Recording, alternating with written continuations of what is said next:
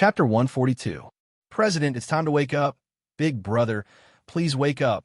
Noah heard this voice while he was still asleep. It was a voice that Noah was very familiar with. Thus, Noah slowly woke up from his sleep. However, in the process of waking up, Noah still heard such a conversation. Looks like it won't be that easy to wake up. How is that possible? Isn't Big Brother's senses very sharp? Even if he was asleep, he should have sensed our presence and woken up, right? Maybe it's because the president is very familiar with our presence, and we don't have any hostility or malice. So the president didn't wake up? Then what should we do? At this time, we can only use the knowledge we read in books. The knowledge we read in books. Yes, it's written in books that if you want to wake up the opposite sex, you have to give them a morning kiss. Kiss. In your words, it means kiss. Do you understand? Kiss, kiss, big brother. Then let me wake the president up. Wait. Please give his task to me. As this conversation entered Noah's ears, two extremely slender and hot bodies pressed against Noah's body. Noah could clearly feel the sweet breath of the two people talking, and the presence of the two people was getting closer and closer. Noah, who sensed that something was wrong, immediately shivered, and all of his consciousness was instantly awakened. He opened his eyes and sat up abruptly. Immediately after, the two little girls who were pressed against Noah, or more accurately, sitting on Noah's body, were immediately sent flying by Noah, who sat up. Their bodies bounced twice on the soft bed before stopping. Noah, who finally saw clearly who the newcomer was, had a bitter expression as he questioned. Xiashi, Tina, why is it you two again? Facing Noah's questioning, Xiashi and Tina looked like they were completely used to it. At the same time, they tilted their heads and gave irrelevant answers. Good morning, President, Big Brother. Seeing the two very cute little girls tilting their heads at the same time, one with a cold and innocent face, the other with a smile that was more heartwarming than the breeze, and both of them were lying on his bed, leaning forward, looking like they were at his mercy, Noah's heart couldn't help but beat faster. President. Almost at the same time that Noah's heart beat faster, the high IQ girl with an IQ of 210 pointed at Noah's face with curiosity. You're blushing. No. It was rare for Noah to panic, and he even stuttered for a while. After he reacted, he quickly clenched his fists, pretended to cough, and put on a straight face. You too. How many times have I told you not to barge into my house? You have your own home, so why do you keep barging into mine? Hearing this, Xiashi and Tina looked at each other, then turned their heads and said in unison, Come and wake the president, Big Brother, up. Noah suddenly felt like all the strength in his body was gone. His shoulders drooped, and he looked sad. This is definitely a perfunctory answer. Definitely. President, please have some tea. Big Brother, please use a towel. In the cold hall, as soon as Noah sat on the sofa, Xiashi and Tina brought tea and a towel. They came from both sides of Noah at the same time and handed the things in their hands to Noah. At this time, whether it was Xiashi, who didn't like to smile, or Tina, who was usually in a daze, they both put on a docile and obedient look like newlyweds serving their husband. This made Noah a little amused, and he couldn't help but chuckle. And these two chuckles also caused the two little girls to be dissatisfied. President, please have some tea. Big Brother, please use a towel. It was the same sentence, but Xiashi and Tina's behavior was completely different from before. If Xiashi and Tina were like docile and obedient newlyweds just now, then they were like arguing with their husband, wanting to have a cold war, and at the same time wanting to get closer to him, trying to get their husband to apologize first, and being ready to forgive him at any time. Noah more or less couldn't help but laugh, but he could only suppress the laughter in his heart. He hung the towel in Tina's hand around his neck, wiped his face, and took the tea from Xiaxi's hand and took a sip. Thanks. No matter what, Xiashi and Tina were still children, and their dissatisfaction from before was immediately forgotten. With a satisfied face, they sat down on either side of Noah. Xiashi had already turned on the TV, picked up the remote control, and looked for programs that interested her. Tina swung her two little legs and yawned cutely, but her face didn't have the usual sleep-deprived look, which made Noah feel strange. I feel like Tina is a lot more energetic than usual. Is it just my imagination? No, big brother. Tina showed a gentle smile. She did look a lot more energetic than usual. A few days ago, I used to take sleeping pills at night to make myself fall asleep, but now I'm more or less used to it and can move around during the day. Move around during the day? Noah couldn't help but ask. Is that okay? Tina was an owl-type initiator, and she was very good at moving around at night. It wasn't that Tina couldn't move during the day, but it was very advantageous for her to move during the night. At night, a normal person's vision would be affected to some extent, and because of the ample activity during the day, during this kind of resting time, their body and mind would be tired, and they wouldn't be in their best condition. But Tina, whose vision and hearing had been strengthened, not only did she not have to worry about her vision, but because of her owl-type trait, she was in her best condition at night. Under this kind of situation, if Tina fought with others, it would definitely be advantageous. But if Tina adjusted her time to move around during the day, then this advantage would be completely wiped out. That was why Noah asked such a question. It's okay. Tina shook her head. Although her movement wasn't very big, her tone was very firm. I also want to live with Big Brother and everyone. Needless to say, Noah, Xiaoshi, and the others all moved around during the day and rested at night. If Tina wanted to live with Noah, Xiaoshi, and the others, she would have to adjust her schedule. Otherwise, it would be very difficult for her to interact with them. Tina didn't want to waste the life that she worked so hard to get, which was much better than before. Just because of this, Tina wouldn't change her mind. Is that so? Noah could naturally understand Tina's thoughts, and, of course, he wouldn't object. He patted Tina's little head, and when Tina revealed a comfortable expression, he smiled slightly. I also want to live with you guys. A satisfied smile appeared on Tina's face. President. At this time, Xiaoshi suddenly tugged at Noah's clothes. Just as Noah looked at Xiaoshi, Xiaoshi reached out his hand and pointed in the direction of the television, attracting Noah and Tina's attention. On the television, the news was being broadcast. Last night, at 11:43 Tokyo time, a return flight from Osaka to the United States was attacked by a protozoan with the ability to fly and unfortunately crashed. Following this report, photos of the wreckage of the plane and the people involved in the crash were also listed and arranged on the television. When she saw the top photo of the crash victims, Tina's eyes suddenly widened and she stood up from the sofa in disbelief. Then, the mechanical and emotionless report sounded again from the television. According to the latest news, the plane belonged to a famous American scientist who visited the Osaka area not long ago. It was a medical expert, Professor Ayn Rand. After the incident, Professor Ayn Rand was also confirmed as a victim of the plane crash, and she has passed away. An extremely oppressive atmosphere suddenly filled the entire hall. Xiaoshi, who knew what the name Ayn Rand represented, couldn't help but look at the shocked Tina. Noah narrowed his eyes, and a bright light flashed through his eyes, and the corners of his mouth slowly curled up. Chapter 143. On TV, there were several reports about Ayn Rand's death due to a plane crash. That was to be expected. Aside from what kind of person Ayn Rand was, he was also a renowned scientist and medical expert who, along with 3 other people who had the ability to modify mechanized soldiers, were known as the most powerful minds.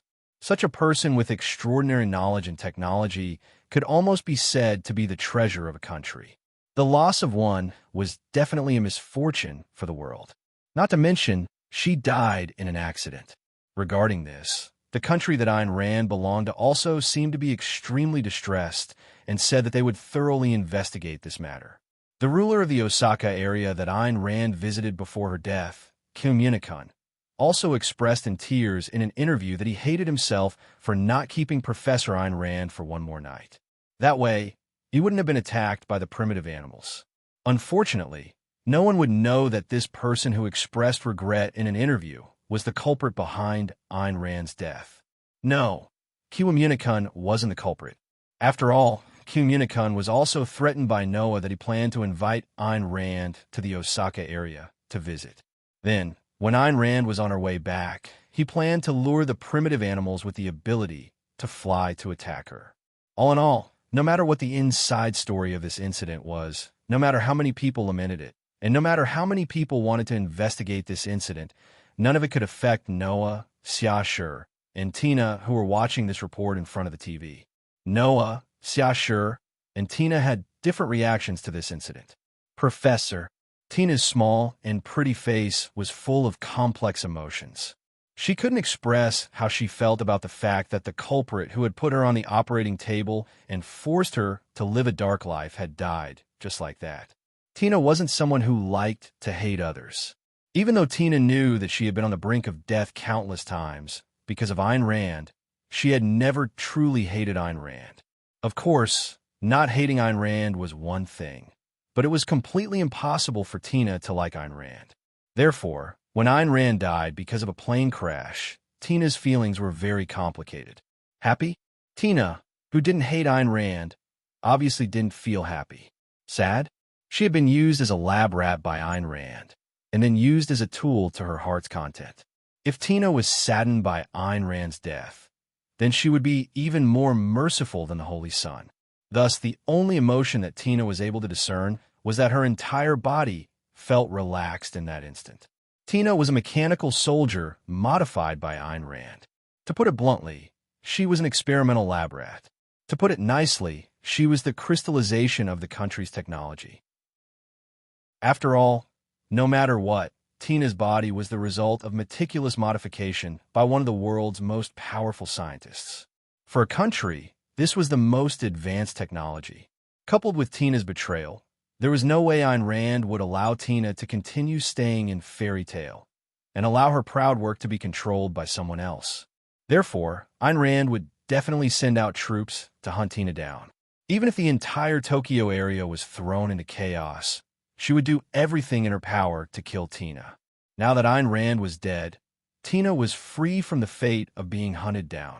As such, how could Tina not feel relieved? Noah, who clearly saw Tina's complicated emotions at first, then she breathed a sigh of relief. He couldn't help but smile and continued to stroke Tina's little head. In this way, you can be considered to have completely gotten rid of the past. Tina clenched her hand and looked at Noah's familiar smile. The expression on her face finally seemed to melt. She revealed a soul-stirring smile and nodded heavily. And beside them, Xia, who had been silently watching Noah and Tina, had an extremely faint smile on his face that disappeared in the blink of an eye. In such a warm atmosphere, Noah, Xia, and Tina didn't notice the news that followed the news of Ayn Rand's death in a plane crash. It was the news that the Holy Sun in the Tokyo area disbanded his own holy residence guard for reasons such as incompetence and slacking. The guards led by Takahito were fired or demoted. Tokyo Area 1. Holy Residence. Lord Holy Sun. Lord Holy Sun. The Holy Sun, who was discussing official matters with the Tintong Chrysanthemum Prime in the conference hall, suddenly heard anxious noises coming from outside the hall. Almost at the same time, the Holy Sun and the Tintong Chrysanthemum Prime both frowned and turned to look in the direction of the noises. Over there, a group of guards led by Baowei Joran were trying their best to separate the guards while hysterically rushing over. The noise became more and more ear-piercing, making the Holy Sun of Heaven and Chrysanthemum Prime ministers frown deeper and deeper. Before the Holy Sun could say anything, the Tintong Chrysanthemum Prime said coldly, "Let them in."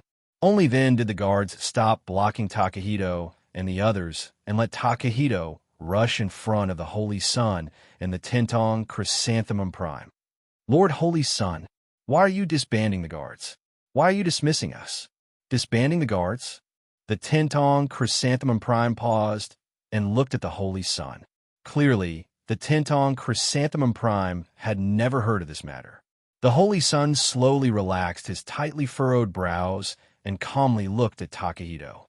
"Since you've already received the notice to disband the guards, then the reason should be given to you as well, right? What kind of reason is that?" Takahito seemed to have lost his rationality and didn't show any respect for the Holy Sun as he threw the dismissal document in his hand on the ground. Incompetent? How am I incompetent? Captain Takahito. The Tenton Chrysanthemum Prime glared at Takahito. Please watch your tone. But Lord Celestial Prime, I really don't understand. Takahito couldn't hide the anxiety in his voice. Why were we dismissed for no reason? Captain Takahito, didn't the previous sniping incident show you your inadequacies? The Holy Sun was still calm. As guards, your experience is obviously insufficient. You can't guarantee my safety when I need it. So, I hope you can stop messing around. The previous sniping incident. Zhuo Wei was stunned for a moment, and then he seemed to understand something. He opened his eyes wide, waved his hands, and shouted loudly. I understand now. I understand now. It must be Noah Doria. It must be Noah Doria. Noah Doria? The Tenton Chrysanthemum Prime narrowed his eyes and looked deeply at Takahito. What's going on? Lord Holy Sun, Noah Doria must have said something to you. That's why you're dismissing us, right? Takahito ignored the Tenton Chrysanthemum Prime and approached the Holy Sun step by step like a madman. You can't believe what he says. He's the shelter of the cursed child. The Holy Son of Heaven frowned when he saw the bodyguard closing in on him. He raised his hand, and a group of guards immediately rushed out and grabbed the bodyguard. What are you doing? Takahito struggled. Let me go. The Holy Son of Heaven didn't want to say anything more. He waved his hand, and the guards pushed to a run and the others out of the room. The scene returned to its original calm. The Holy Sun then spoke to the Tenton Chrysanthemum Prime. Mr. Chrysanthemum Prime, let's continue. The celestial child, Chrysanthemum Prime, nodded. He glanced at the Holy Sun, who didn't intend to explain anything to him. He then glanced in the direction where the bodyguard left. His eyes gradually sharpened. The Holy Sun didn't discuss this matter with the Tenton Chrysanthemum Prime in advance, and this was something that had never happened before. Chapter 144. The cool morning air spread with the breeze, making the dewdrops seem to be frozen. They hung on the leaves and didn't fall for a long time. In Fairy Tale, Noah and Rintaro stood side by side in an open-air training ground.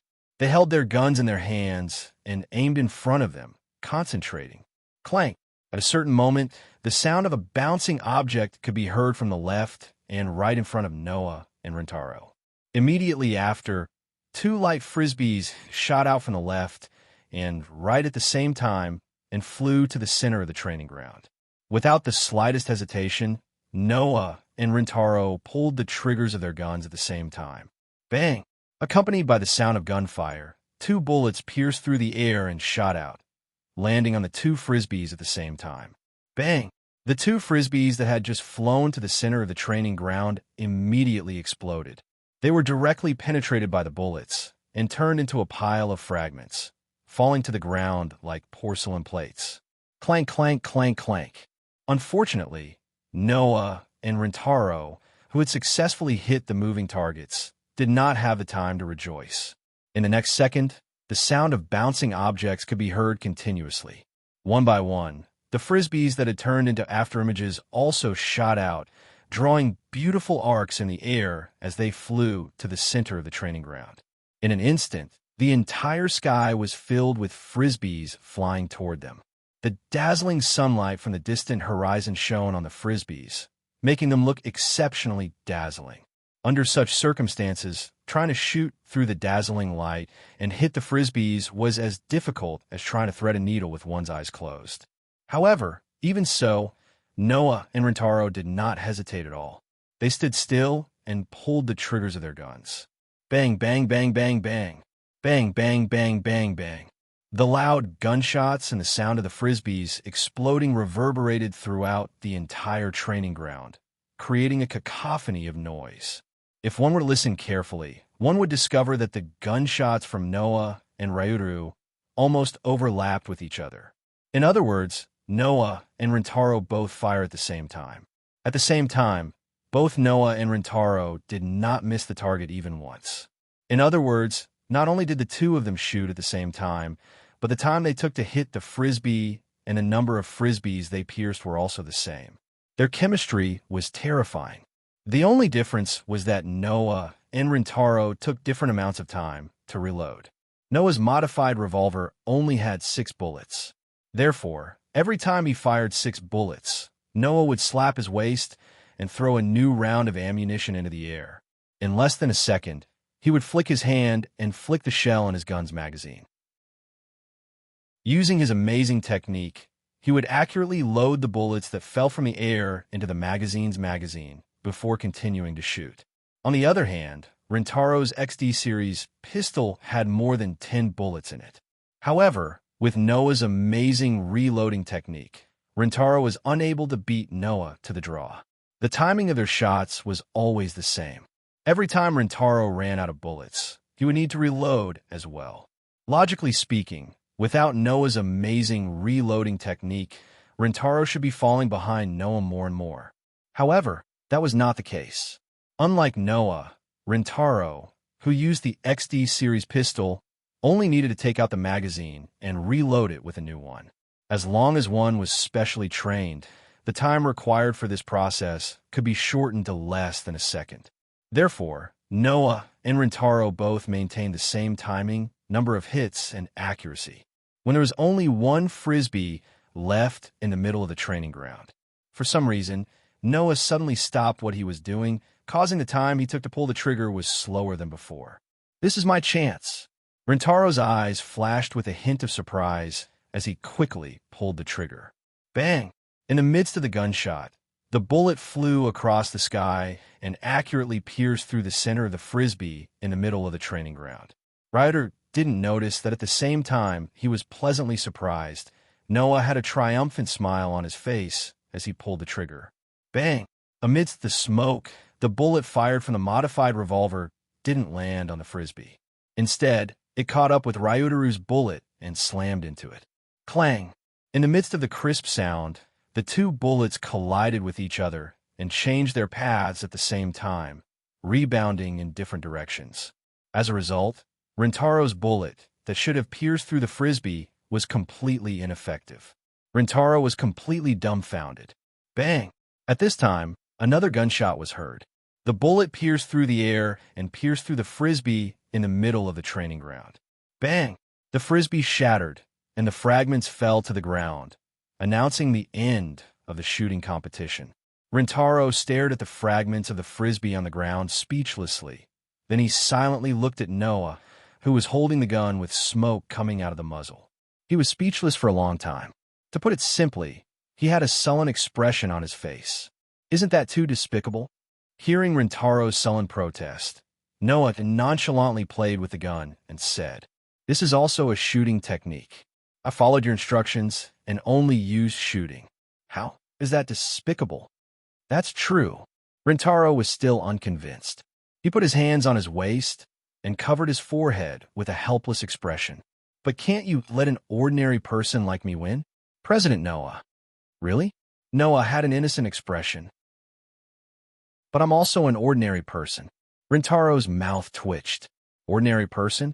Killing the world-destroying protozoan named Scorpio and easily defeating the 98th ranked IP.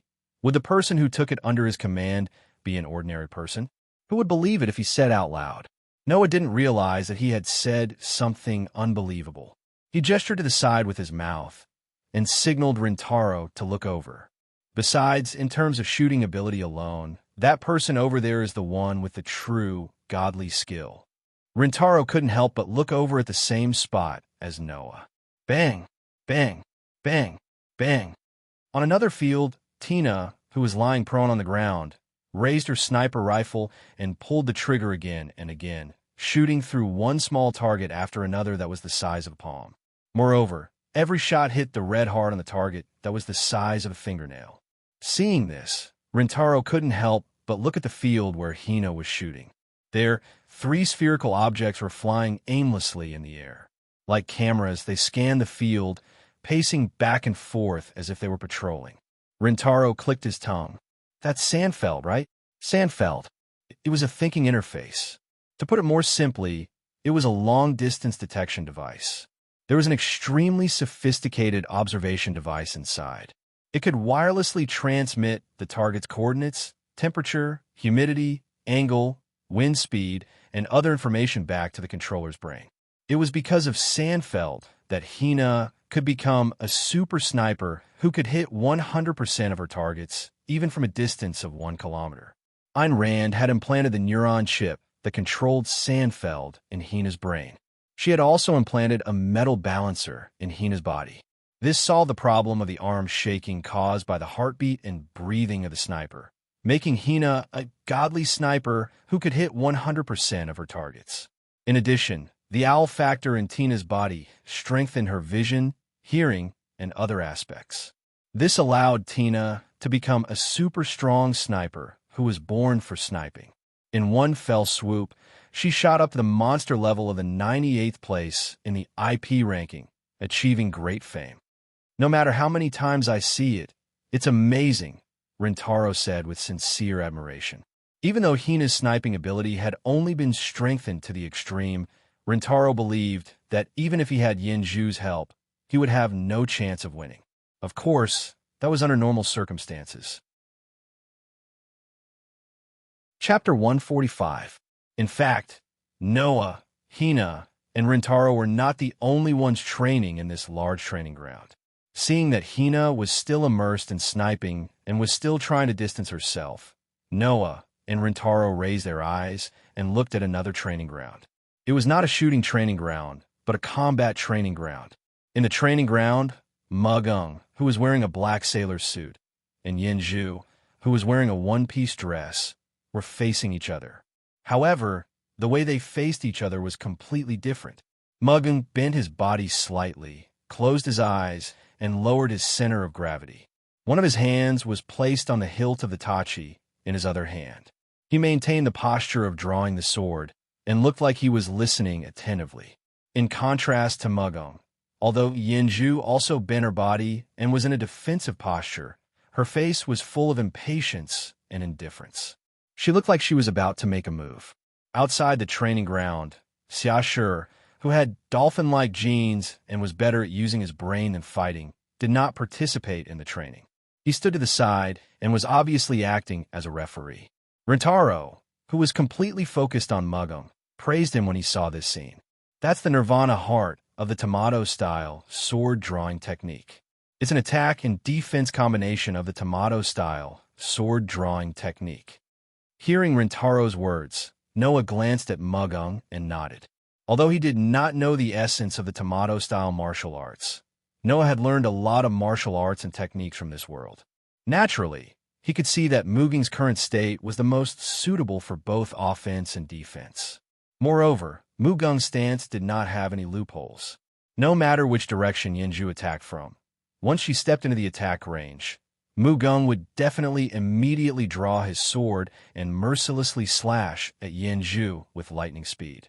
Yinju might not know the secret of Mugung's current posture, but her extraordinary combat instincts made her not act rashly, and she was waiting for an opportunity. However, it was clear that in terms of patience, Yinju was much weaker than Mugung. Looking at Yinju's impatient expression, Noya and Ryutaru couldn't help but exclaim in their hearts at the same time. It's about time. It was just as Noah and Rintaro had expected. Yinju suddenly released the power in her body. Her eyes turned crimson. Her body was like a cannonball. She rushed forward and charged forward. The first form of the Heavenly Child blade drawing technique. Almost at the same time, the crisp sound of wood and the sound of a katana being unsheathed rang out. Dripping water turns to ice. The sound of the tachi being unsheathed was very soft.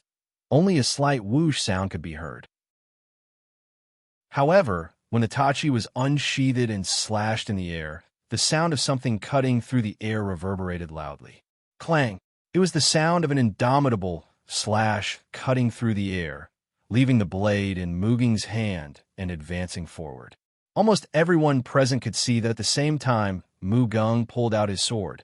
A dazzling sword light fiercely cut through the sky. With a sharp sound, it slashed towards the charging Yinju. In an instant, Yinju's face showed an embarrassed expression. Yinju had never seen a flying slash or anything like that.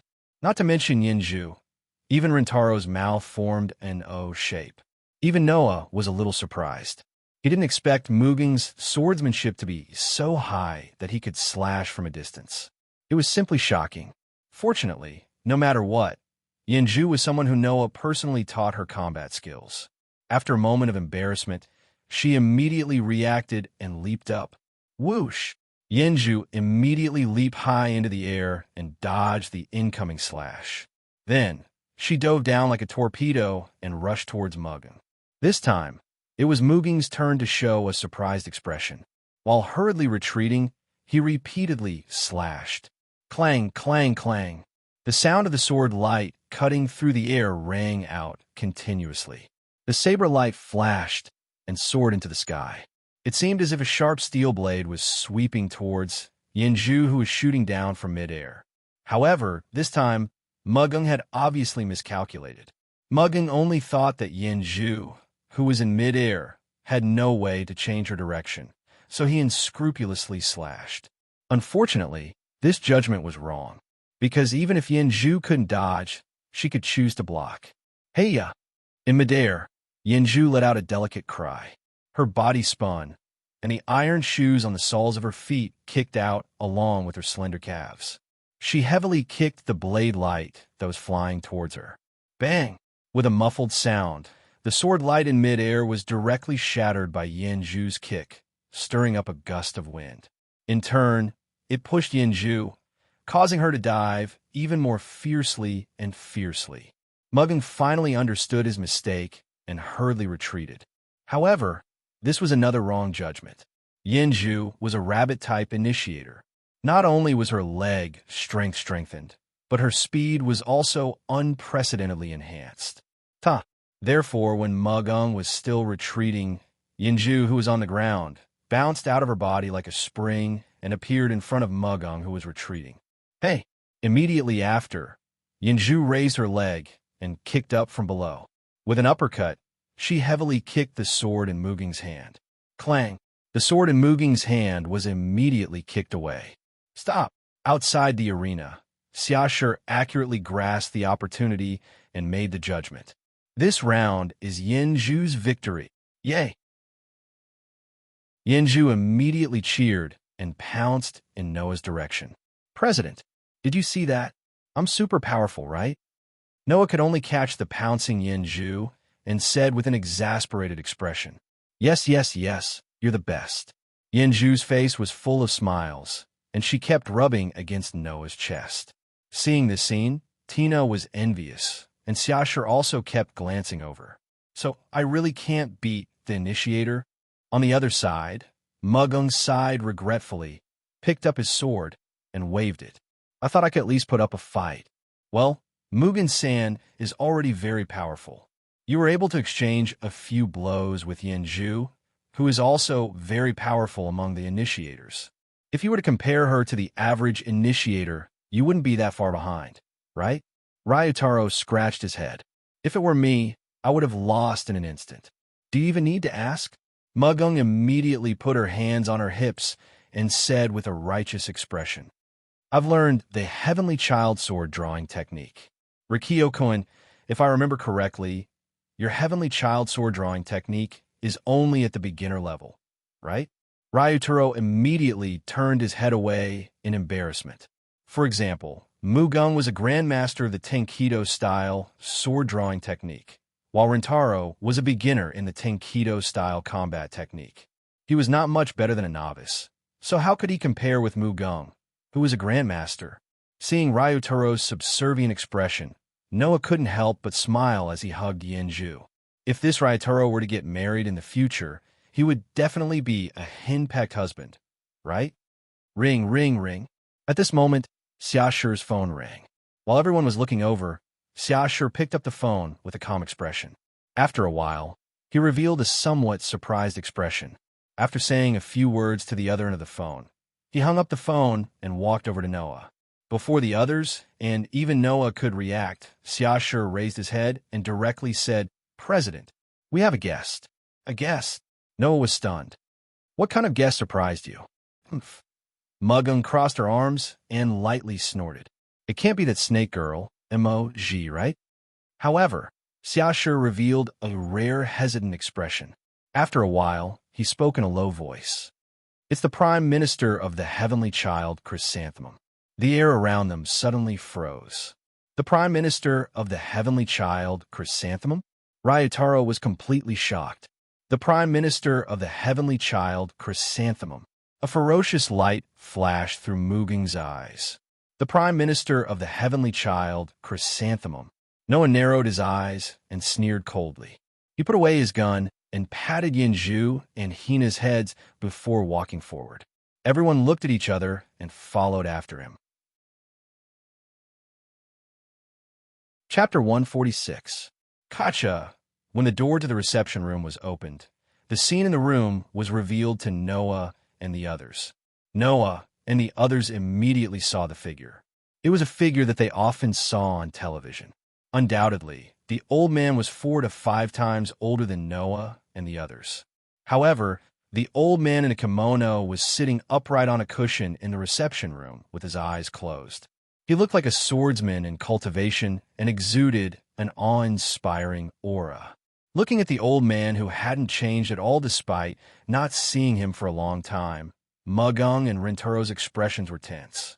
They didn't look like they were meeting a family member at all. Instead, they looked like they were facing a great enemy. Compared to Magino and Ryutaro, Noah, who had been fighting with the old man for more than a year, had a calm expression on his face as he casually said, "Xiaoshi, take Hina and Yinzhu out." Xiaoshi nodded without hesitation after fully understanding the relationship between Noah and the Tenkyo Chrysanthemum. Yinzhu, who also knew a lot, also let out a sigh of relief. It seemed like she didn't want to stay in this place that was destined to become hostile. As for Tina, although she wasn't sure why the celestial maiden of Chrysanthemum had come to Fairy Tale, she could clearly sense that something was wrong with the atmosphere. Thus, under Xiaoshi's lead, Hina and Yinzhu silently left the reception room and the scene. Mugung and Rintaro had no intention of leaving at all. They followed behind Noah as if they were Noah's bodyguards. They kept staring at the Tenkyo Chrysanthemum. To Mugung, the Tenkyo Chrysanthemum was his biological grandfather as well as his mortal enemy. To Rintaro, the Tenkyo Chrysanthemum was his stepfather as well as his teacher. However, Rintaro's relationship with the Tenkyo Chrysanthemum wasn't any better than Muging's. He just didn't hate him as much. Understanding this, Noah didn't force Mugung and Rintaro to leave. He brought them to the Tenkyo Chrysanthemum and sat down. Time seemed to come to a standstill at this moment, no longer flowing. Apart from Noah, who sat casually on the ground, the Tenkyo Chrysanthemum, Mugung, and Rintaro all sat facing each other, making the atmosphere very tense. After maintaining this uncomfortable silence for a full 5 minutes, the Tenkyo Chrysanthemum still didn't open his eyes. However, he spoke in a hoarse voice without emotion. "Before this, I never thought that I would come to this shelter." With that one sentence, the tense atmosphere had completely transitioned to a dangerous direction. "Is that so?" Noah didn't seem to mind. "Then, how do you feel?" "As you expected." The Tenkyo Chrysanthemum finally opened his eyes and cast a sharp gaze on Noah. "Even though I've been to many places in my long life, and even entered the nests of primitive animals, I still feel that this is the worst place I've ever been." Indeed, as the representative of the plundered generation who hated the cursed child, Fairy Tale was a place that the Tenkyo Chrysanthemum didn't want to stay in for the rest of his life. Hearing the Tenkyo Chrysanthemum's unrestrained comment, Noah smiled. "If my territory is liked by people like you, then I'll feel very uncomfortable." "It's great to hear you say that." In just 1 or 2 sentences, a dangerous atmosphere that made it hard for people to breathe completely filled the air. Witnessing Noah and the Tenkyo Chrysanthemum's unperturbed faces, Mugung and Rintaro's palms began to sweat. They had a full understanding of the terrible relationship between these two. In the past, they knew that Noah and the Tenkyo Chrysanthemum's relationship wasn't good. However, both Mugung and Ryuta didn't expect this to be so bad that there was no room for compromise. They were like fire and water.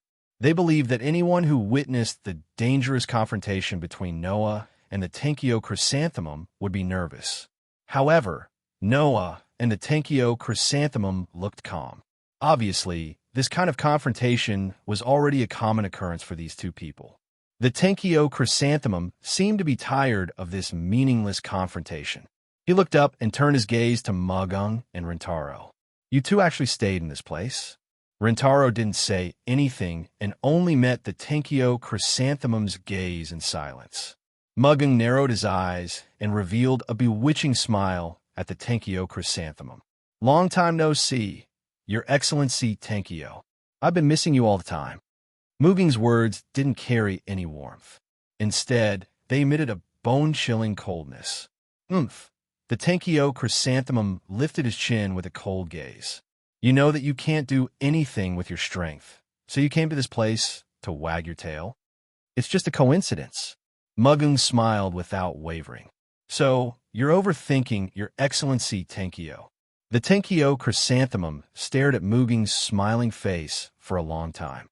You've learned how to talk glibly after not seeing you for so long. If Your Excellency Tenkyo doesn't like this, I don't mind showing my truest side to you. Mugung slowly withdrew his expression, and a cold luster bloomed in his eyes. After all, you also know that I will bury all of the Tenkyo. All of them must die. The Tenkyo chrysanthemum narrowed his eyes, and his sharp gaze gradually turned dangerous. No one would have thought that such a conversation was between a grandfather and his granddaughter.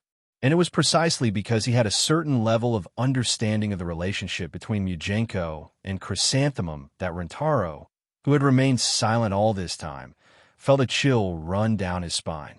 As the host, Noah just held a cup of tea as though he didn't realize what was happening around him. He sipped his tea and didn't show the slightest impatience.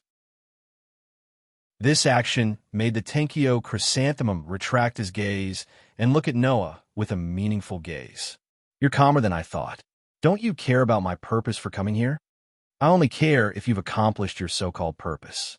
Noah continued to sip his tea without even glancing at the Tenkyo chrysanthemum.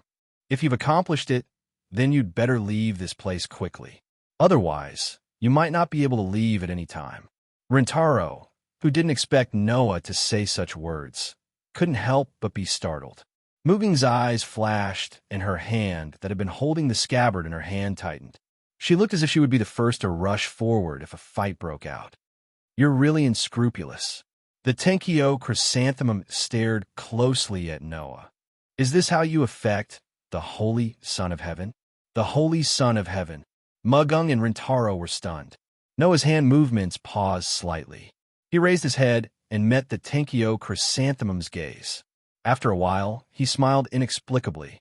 What's wrong? Did you fall out of favor with the princess?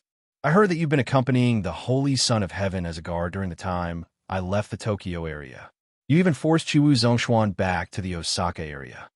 The Tenkyo chrysanthemum ignored Noah's ridicule and continued to speak. Since then, the Holy Son of Heaven has changed. He seems to be more active in participating in the political power than before. Even the part that I usually assist also participated in, which surprised me very much. When Mugung and Rintaro looked at each other, Noah raised his eyebrows and smiled faintly. In other words, you've really fallen out of favor with the princess? Because the previous rulers have always been immature and controlled most of the political power. Now, the immature rulers have finally begun to grow and finally began to declare their sovereignty. So, you, who feel that your position has become precarious, are afraid and can only come to me to find a reason? However, just as this sentence fell, the Tenkyo chrysanthemum unexpectedly showed an angry expression. Stop talking nonsense. Chapter 147. The sudden roar of the celestial child, Chrysanthemum Prime, stunned everyone present, including Noah. Although the Holy Son of Heaven is indeed immature, she is the only one in the history of the Holy Son of Heaven that I respect. Only she can be called a true wise ruler. Chrysanthemum Prime lost his composure. I'm happier than anyone that she can grow up. Even if she can stand alone one day, I will still stand behind her and assist her. As he said that, Chrysanthemum Prime's eyes seemed to be burning with raging flames. There was not a trace of hypocrisy in them, which told Noah and the others that these words were completely from his heart. Although it surprised Noah, Magung, and Rintaro, this old man seemed to really respect and love the current Holy Son of Heaven. This couldn't be faked. Since the growth of the princess not only didn't make you feel threatened, but you're also proud of it, then why are you still saying this? Noah frowned. Isn't it your purpose to come here to investigate the reason why the princess changed? This is indeed my purpose, but what I care about is why the Holy Son of Heaven changed like this. Chrysanthemum Prime calmed down again with a solemn expression. What did you do to make the Holy Son of Heaven change like this? What did I do? Noah suddenly smiled. Do you think I would deliberately do something to change the princess? Hearing this, the celestial child Chrysanthemum Prime Minister fell silent. His confrontation with Noah had lasted for more than a year. Facing this opponent who came out of nowhere, Chrysanthemum Celestial Child felt that he knew a lot about Noah. Therefore, Chrysanthemum Prime also knew that Noah wasn't the kind of person who would deliberately do something behind his back while he was away from Tokyo. Alas, Chrysanthemum Prime had personally witnessed the heavenly prince breaking away from his support and wanting to be on his own. Sage Son of Heaven didn't change like this when he left Tokyo, but when he returned, Sage Son of Heaven had changed. During this period of time, Noah had been accompanying Sage Son of Heaven as a guard. It was no wonder that Chrysanthemum would think that Noah had done something. Of course, not doing anything on purpose didn't mean that Noah would do nothing. At the very least, the celestial Chrysanthemum Prime believed that this change was entirely due to Noah. I only said some self-righteous words, Noah said casually as if he had seen through Chrysanthemum Prime Minister's mind. Other than that, I haven't done anything, and I won't do anything. Self-righteous words? Chrysanthemum Prime pondered for a bit before speaking. Haven't you ever thought of gaining the trust of the Holy Son of Heaven and using it to climb up the ranks and fulfill your wish? Noah raised his eyes and looked at Chrysanthemum Prime Minister like an arrow. His eyes gradually turned cold. What do you mean by this? Haven't you always wanted the monsters you raised to live the life of an ordinary person? Ignoring Noah's ice-cold gaze, the celestial child, Chrysanthemum Prime, spoke in an extremely calm tone, as if he was narrating something. If you can climb up the ranks with the help of the Holy Son of Heaven, with your means, you will definitely achieve great things, right? Hearing such words and looking straight at Chrysanthemum Prime Minister, Noah suddenly laughed, and it was an extremely sarcastic kind. Chrysanthemum Prime Minister, we have been in contact for more than a year. In your opinion, do I look like someone who needs to climb up the ranks to achieve my goal?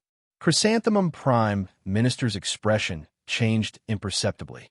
Even Magung and Rintaro, who were quietly listening to the two, glanced at each other. It had to be said that Noah's statement was very arrogant. However, this was also the truth. Up until this second, Noah was not a person with a great background in the political arena. He was not even a person with an extremely shocking background or status. Noah was nothing more than the leader of a police organization that was spontaneously formed in the form of himself. This kind of identity was equivalent to the chairman of a private company. It might be very prestigious internally, but outside, it just gave people a feeling of a little reputation. There was no way to compare with those who occupied a seat in the political arena, and there was no way to compare with the celestial Chrysanthemum Prime Minister. However, even so, Noah was still able to defeat the ruler of the Osaka region, causing the highest assistant in the Tokyo region, except for the Son of Heaven, to have a headache for more than a year, hitting a wall one after another. How could such a person's words be untrustworthy? Not to mention Magung and Rintaro, even Chrysanthemum Prime Minister did not dare to go against his will to deny Noah's ability. For a moment, he could not find the words to refute. The air in the entire reception room seemed to have become heavy, making Magung and Rintaro, who were silently watching the battle, feel very depressed. After a long time, Chrysanthemum Prime Minister spoke. Why would you want to shelter such a group of monsters? Chrysanthemum Prime Minister finally asked the question that had been in his heart for more than a year. I will never forget the day 10 years ago when the world fell into the abyss of despair. Humans were forced into a dead end and were almost exiled from this world. Now, those monsters with the blood of the culprit in their bodies are laughing loudly beside you. How can you still protect them so righteously? Didn't you see the scene of the people around you being eaten up when you were a child? Didn't you see the world that could be called the end of the world? Don't tell me you don't suspect that your parents and friends were eaten by those monsters when you're all alone. At this moment, Chrysanthemum Prime Minister seemed to have found an outlet to vent the hatred in his heart. His expression was slightly terrifying, his eyes were slightly crazed, and his voice became lower and lower. Do you have to wait until those children with dirty blood turn into monsters in front of you and eat the people around you one by one before you wake up and realize that you are raising a group of monsters?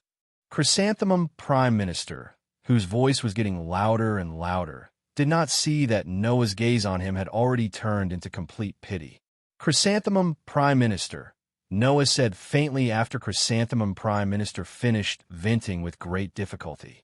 I used to think that you were a character, but now it seems that you are just like those ordinary people outside. You are just an ugly human with a dark side. What do you mean? Chrysanthemum Prime Minister's eyes were filled with malice. What's wrong with what I said? Indeed, it's just as you said. Those children all have the blood of protozoa flowing in their bodies, and they also carry the protozoa virus. Noah's indifferent gaze swept over Chrysanthemum Prime Minister. However, between a group of children whose bodies are dirty, but whose hearts are pure, and a group of people who appear to be humans on the surface, but actually resent others when they stand in their way, have fierce eyes when they are threatened, and have evil intentions when they are robbed of their things, who is more like a monster? As Noah spoke, Chrysanthemum Prime Minister's eyes grew crazier and crazier, but his expression gradually returned to calmness. It was like the calm before a suppressed volcano that was about to erupt. The celestial Chrysanthemum Minister stood up and looked down at Noah from above. As expected, Noah Dole, there is no possibility of peaceful coexistence between us. I feel the same. Noah also stood up and glanced sideways at Chrysanthemum Prime Minister. You are a monster in human skin, but only have a dark side in your heart. I must protect the monster in your eyes, so only one of us can survive. Chrysanthemum Prime expressionlessly raised his foot and walked past Noah, heading towards the door. If I have a chance, I will kill you. With his back to the celestial child Chrysanthemum Prime Minister, Noah said the same thing. If I have the chance, I will kill you. Leaving behind this conversation that was equivalent to a declaration of war and falling out, Noah and the celestial child, Chrysanthemum Prime, didn't say anything else. One of them sat down and continued to drink tea, while the other walked out without looking back and disappeared. The scene returned to calm. Chapter 148. Phew.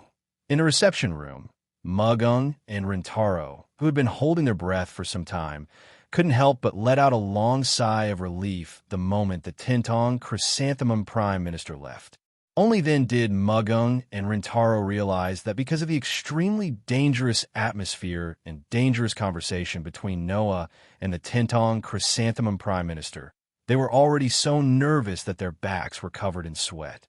Just now, Mugung and Rintaro witnessed Noah and the Tintong Chrysanthemum Prime Minister officially declaring war on each other, and from then on, they would become complete enemies.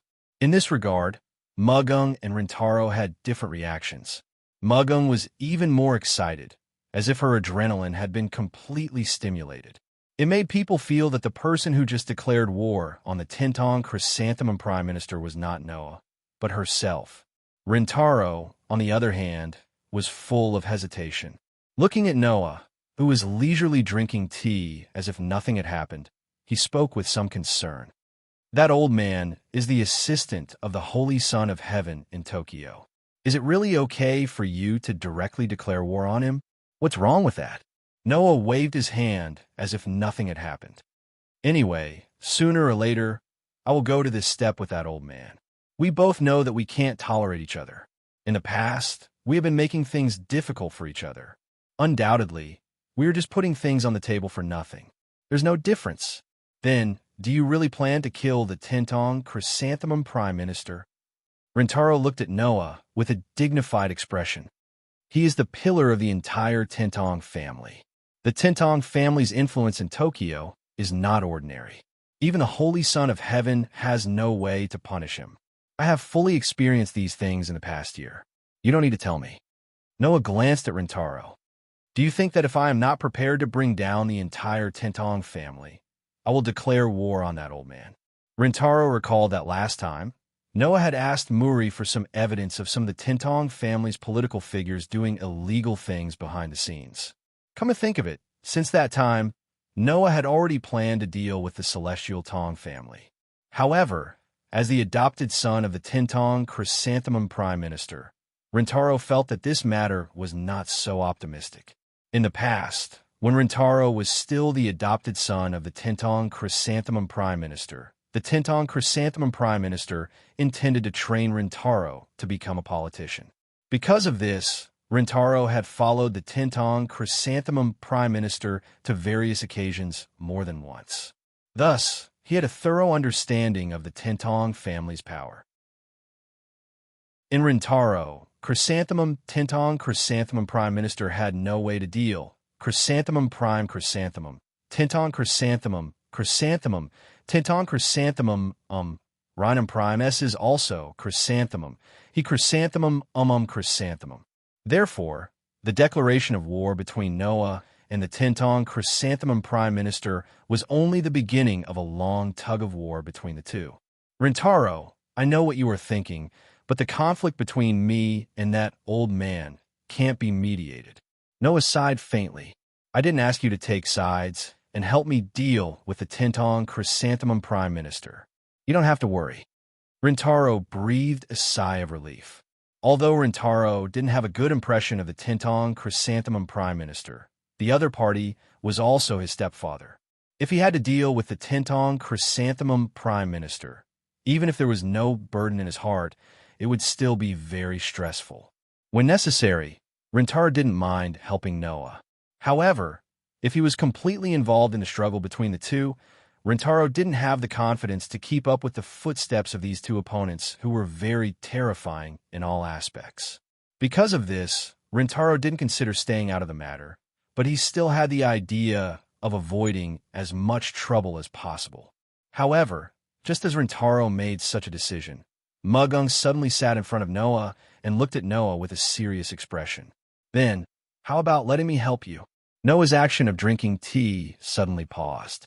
Mugen-san, Rintaro looked at Mugung in a daze, but when he saw Mugung sitting in front of Noah with an unquestionable expression, Rintaro knew that Mugung had also made up her mind. Rintaro was speechless. Help me. Noah pondered for a moment and looked at Mugung in front of him. What do you mean? Although I am very unwilling, the Tintong Chrysanthemum Prime Minister is right. Mugung clenched the scabbard of her tachi with a face full of unwillingness. If I want to deal with the entire Tintong family, it's unlikely that I can do anything with my own strength. Noah more or less understood the meaning and said with relief, So, you plan to borrow my strength? You plan to deal with the Tintong family, I also plan to deal with them. Mugung looked at Noah with a pair of bright eyes.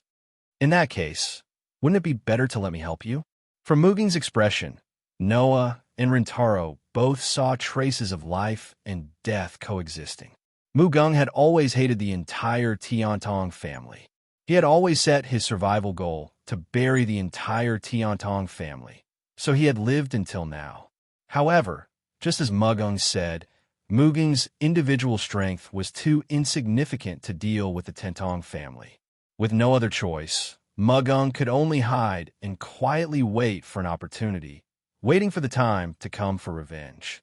Now, Mugung finally saw hope in dealing with the Tintong family from Noah. This made Mugung's heart suddenly become active, and her face naturally showed anger. As for the death aura, it was the specific manifestation of the hatred in Mugung's heart.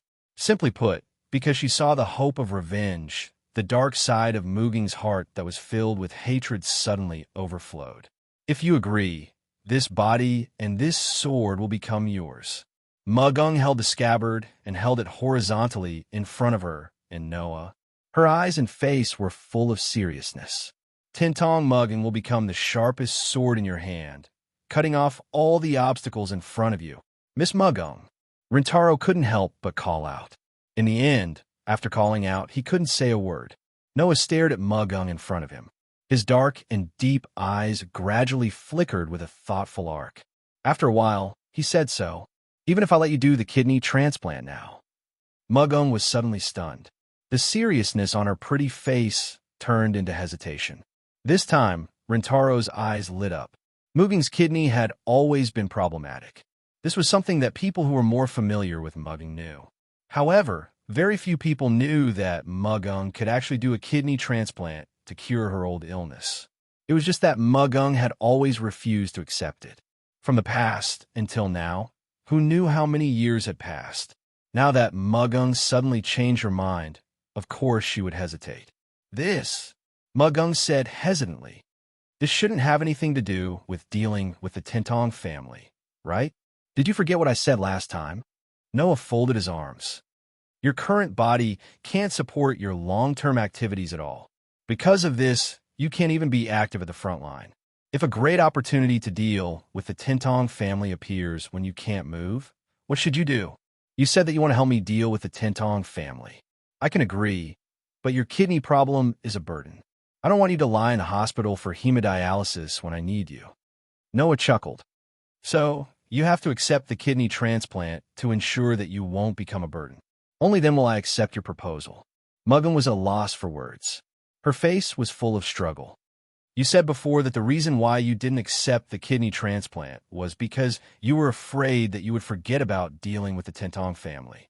You wouldn't be able to entrust your hatred to them. But now, even if you forget your hatred, I'll definitely deal with the Tintong family. Noah shrugged. Since I'll definitely deal with the Tintong family, then let me be the entrusting of your hatred. Entrusting? Mugong stared at Noah in a daze. Her eyes fluctuated. Noah didn't speak again. Rintaro stared at Mugong. Both of them were quietly waiting for Mugong's decision. After a while, Mugong took a deep breath and made her decision. Chapter 149. The smell of disinfectant permeated the air, bringing with it an extremely pungent smell. In the cold corridor, Noah and Rintaro sat on a bench and stared at the door in front of them. It was the door of one of the hospital's operating rooms. At this time, the door was tightly shut, and the red light that indicated surgery was still on, indicating what kind of work was going on inside. Noah and Rintaro had been sitting there for quite some time. While waiting, the two of them didn't have a proper conversation. Of course, it wasn't that Noah and Rintaro didn't want to talk. It was just that Rintaro's current state made it impossible for them to maintain a normal conversation. Noah turned his head and looked at Rintaro, who was so nervous that he began to sweat. He shook his head helplessly. Rintaro, can you not be so nervous? Okay. Rintaro looked as if his soul had left his body. His forehead was still dripping with sweat. I know. Although he said that, Rintaro didn't seem to have any intention of relaxing. He even clasped his hands together tightly. Noah began to wonder if Rintaro had hurt him. There's no point in being so nervous. Noah could only try to persuade him. The doctor said that with the medical standards in Tokyo, the success rate of this operation is very high. There's basically no risk. Why are you so nervous? You're right. Rintaro let out a long sigh. But I can't help it if I'm still nervous. You're right. Noah nodded his head in distress. Why don't you find something to talk about, and I'll talk to you about it? Is that so? Rintaro pondered for a moment and said, Thank you. And Noah couldn't help but be stunned by such a brainless thank you. What are you doing? If it weren't for you, Miss Muging's problem might not have been solved. Rintaro seemed to be immersed in the topic. He clasped his hands, and his eyes flickered slightly. Actually, Miss Muging's kidney problem didn't just affect her body. I suspect that it even affected Miss Muging's mind. Affected the mind? Noah was surprised. What do you mean? Ryutaru hesitated for a moment before speaking. Didn't you notice that Miss Muging's behavior was too abnormal when she talked about the hatred with the Tiantong family? Abnormal? Noah could not help but recall Muging's various past performances. Indeed, Mugung is completely different when he talks about the Tiantong clan. But that's also because he hates the Tiantong clan, right? If only that was the case. Ryutaro laughed bitterly. I have a friend who told me that Miss Muging's mental state is very abnormal when she talks about the Tiantong family. Even her temperament changes, which is very puzzling. Therefore, she feels that Miss Mugung is likely to have mental hallucinations due to the kidney pain. Specifically, it should be that she can see her dead parents forcing her to take revenge. After hearing Ryutaro's words, Noah also had some doubts. In the past, Muging's temperament would obviously change when she talked about the Tiantong family. The dark aura that resembled a malicious spirit that crawled back from the abyss had made Noah frown more than once. Now, after hearing Ryutaro's words, it was very likely that there was a mental problem. Perhaps Miss Mugung is also aware of this, which is why she refused to undergo the kidney transplant. Ryutaru sighed. After all, once the kidney transplant is completed, Miss Mugung is very likely to no longer see that kind of hallucination. Without the phantom of her dead parents forcing her to take revenge, she is very likely to forget the hatred. Therefore, she must rely on the pain and hallucinations to make herself remember the hatred. This is probably what Miss Muging's inner thoughts are.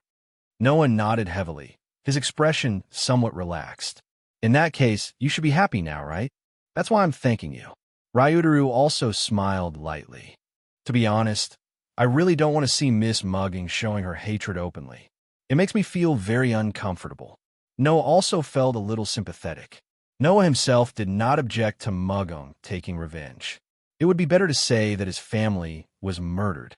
If it were Noah, he would definitely seek revenge at all costs. However, he had to be particular about how he should take revenge. At the very least, Noah could not become the kind of person who would do anything for revenge. In this regard, Mugung had shown the tendency to take revenge by any means necessary. Therefore, even if Noah did not object to Mugung taking revenge, he was very uncomfortable with Muging's ghost-like dark side when she talked about revenge in the past.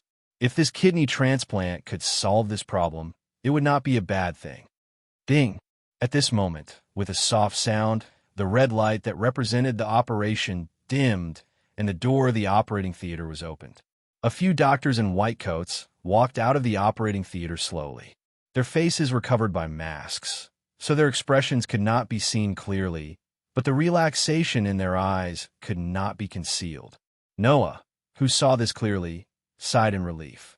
It seemed that Muging's surgery would not be a problem. Doctor, Ryutaru had already hurriedly stood up and asked the doctor, "How is it?" "Don't worry. The surgery is very successful." The leading doctor revealed the good news. However, the patient is still under anesthesia and will probably wake up at night. It's best to stay in a hospital for a period of time and observe the patient's physical condition at all times. Got it. Noah shook hands with the chief surgeon. Thank you, doctor. The doctor immediately exchanged a few pleasantries and then left the scene with the rest of the people. Noah and Ryutaru looked at each other, smiled, and walked into the operating theater. Tokyo District 1, Sacred Residence. Under the Sacred Residence, the door of the National Defense Operations Headquarters was forcefully opened. The Sacred Son of Heaven quickly walked into the room. There, all the officials and the assistant Tentong Chrysanthemum stood up from the conference table together. The Sacred Son of Heaven immediately reached out and asked everyone to sit down and looked at the Tentong Chrysanthemum with a serious expression. What happened? Yes. The Tentong Chrysanthemum nodded. At 21:30 today, an unknown number of primitive animals appeared near Monolith 32 and attacked the self-defense forces. The Sacred Son of Heaven could not help but tighten his arms. Monolith. A protozoan has appeared near the monolith? That was simply impossible. After all, other than Stage V protozoa, there shouldn't be any other protozoa that would approach the monolith. The Tentong Chrysanthemum did not say anything and turned his body to show the screen behind him to the Sacred Son of Heaven. This is an image taken by a member of the self-defense forces who was killed. The Sacred Son of Heaven quickly narrowed his eyes and looked at the screen. On the screen, An overly blurry picture was displayed. It was a picture taken in the dark.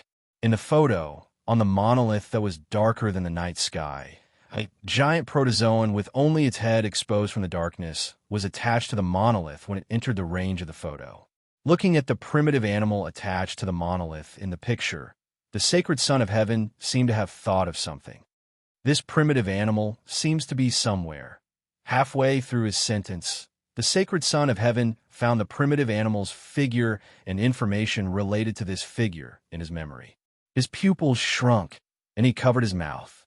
Stage IVs, Aldebaran. The entire conference room suddenly became silent, and then panic ensued. Aldebaran, isn't that a primitive animal with the ability to resist erosion? In the midst of the panic, the sacred Son of Heaven also rubbed his hands out of fear. Why would Stage for appear? Why would it be able to come to Monolith? No matter how hard he thought, the sacred Son of Heaven could not get a clear answer. But there was one thing that was certain. Something big was going to happen in Tokyo. Chapter 150. In the corridors of the holy residence that were as white and smooth as ivory, Noah directly passed many guards who brushed past him and walked forward with a serious expression on his face. In the holy abode, many guards saw Noah in a hurry and wanted to question him. However, when they recognized who he was, their faces turned green and they ran away in panic. Obviously, there was no one in the holy abode who did not recognize Noah. This was because Noah had entered and exited the holy abode more than once during the Holy Sun's attack. He had even taught a lesson to the arrogant holy abode's guards led by Bao Wei-Zhuan. Bao Wei-Zhuan had even been beaten to a pulp. In addition, many people in the holy abode had witnessed Noah entering and exiting the Holy Sun's room freely. Therefore, rumors of Noah's relationship with the Holy Sun had already spread throughout the holy abode. Otherwise, why was the former captain of the holy abode's guards, Bao Wei-Zhuan, beaten up by Noah for no reason? Why was Noah not punished? Otherwise, why would the arrogant holy abode's guards, who had worked for the Holy Sun for almost 10 years, be dismissed overnight? Wasn't it because the guards of the holy abode offended Noah, and the Holy Son of Heaven supported Noah, so the guards of the holy abode, led by the Holy Son of Heaven, were fired? Therefore, even though Noah himself did not know about this, Noah had become the number one person in the holy abode that they could not afford to offend. Therefore, when Noah suddenly came to visit and barged into the holy abode, no one stopped him or questioned him. Noah did not pay much attention to this. This was because Noah was puzzled. As Mugung had just undergone a kidney transplant yesterday, Noah and Rintaro had stayed in the hospital to take care of Mugung. They only heaved a sigh of relief when Mugung woke up this morning. However, before Noah and Rintaro could wake up from their stupor, Mugung, who seemed to be in good spirits, suddenly called Noah's phone. The caller was none other than the Elysian Emperor himself. The Holy Son of Heaven did not mention the purpose of the call. He only used an extremely low voice to invite Noah to the holy residence. Sensing that something was amiss, Noah did not refuse. Even though he was filled with questions, he still accepted the Elysian Emperor's invitation. After leaving Mogan in Rentaro's care, he headed straight for the Elysian Emperor's residence. However, when they arrived at the holy residence, Noah realized that the atmosphere in the holy residence was inexplicably tense. Some people carried on with their work in an orderly manner as usual. However, there were some who clearly had a gloomy and nervous look on their faces. It was obvious that they had a lot on their minds, and their faces were full of ugly expressions. Furthermore, the holy residence was much livelier than before. Many officials who seemed to hold important positions were entering and exiting the sacred residence with anxious expressions. This was also the reason why the atmosphere in the sacred residence was so tense. Noah's intuition told him that something big must have happened. At that moment, Noah narrowed his eyes and quickened his pace. He arrived in front of the Elysian Emperor's room and pushed open the door. President Noah. The moment the fragrance of the Elysian Emperor's room entered Noah's nose, the Elysian Emperor who was sitting on the sofa in the spacious room, stood up and looked at Noah. Her usually pure and holy face was filled with haze. Noah frowned slightly and walked into the Elysian Emperor's room. He was no stranger to her now, so he sat down in front of her and looked at her. Since the situation is urgent, let's make it short. Not only did such a condescending and abrupt speech not make the Elysian Emperor unhappy, but because of Noah's usual forceful attitude, her expression became much better. Then please allow me to make a concise explanation. With this sentence as the opening statement, the Elysian Emperor explained. As the Elysian Emperor's words unfolded, Noah's expression became more and more surprised. In the end, his eyebrows were tightly knitted together. Aldebaran. This was the identification code of a very famous stage 4 protozoan. Noah had also learned of its existence from some sketchy records. Among the 11 Zodiac, stage V, so far, 3 have been confirmed to have been destroyed. He was killed by the number 1 IP, the world's strongest initiator, who was once considered to be invincible, who brought fear to mankind, and who also led an entire army of protozoa, Taurus. They were killed by the German initiator, who was ranked second on the IP list, Virgo. Then it was the Scorpio that was killed by Noah. Not long ago, everyone in the Tokyo area witnessed his body being smashed to pieces. And Aldebaran was one of the members of Taurus, this army, an ancient protozoan that would often appear together with Taurus. Because Taurus was one of the very few stage V protozoans that would act in groups, Aldebaran was equivalent to its left and right hand. Therefore, people used the brightest star in Taurus as the identification code of this protozoan. Of course, this was not only because Aldebaran was the left and right hand of Taurus, but also because Aldebaran had a special ability, the ability to corrode. That was definitely a human's nightmare.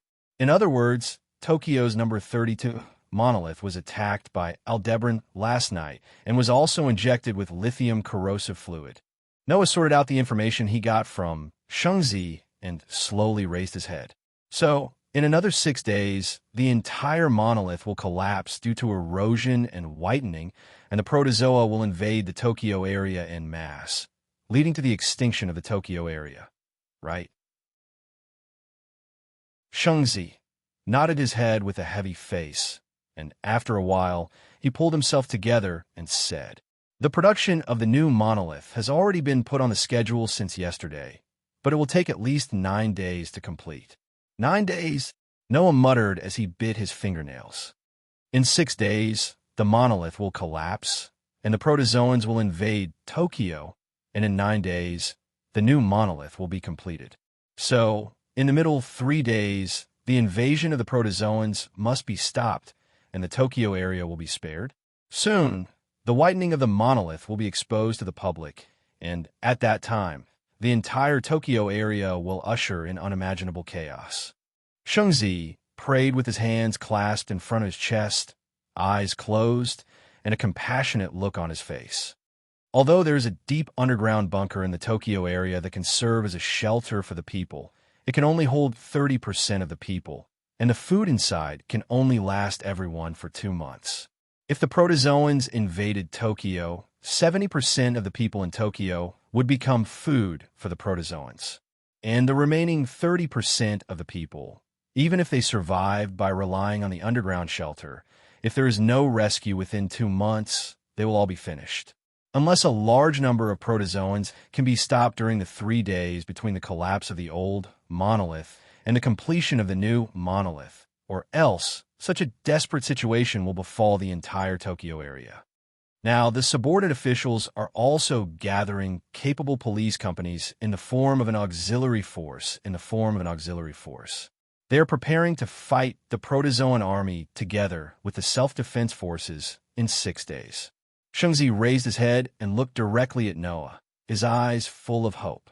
"I just want to ask you, President Noah, can the bullet you have save the Tokyo area?" Hearing this, Noah finally understood the purpose of Shengzi personally inviting him to discuss this matter. Bullet. Shengzi wants to pin his hopes on the bullet that can kill the Stage V protozoans, and he intends to use the power of the bullet to eliminate the protozoans that are about to invade Tokyo. Noah chose to be silent. In Noah's heart, an inexplicable warning sign was rolling. Chapter 151. In the ward filled with the smell of disinfectant, silence filled the air. Mugung was wearing a hospital gown and lying on the bed. Her white arm was exposed outside the quilt, and there was an 4 drip on it. This made the usually proud and confident Mugung show a sense of weakness that outsiders couldn't see. However, those who observed carefully would be able to see it. Although Mugung, who was lying on the bed, exuded a weak aura, her face was rosy. It was a color that represented health. Mugung, who had completed the kidney transplant, woke up less than a day ago.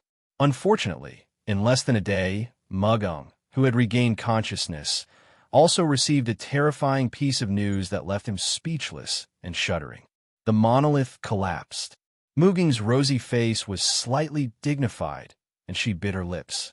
Something like this actually happened. "Miss Mugung, what should we do now?" On the side, Rintaro sighed with a sad face. "Just now, I also received an invitation to form an auxiliary force." Auxiliary force. Mugung also sighed. Has it already reached this point? As long as one had taken the police license exam, they would have heard of the term support system in the lectures for the police license exam. It was a policy that allowed the police to form their own teams to join the self-defense forces when the government took emergency measures. Therefore, the so-called auxiliary system referred to the police team system under the self-defense forces. Once the system was launched, the police could not only form their own teams, but also form their own auxiliary force. They would become the same as the self-defense forces, but also independent of the self-defense forces. There would also be a legion commander in addition to the captain of the auxiliary force, who would command all the police teams and conduct battle. Simply put, all the police would first find their own teammates, form a team, and then all of them would gather together under the command of a legion commander. Now, the Tokyo area was facing an unprecedented crisis, so it was inevitable that the Tentong Civilian Police Company would receive an invitation to form an auxiliary force. In other words, Rintaro, who received this invitation, had to find his own teammates as the captain of the auxiliary force and form a team. It's developed to the point where it's a headache. Mugung was speechless. Then she looked at Noah, who had been silent the whole time, and asked in confusion, "What's wrong?" Noah raised his eyes slightly and looked at Mugung. After a while, he shook his head. "I don't know why, but I have a bad feeling about this. Is it just a bad premonition? I thought that even you felt a sense of crisis." Ryutaru smiled bitterly. "It's normal to have an ominous premonition. After all, the entire Tokyo region is facing a great crisis." "No, that's not true." Noah kept these words in his heart and did not say them out loud. If only the entire Tokyo region was in danger, Noah would never have such an ominous premonition. This was because Noah did not have the slightest good impression of Tokyo. Whether it would be destroyed or not, Noah didn't care at all. Noah only needed to ensure that the people he cared about could survive. That was enough. Therefore, Noah knew that the ominous premonition in his heart was definitely not because the Tokyo region was facing a great crisis, but because the people he cared about were facing a crisis. It was this inexplicable ominous premonition that prevented Noah from giving a clear response to Seiko, who had high hopes for Bullet. Ignoring Seiko's anxiety, he subconsciously gave a perfunctory response. Noah would never doubt his own intuition. Therefore, after leaving Seiko and coming to the hospital, Noah had been worried about this matter. He did not care about the Tokyo region's crisis that everyone was concerned about. No matter what, we have to form an auxiliary force to protect the entire Tokyo region. Otherwise, everyone will die. Although Magino was very concerned about Noah's strange behavior, he saw that Noah was silent, so he didn't ask anything. Instead, he turned to Rintaro and said, "Rino-kun, have you thought about who you want to team up with?" Ryutaru's expression suddenly became awkward. Needless to say, Ryutaru definitely had not thought about who he wanted to team up with. In fact, Ryutaru's road to team up was quite bumpy. Ryutaru was already relatively young. only 16 years old this year, 2 years short of the minimum age limit for police officers. For the rest of the police officers who were mostly thugs and thugs, who would look up to Ryutaru. Moreover, Ryutaru's IP ranking was only 9,900. This ranking was very impressive in the eyes of the police officers who were not very capable, but the truly powerful police officers would only look down on such a ranking. In other words, not only would it be difficult for Ryutaru to find a teammate, but even if he did find one, it would be impossible for him to find a teammate who was very powerful. Wah! At this moment, the entire hospital was in an uproar.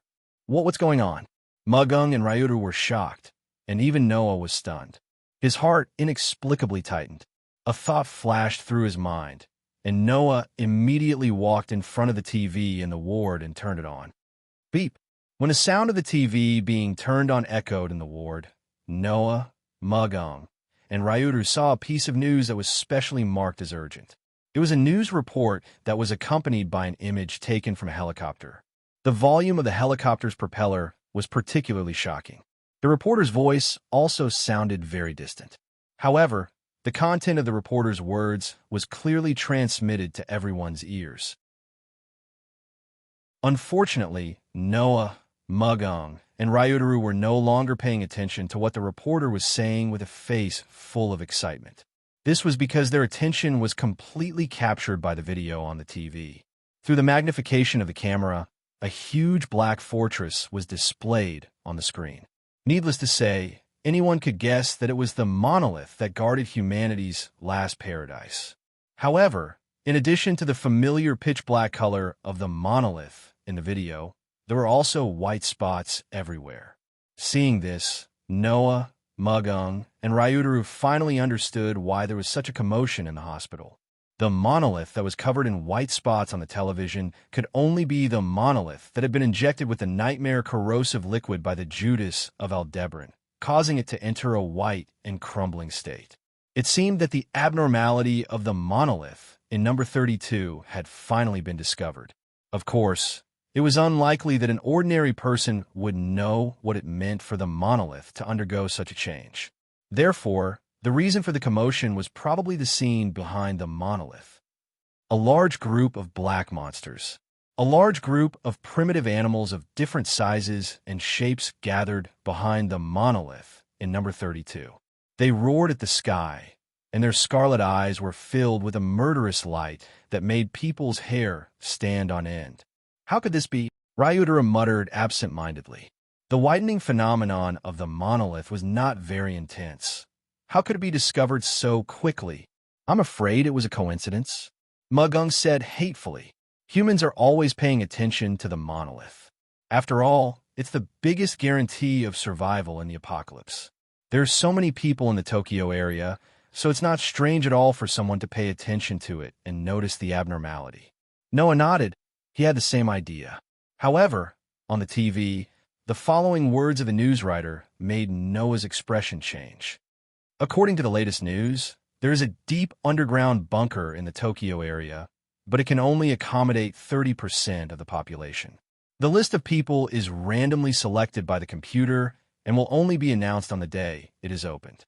Among these 30% people, there is also the cursed child. The ominous feeling in Noah's heart suddenly swelled to the highest level, and it made Noah finally understand why he had such a bad feeling. Not good. Without another word, Noah rushed out of the hospital window amidst Mugino and Rintaro's cries of alarm. Chapter 152. Drive them out. Drive them out. Drive out all of the cursed children. In a corner of District 39, which usually did not have many people gathering, there was a large group of people outside the personal area called Fairy Tale. Some of them were holding flags with bloody words written on them, while others were holding loudspeakers and shouting at the top of their lungs. Protest. Seriously, protest. We can't accept this. Shouts like this continued to resound in the crowd of at least 300 to 400 people, and some of them even took advantage of the chaos to shout out chilling words. Kill. Kill them all. Let these monsters go to hell. Inside Fairy Tale, a lot of people had already gathered behind the entrance. Some of them stood far away, watching the scene, and some of them stood on top of the wall to observe the scene. Xiashi, Hina, and Yinzhu were the three people on top of the wall to witness this scene. At this time, Yinzhu's usually cheerful little face was filled with fear, and she couldn't help but pull Hina's hand. "Hey, when will the president come back?" "I don't know." Hina shook her head, and her eyes were filled with worry as she looked outside. "Why did this happen?" "It's very simple." Standing in front of Yinzhu and Hina, Xiaoshi's face didn't have the slightest bit of fear, and he said extremely cruel words with an indifferent tone. "They can't accept us taking away their precious chance of survival."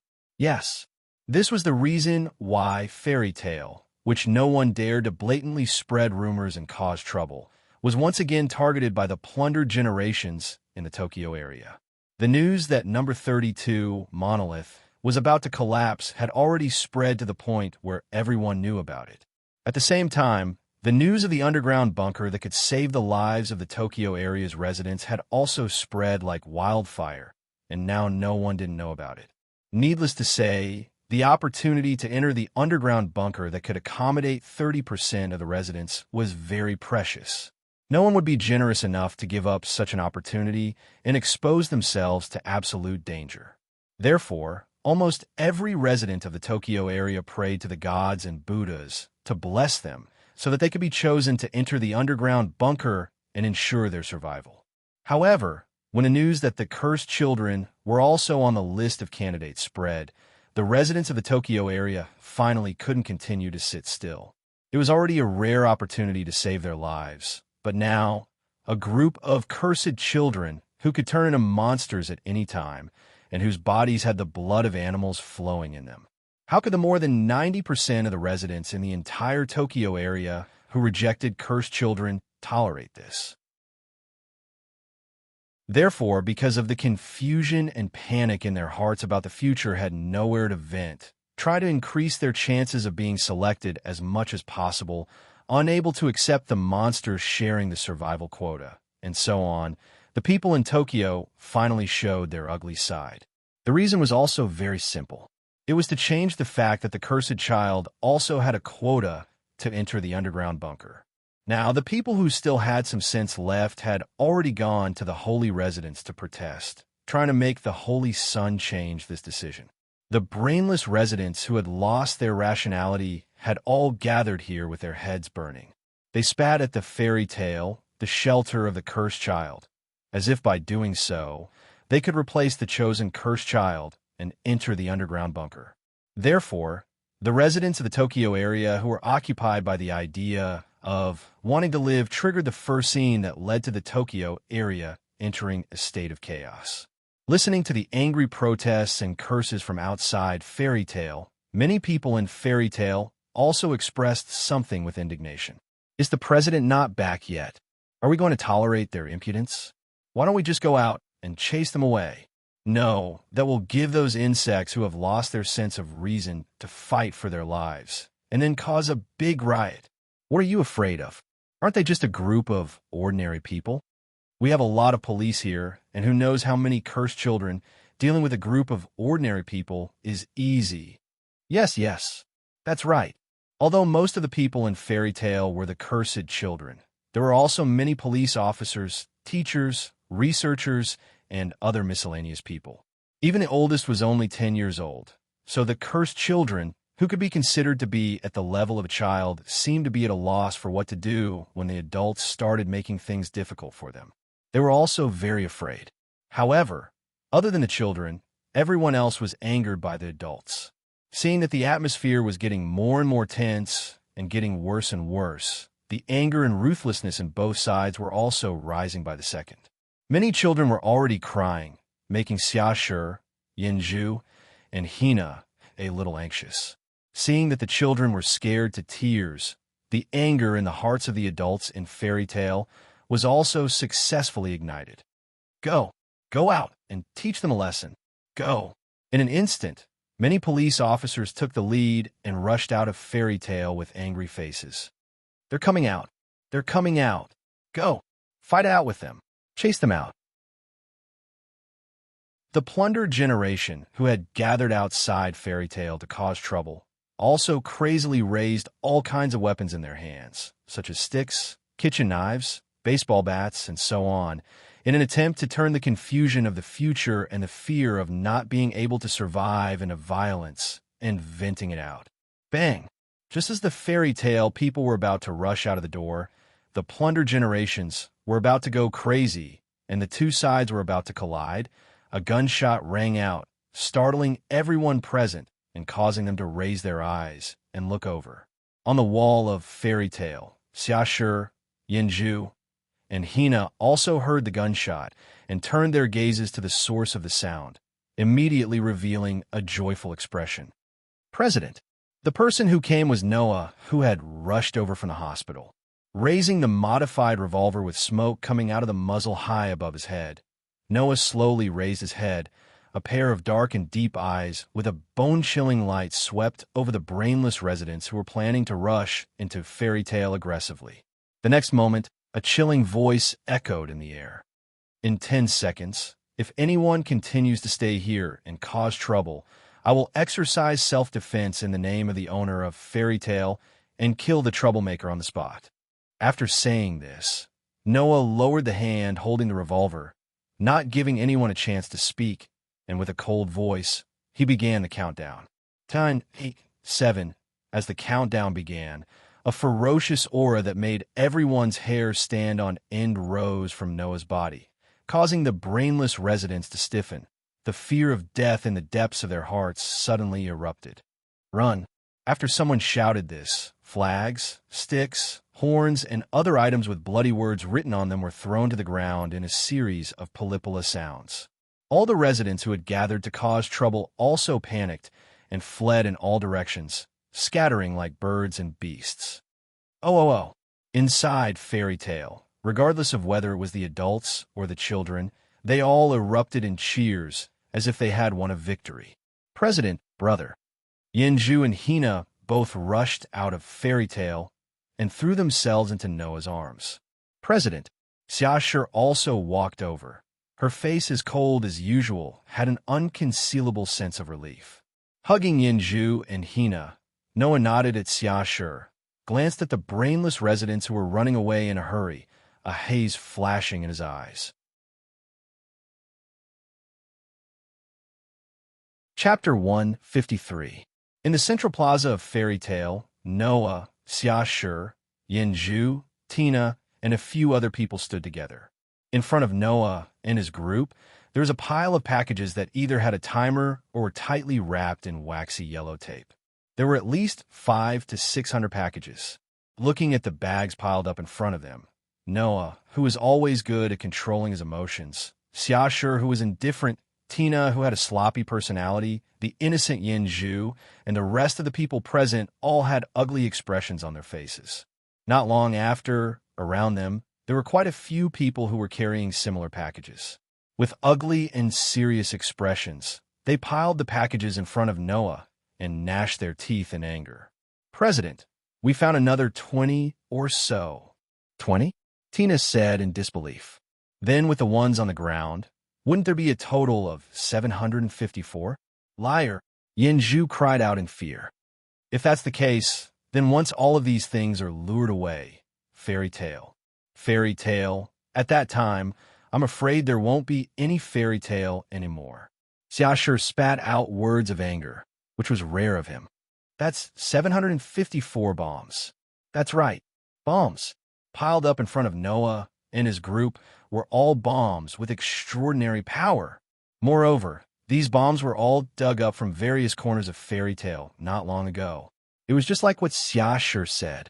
Once all of these bombs were detonated, saying that Fairy Tale would no longer exist might be a bit of an exaggeration, but for the people of Fairy Tale, it would definitely be a disaster that could topple their existence.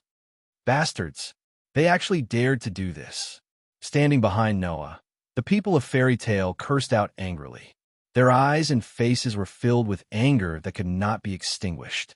Even Xiashi, Yanju, and Tina were the same. Noah, who was standing in front of everyone, clenched his fists tightly. Anger, coldness, sharpness, and coldness flashed across his dark eyes.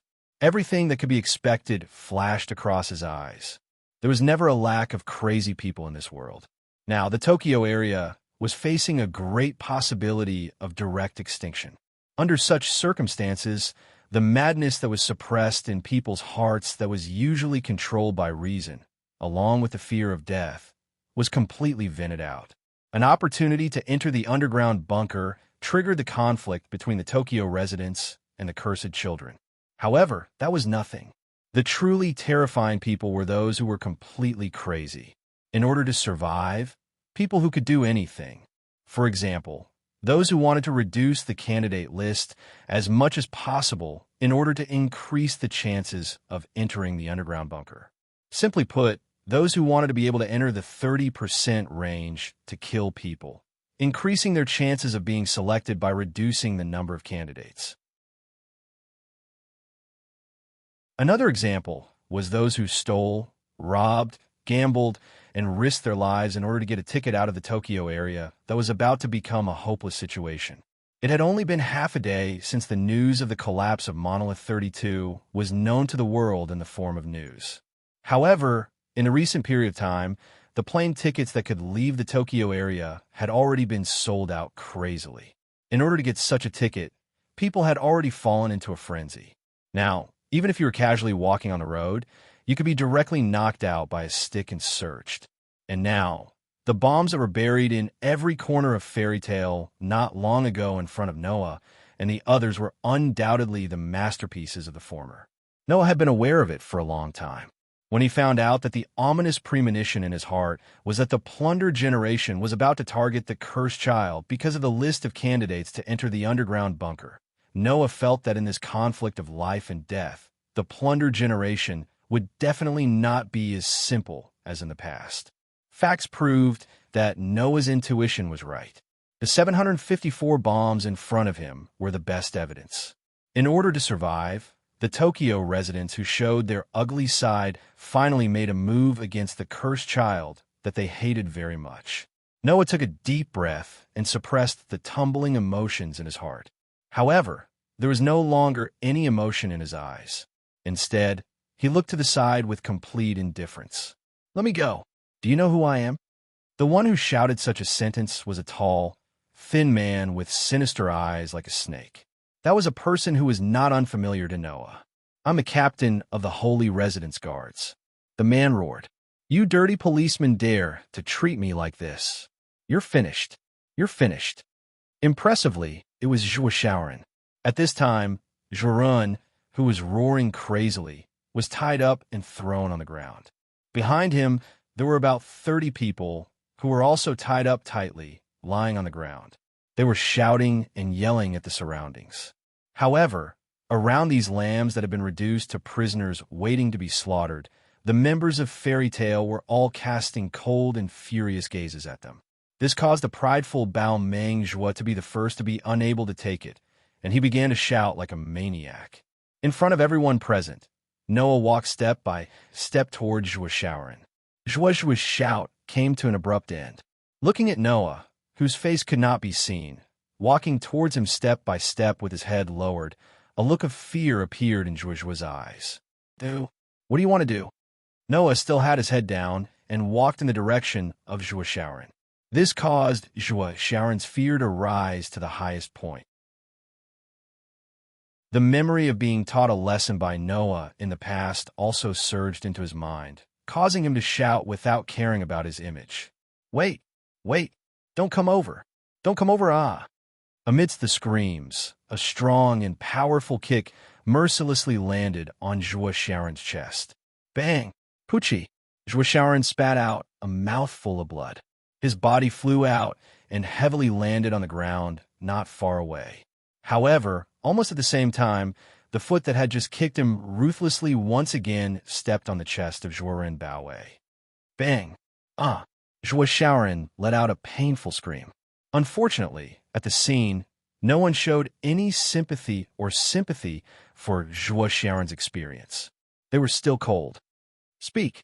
Forcefully stepping on Zhuo Shaoran's chest, Noah coldly looked at him. "Who ordered you to plant bombs in Fairy Tale?" Among the 30% list that could enter the underground bunker, the cursed child could occupy at least 5% of it. In order to ensure that at least 5% of the slots would fall into their hands, many people didn't mind committing murder in Fairy Tale and killing all the cursed children to empty the slots. However, although Sharon was fired, it was not difficult for him to get a plane ticket out of Tokyo. Therefore, among the people here, the group of former guards of the Holy Abode led by Sharon definitely did not come for the quota. It was more likely that they were seeking revenge or were ordered by someone else.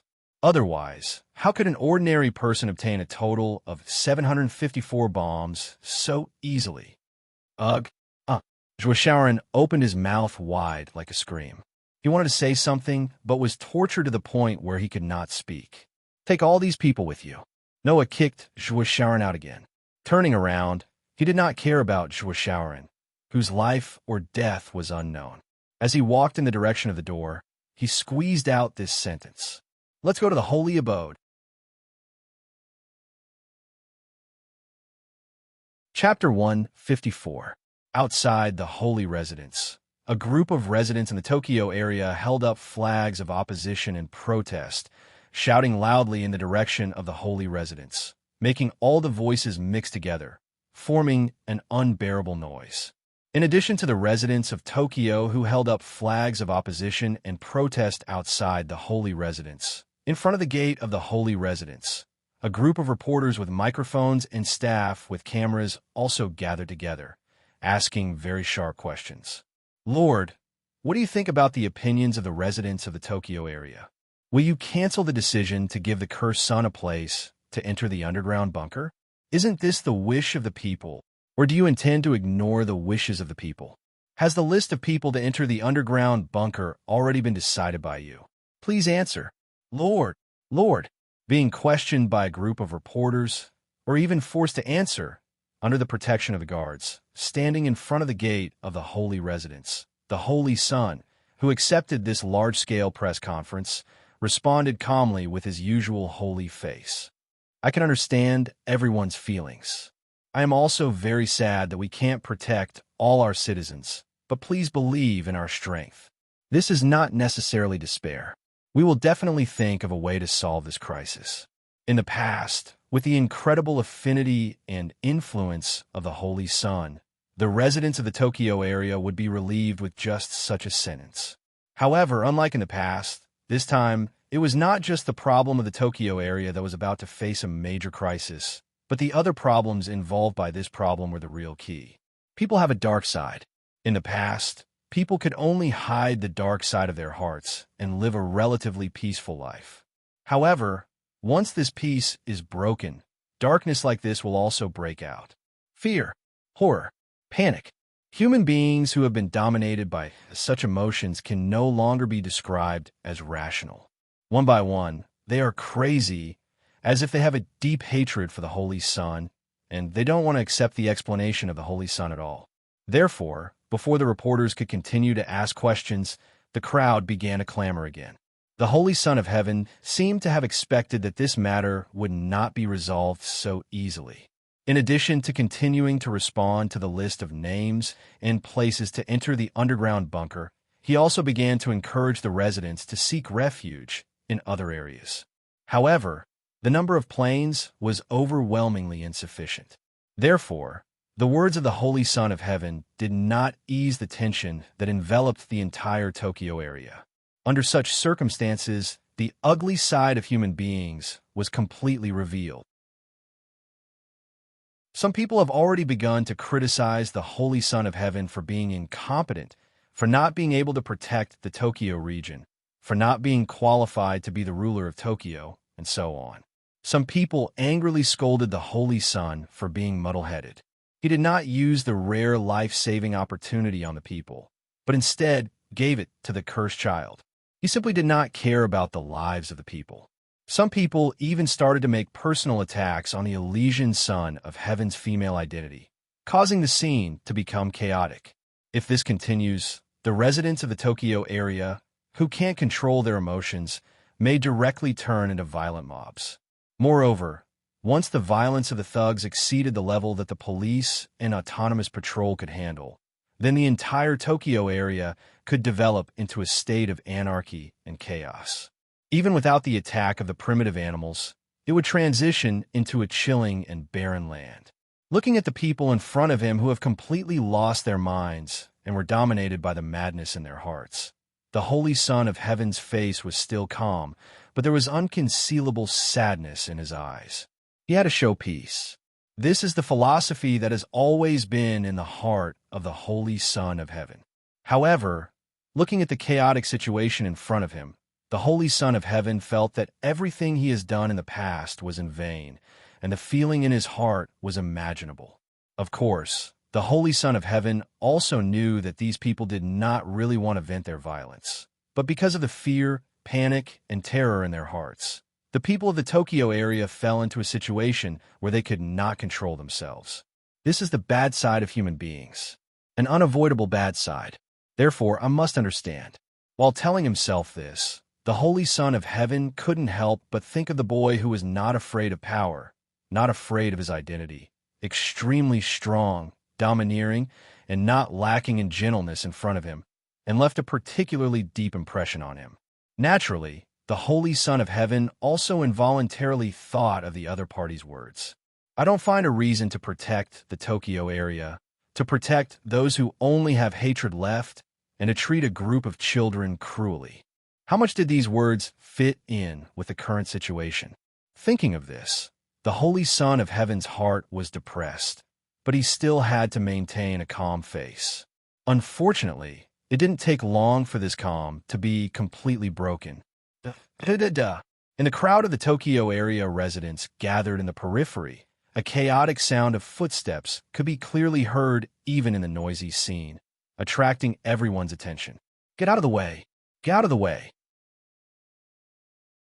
A group of fierce-looking people, armed with weapons and accompanied by children of about 10 years old, who were obviously a group of policemen, violently separated the crowd and made a path. Just when the residents who were violently separated were about to curse out loud, the next moment, a group of people walked into the inner circle of the sacred residence from outside the road, causing a brief silence to appear in the noisy and chaotic scene. In front of the gate of the sacred residence, the Holy Son of Heaven looked over here, and when he saw the full appearance of the leader of the group who walked in from outside the crowd, he was slightly startled and exclaimed, "President Noah?" After shouting this, the Holy Son of Heaven fell silent as well. Not for anything else, because at this moment, although Noah's face had the same calm look as before, the depression in his pair of deep eyes made the Holy Son of Heaven's heart inexplicably tighten, and his whole heart was in his mouth. And the people didn't seem to expect that the target of their attack would suddenly appear here, and for a moment, they forgot to speak. In front of everyone, Noah walked into the crowd with the people of Fairy Tale and came to the front of the sacred residence, not far from the Holy Son of Heaven. Looking at the somewhat uneasy eyes of the Holy Son of Heaven, Noah waved his hand expressionlessly, and behind him, the people of Fairy Tale threw the group of people who had been escorting the group of people who were tied up on the ground. With a few thuds, the group of people who had been tied up fell to the ground, crying out in pain. Inside, the bodyguard with a face full of blood was struggling as if on the verge of death. Snot and tears flowed all over the ground. The people seemed to be shocked by this scene, and they all looked at each other, speechless for a long time. What's going on? The Holy Son of Heaven looked at the people who fell to the ground and couldn't hide his uneasiness. President Noah, what are you doing?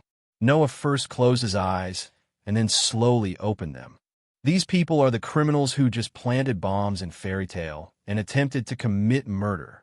The crowd suddenly went silent.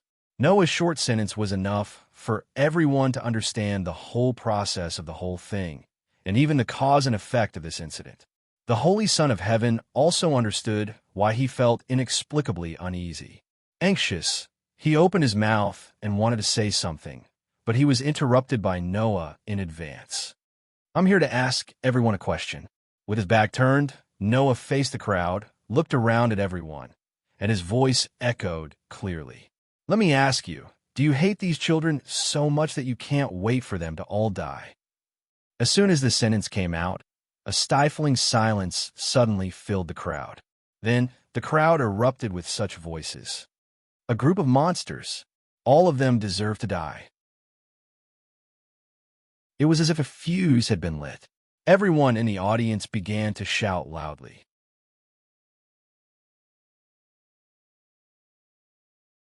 Chapter 155. In the square of the Holy Abode, the angry shouts of the residents of the Tokyo area continued to reverberate, as if Noah's question had angered everyone. The noise reverberated through the sky at a deafening frequency. The Holy Sun, who had no time to stop it, could only watch the scene unfold with a wry smile and closed his eyes. The residents in front of him, who had been overwhelmed by their emotions, did not know what the consequences of their actions would be. But the Holy Sun, who already had a certain understanding of Noah, knew. Next, things would not end well. In the face of the angry shouts from all around, the people of Fairy Tale did not waver. They only cast their eyes on Noah, their eyes full of trust. After getting along with each other for a whole year, everyone in Fairy Tale knew that Noah would never let them suffer a loss. Is this your answer? In the face of the angry shouts from all directions, Noah's voice was like a whisper, but the coldness contained in it made the surrounding voices disappear in an instant. Immediately, Noah's eyes swept across the audience. Everyone who met Noah's gaze was frightened by the coldness in his deep, dark pupils. They could not help but lower their heads, not daring to look at Noah. Noah retracted his gaze after looking around at the residents and said faintly, "Don't worry, I'm not going to give you a chance. If this is your answer, then, today, I will satisfy your request." After saying this, Noah turned around and looked directly at the Holy Sun. In a clear voice, he said a sentence that shocked the audience. "Holy Son of Heaven, all members of Fairy Tale have withdrawn from the selection of spots to enter the underground bunker. We ask Holy Son of Heaven to give these spots to the residents of Tokyo." The Holy Sun was suddenly stunned. Not only the Holy Sun, but also the surrounding people were all stunned for a moment. Oh.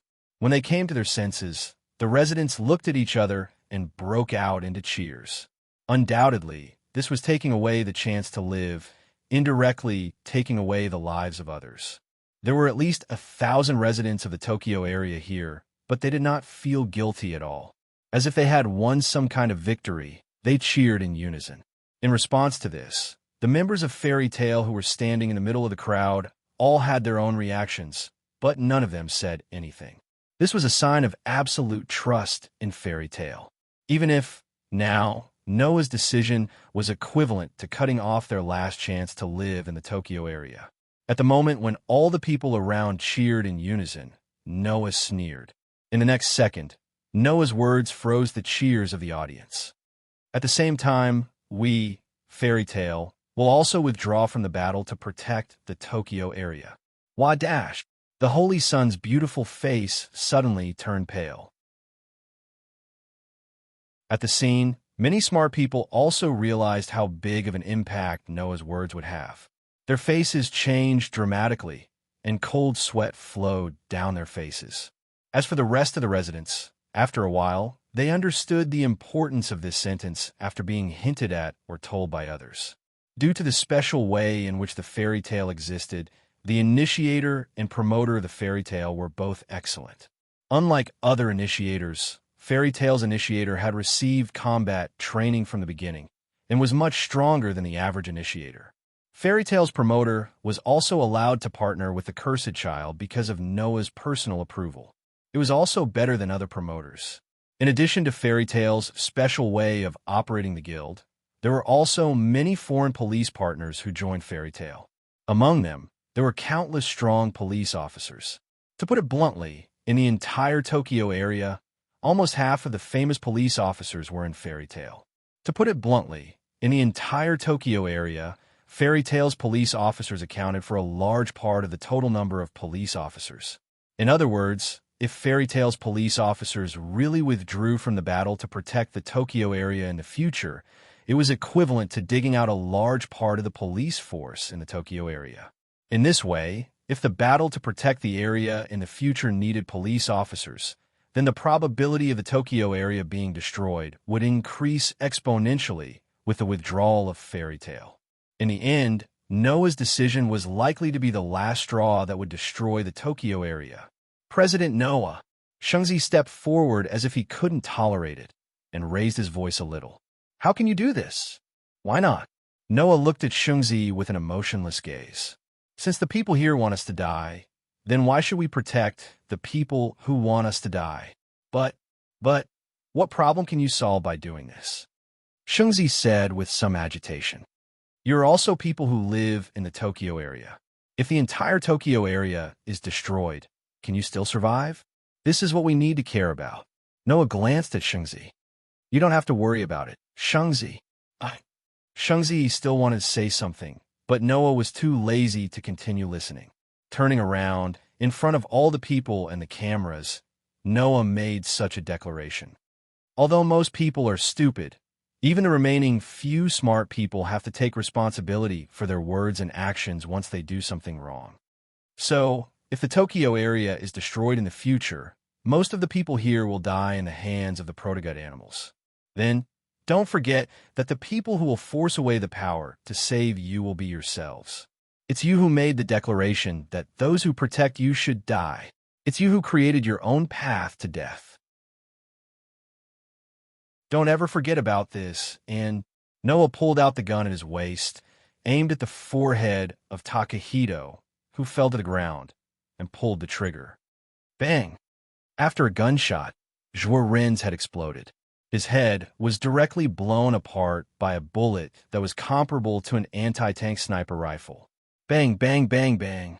At the same time, the rest of the members of Fairy Tail also opened fire, killing all the people on the ground. Everyone was stunned, including the Holy Son of Heaven. Remember this. Noah glanced around coldly. This is the result of attacking Fairy Tail. With that, Noah led the members of Fairy Tail away from the scene in a deathly silence. Only then did the surrounding people let out miserable shrieks when they saw the blood and corpses splattered all over the ground. The reporters were also reporting passionately with pale faces.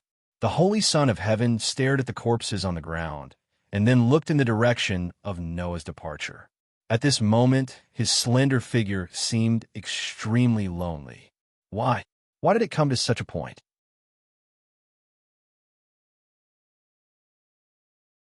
Chapter 156. Bang! As soon as Noah returned to his home, he collapsed on the sofa. His face, which did not change even when he was in front of all the members of Fairy Tail, was now filled with exhaustion. President Brother, Xiashi, Yinju, and Hina looked at Noah, who collapsed on the sofa with a tired face. Their eyes were filled with heartache and worry. But even so, there was no way to get rid of Noah's exhaustion. It was not physical exhaustion. Instead, it was the mental and emotional exhaustion. Noah was really disappointed. Very, very disappointed. Although he already knew that this world was too desperate and chaotic, and that the humans in this world were also very unbearable, Noah did not expect them to be unbearable to this extent. Undoubtedly, the cursed children were all contributing their strength to protect these ordinary people and fight against the enemies of humanity. Why could these people still have a face as if the heavens were on their side? And it was natural for them to hate the cursed children and to reject the cursed children as a matter of course. Moreover, more importantly, they could still treat the children who were protecting them as monsters, and without a care in the world, they could still make declarations like all of them deserve to die. Did they know how ugly their actions were? Did they know that what they were doing was discrediting all of humanity? Did they know that they were personally taking revenge on their saviors? Did they know that by doing this, in the end, they were only weakening the power and hope of humanity to defeat the primitive animals, and in the end, the people who were harmed were themselves?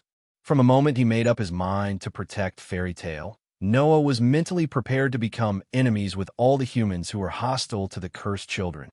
However, Noah still did not expect that there were so many people like this. It seemed that even in the Plunder generation, there were radicals and stabilizers. The radicals were those who hated the cursed children very much. The stabilizers were those who usually rejected the cursed children and hid their hatred deep in their hearts and did not show it. Now, in the face of a life and death crisis, these people all tore apart their disguises and showed all the ugliness and hatred in their hearts, and there was no way to hide it anymore. So, until now, Noah knew that the people who were hostile to the cursed children were not only more than he thought, but also more ruthless. Noah was already disappointed. He was disappointed in the humans of this world. However, even so, those people were still people. Even if it was a guy who wanted to blow up the entire fairy tale, he was still a human. Noah, who was lying on the sofa, raised his hand. Noah's hands were trembling. In the end, it was stained with blood 7 years. It had already been 7 years since he started to live with his own consciousness. In these 7 years, Noah learned a lot. Magic, sword, shooting, martial arts, language, music, and so on, countless. And today, it was the first time in 7 years that Noah learned something that he did not want to learn. Killing. The bodyguard was the first person in Noah's life that he had killed with his own hands. Before this, only monsters or primitive animals died in Noah's hands. This was the first time for him to kill a human, even if the other party was the kind of person that he hated the most. President Siashur came in front of Noah without him noticing. He reached out and held Noah's trembling hand, and a pair of clear eyes looked straight into Noah's eyes. Big brother. Tina also made her way over to Noah with an earnest expression as she held onto his hand tightly. President. Even Yinju also came in front of Noah. Although her face was a little pale, she still firmly held Noah's hand. Noah's trembling hand suddenly steadied, and his heart also calmed down. Looking at the 3 little girls who were looking at him with a face full of concern, he laughed bitterly. Sorry, I made you worry. Please don't say that. Siashur shook his head. We know very well who you're doing this for. Brother killed those people in front of so many people. It was also to intimidate them, right? Tina also smiled gently. Undoubtedly, only by telling those people what will happen if they attack Fairy Tale, then the same thing will not continue to happen in Fairy Tale, right? You killed people to protect us. Yinju's face was full of guilt. So, the ones who should be apologizing should be us. So you've seen through it all? Noah forced a smile. I thought it was very difficult to see through me. I didn't think that this time I was seen through by you 3 little girls. When the 3 of you grow up, you will definitely be smarter than me, right? Xiashur, Yinju, and Tina only shook their heads, but didn't say a word. They held Noah's hand tightly, as if they wanted to take away the fear in his heart of killing someone for the first time, and continued to exert strength. In the police, many of them were either ruffians or criminals who had committed serious crimes. Supervisor Jiang wasn't just a ruffian. At the same time as the police, it wasn't as if he hadn't done some immoral things. Killing people was one of them, and Xiashur, who had followed Supervisor Jiang, had also killed people under Supervisor Jiang's orders. So, Xiashur understood Noah's feelings very well at this time. As for Tina, there was no need to talk about it. As a former assassin, Tina had learned who knows how many assassination methods, and it wasn't as if she hadn't personally killed someone before. And even if she had done it before, Tina would still feel scared every time she killed someone.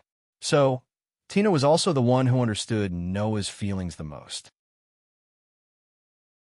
On the other hand, Yinju had always lived under the protection of Noah and Fairy Tale. Plus her partner was Rintaro, so naturally she didn't have the experience of killing people. But Yinju thought about it. If she killed someone, what would it be like? Thinking about it like this, Yinju also understood Noah's feelings. Noah heaved a faint sigh at the sight of Xiashur, Yinju, and Tina's comforting expressions. Don't you guys care about my decision? This time, not only did Noah give up the opportunity to enter the underground bunker for Fairy Tale, he also gave up on protecting Tokyo and planned to watch from the sidelines. The former was a chance for a few people to save their lives. The latter could lead to the destruction of Tokyo, and Fairy Tale would also suffer. No matter how you look at it, Noah's decision seemed to be forcing Fairy Tale into a dead end. But even so, Fairy Tale's people still chose to trust Noah and follow Noah's orders. Regarding this, Noah was indeed moved, but it was hard to guarantee that the people who trusted him wouldn't feel uneasy. Xiaoshi and Tina looked at each other before replying in unison. We respect the president's brother's decision. I also respect the president's decision, Yenju said loudly, but her voice became weaker. But what should I do about Rentaro? Yenju. Noah patted Yenju's little head. You don't have to worry about my decision. Go participate in the war without worry. Yenju was stunned, and then became anxious. This concubine is also a member of Fairy Tale. I know. When I said that, I didn't mean to deny that you're not a member of Fairy Tale, Noah explained. But if you don't do anything, Rentaro will be in danger. You have to protect him. This concubine understands. Yenju nodded in relief. I'll protect Rentaro. Noah smiled, turned his head, and looked at the sky outside the window. Hopefully, there won't be any more accidents.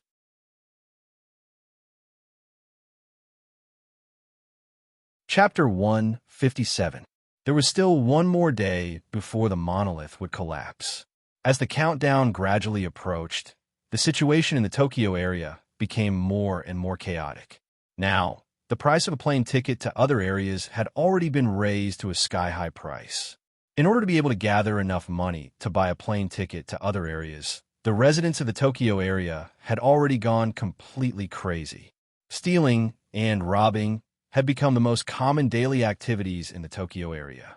If someone walked into the downtown area of the Tokyo area, then they would have discovered it. The supermarkets, shops, shopping centers, production factories, and other places had already been robbed clean.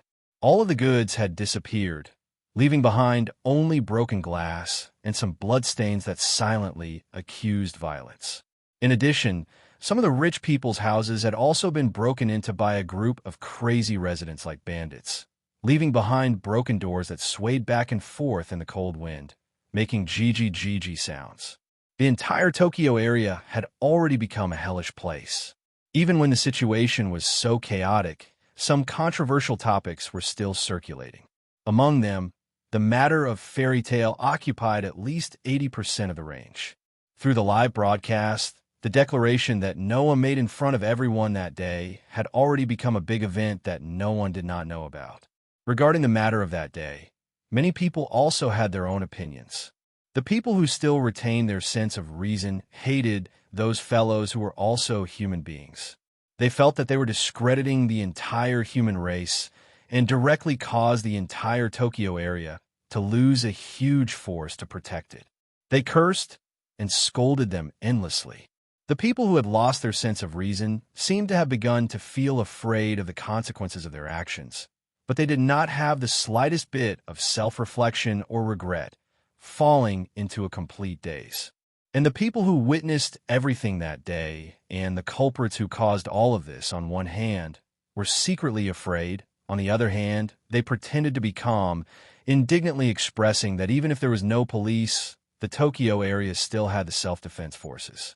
With the protection of the self-defense forces, even if there was no police, it would not matter. This was the thought of most of the people who were present that day. But it was also pardonable. After all, although the self-defense forces did not have an initiator partner and lacked a strong individual strength, they still had a lot of influence. In the past, there had been 2 large-scale wars with protozoa in the Tokyo area. The first time was in 2021, which was when protozoa first appeared in the human world. That war divided the country into 5 regions. In order to expand the defense line, the self-defense forces fought against the primitive animals in the Tokyo area. After many people sacrificed their lives, they barely stopped the attack of the primitive animals and successfully evacuated the survivors to the current Tokyo area. That war was known as the First Great Battle of Guangdong. The second occurred several years after the Great War that followed the appearance of the protozoa. At that time, the protogut animals gathered again and attacked the Tokyo area. However, this time, Through research, humans had understood that the magnetic field emitted by the clam could weaken the vitality of protogut animals. Thus, with the monolith as the boundary, the self-defense forces successfully repelled the protozoa using weaponry made from aluminum.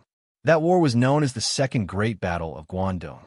This time, because of Aldebaran, the Tokyo area once again faced a crisis. The upcoming war between the Tokyo area and the assembled protozoa became the Third Great Battle of Guangdong. With the experience of successfully repelling the protozoa in the Second Great Battle of Guangdong, many people hoped that this time, the self-defense forces could also repel the protozoa and protect the entire Tokyo area. Therefore, almost all residents of the Tokyo area used this reasonable excuse to convince themselves that what they did that day was not wrong. However, Noah's declaration that day still aroused many people's suspicion. He gave up the opportunity to enter the underground bunker to save his life and gave up protecting the Tokyo area, which was equivalent to a community of life. Was Fairy Tail really not afraid of death? In this regard, many people also had their own opinions. Some people thought that Noah was extremely stupid and hypocritical. He was so strong in front of everyone, but when the Tokyo area was really finished, he would reveal his true colors and could only join the ranks of the escapees with his tail between his legs.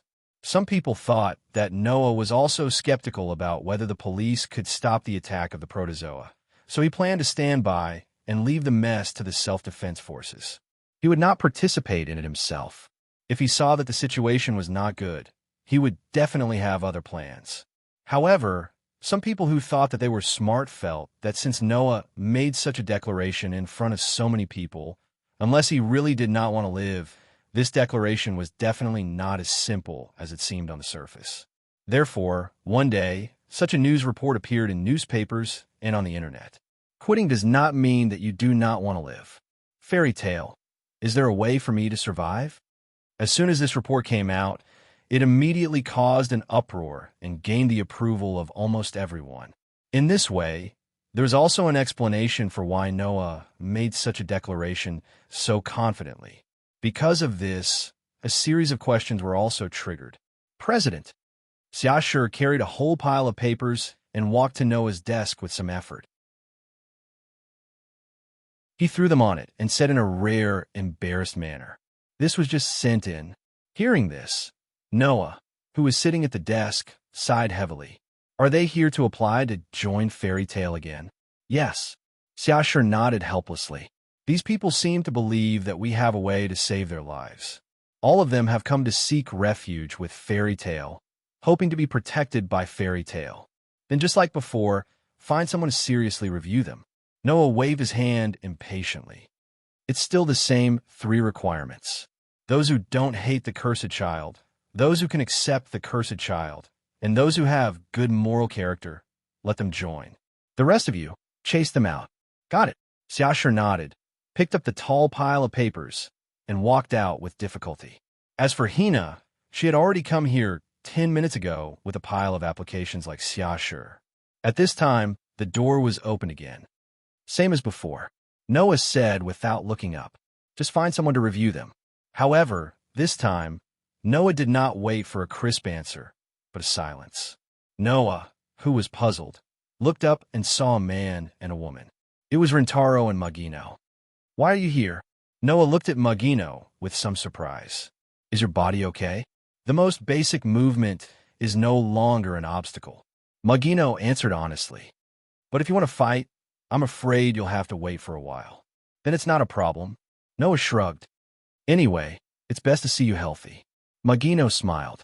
On the side, Rintaro, who had been silent all this time, looked up at Noah and whispered, Have you really made up your mind?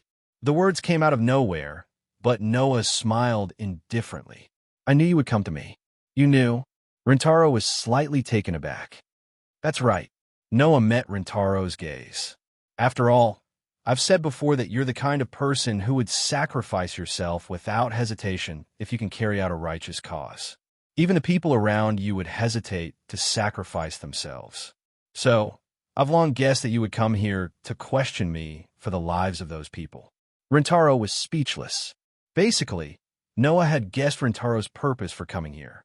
Rintaro came here to question Noah why he didn't use fairy tale to protect Tokyo and why he gave up the opportunity to enter the underground bunker.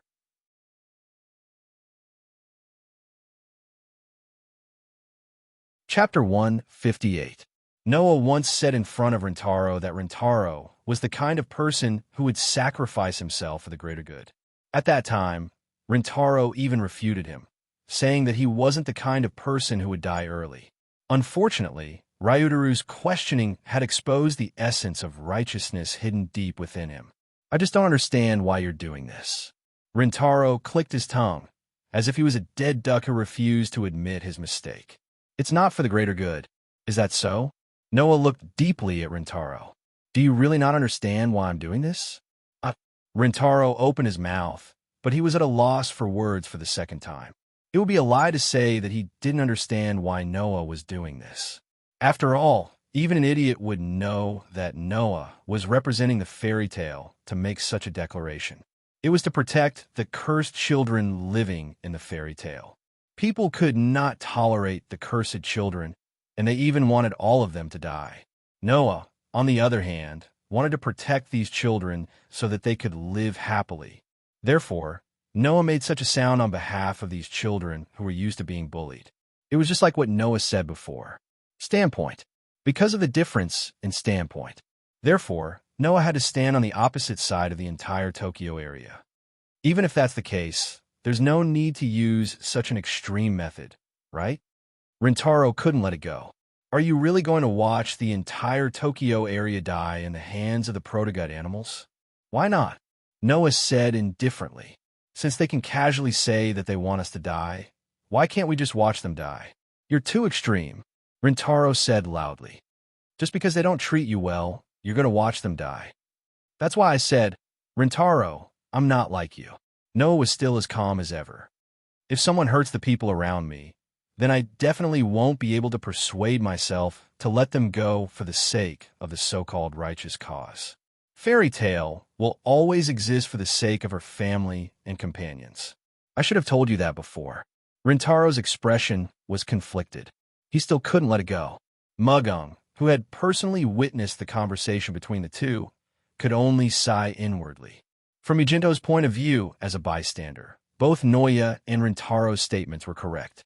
The difference was that Noah's point of view was from the perspective of his family and companions, while Rintaro's point of view was from the perspective of the entire Tokyo region, and even all of humanity. One was for the sake of justice. Another was for the greater good. Who could say that Noah and Rintaro were wrong? Rintaro seemed to understand this as well. He also understood that he couldn't force others to work hard to protect others. That sounded very noble, but unfortunately, how many people could do that? Even Rintaro couldn't be sure that he didn't have a selfish side. Moreover, Noah wasn't being selfish. He wasn't just trying to protect himself. He was simply giving Rintaro a taste of his own medicine. If others treated him well, he would treat them well. If others didn't treat him well, he would return the favor 100-fold. The president of the fairy tale was Noah Doria. This was the most basic principle of how he conducted himself in this world. Rintaro, who could understand this, sighed dispiritedly. But you're also causing a huge impact, aren't you? Noah's declaration not only made the fairy tale stand on the opposite side of the entire Tokyo area, but it also caused all kinds of problems. Fairy tale had other means of survival, which led to a large number of people requesting to join fairy tale in an attempt to obtain the protection of fairy tale was one thing. Noah's actions also caused 3 major impacts. The first was that some people had already begun to propose the abolition of the new law of primitive animals. The reason was also very simple. It was because Noah had publicly announced that fairy tale would no longer contribute to the protection of the Tokyo area. A group of officials in the Tokyo area felt that there was no need to give basic human rights to the cursed child who did not protect humans. However, this proposal didn't have any effect. The reason was that the cursed children in the fairy tale didn't represent all the cursed children. Moreover, the fairy tale also had people other than the cursed children. According to this argument, if the cursed children in the fairy tale didn't work, then the human rights of all the cursed children would be abolished. If the fairy tale people didn't work, then the human rights of all the human beings would be deprived. Therefore, this proposal was still in a state of controversy. At present, as long as there were no accidents, it would be depressed sooner or later. Second, on that day, Noah brought the fairy tale people and killed a group of people led by Takahito in front of everyone's eyes. Killing people in front of everyone's eyes caused a large number of people to react violently. The people all believed that this kind of organization that would casually kill ordinary people was a complete criminal and terrorist organization. They should all be arrested and brought to justice, or even sentenced to death. Unfortunately, this argument was also controversial. This was because the group of people led by Takahito was a felon who wanted to plant a bomb in the fairy tale. On the other hand, the members of Fairy Tale, led by Noah, were basically all police officers. They had the most basic right to crack down on crimes. Shooting and killing felons was not considered a crime. It could only be said that they were carrying out the right to self-defense and the right to take control of the situation. However, the fairy tale shot the captured criminals on the spot in front of everyone, which made many people feel that this was already in the category of wantonly killing criminals. Therefore, this issue had been debated for a long time. As for the last issue, it was the impact of the actions of the residents of the Tokyo area that day. After Noah announced that he would not participate in the war, the residents of Tokyo who rejected the cursed children for various reasons showed that it didn't matter if there were self-defense forces, even if there were no police. This attitude made many police officers who were eager to protect the Tokyo area feel disappointed. They were all angry and disappointed. They worked so hard to protect the Tokyo area with their lives, but in the end, they were treated like this. Who wouldn't be disappointed? Coupled with the news that the fairy tale had other means to save their lives, many police officers who chose to go to the battlefield because they would die if they did not protect the Tokyo area no longer had any worries. One by one, they chose to join the fairy tale and join the ranks of those who did not participate in the war. These three effects made the already chaotic Tokyo area even more chaotic. This was what Rintaro was referring to. What's wrong? Noah could not help but laugh in response. You think this is my fault? That's not what I meant. Rintaro stuttered. As mentioned before, Noah's approach was not wrong. Or rather, when people were treated badly, it was impossible for them to repay evil with good.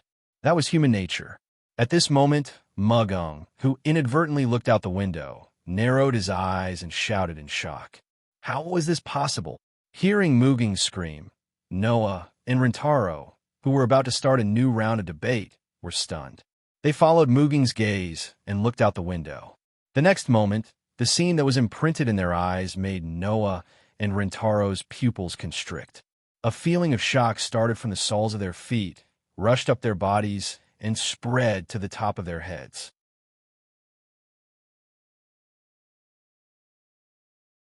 Chapter 159.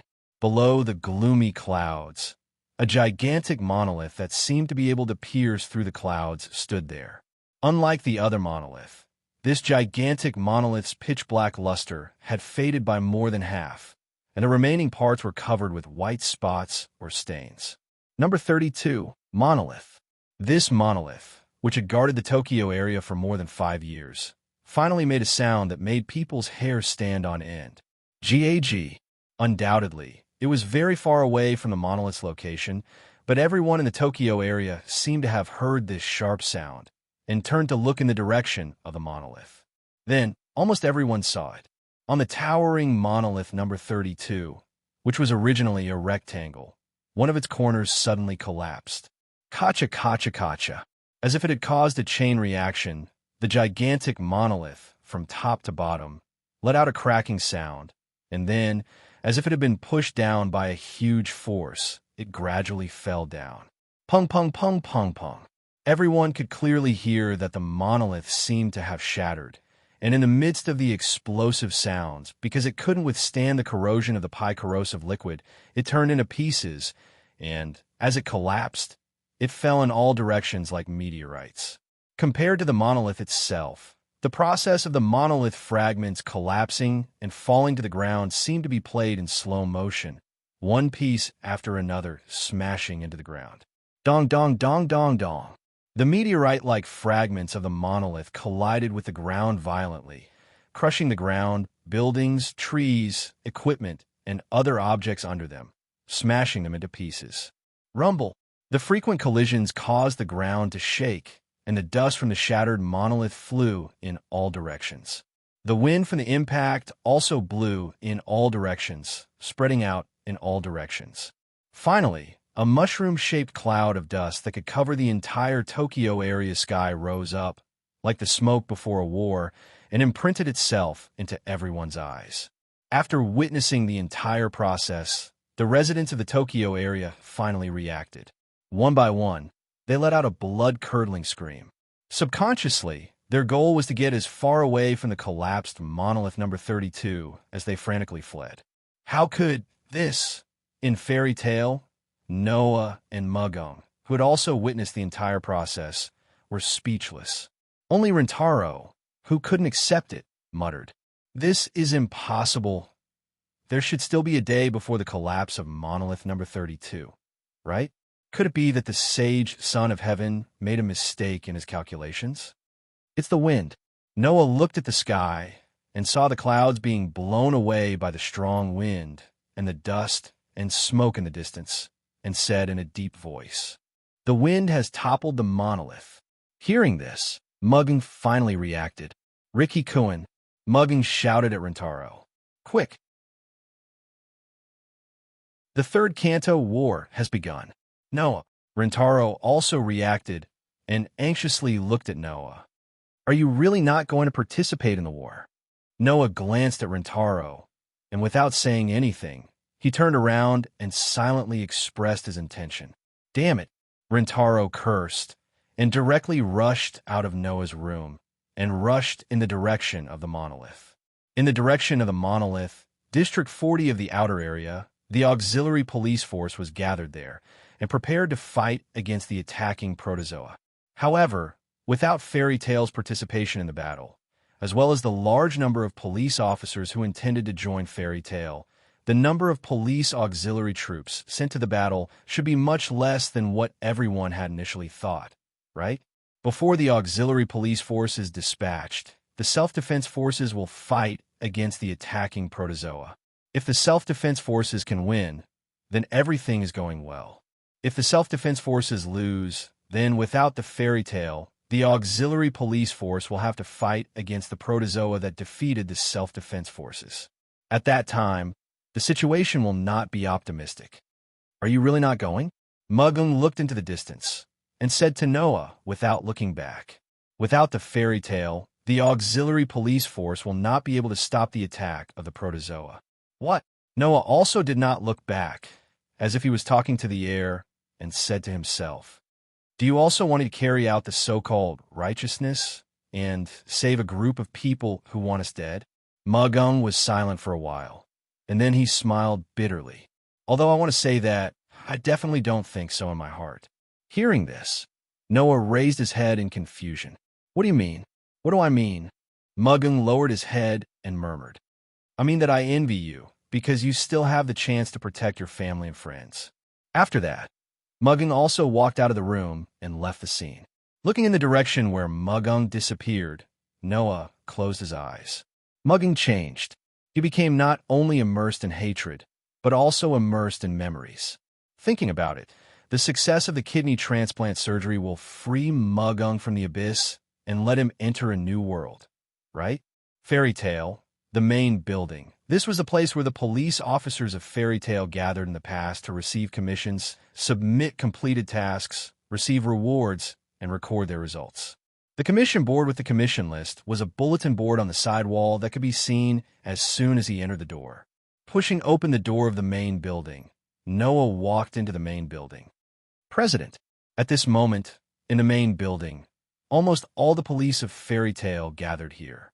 When they saw Noah come in, they immediately greeted Noah.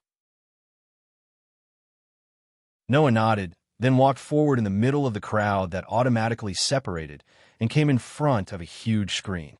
It was a large electronic screen used on weekdays for various emergency notifications and relaying relevant reports in the Tokyo area. At this time, the big screen was broadcasting the live broadcast of the collapse of the monolith on number 32. Originally, there would not be this kind of live broadcast on the battlefield. However, Noah had ordered someone to place a camera and a bug in the sky above monolith number 32, so that the situation there could be broadcasted back. Therefore, Noah could clearly see what was happening there at this time. The shocking dust and debris brought by the collapse of monolith turned into smoke, forming thick clouds that covered the sky of the entire Tokyo area. The Tokyo area self-defense forces position also seemed to have been directly attacked by the monolith smoke and dust that was blown over by the wind. Under such circumstances on the big screen, the self-defense force and a group of attacking monsters began to confront each other. Roar! Roar! Woo! The various roars of the protozoa were clearly transmitted throughout the main building through the high-power bugs on the electronic eye. Through the live broadcast on the big screen, Noah saw a huge figure in the middle of a large number of protozoa, under the support of a large number of protozoa, running in the direction of the Tokyo area. Looking at the huge figure, Noah slowly narrowed his eyes. Former Taurus Legion's subordinate, Aldebaran.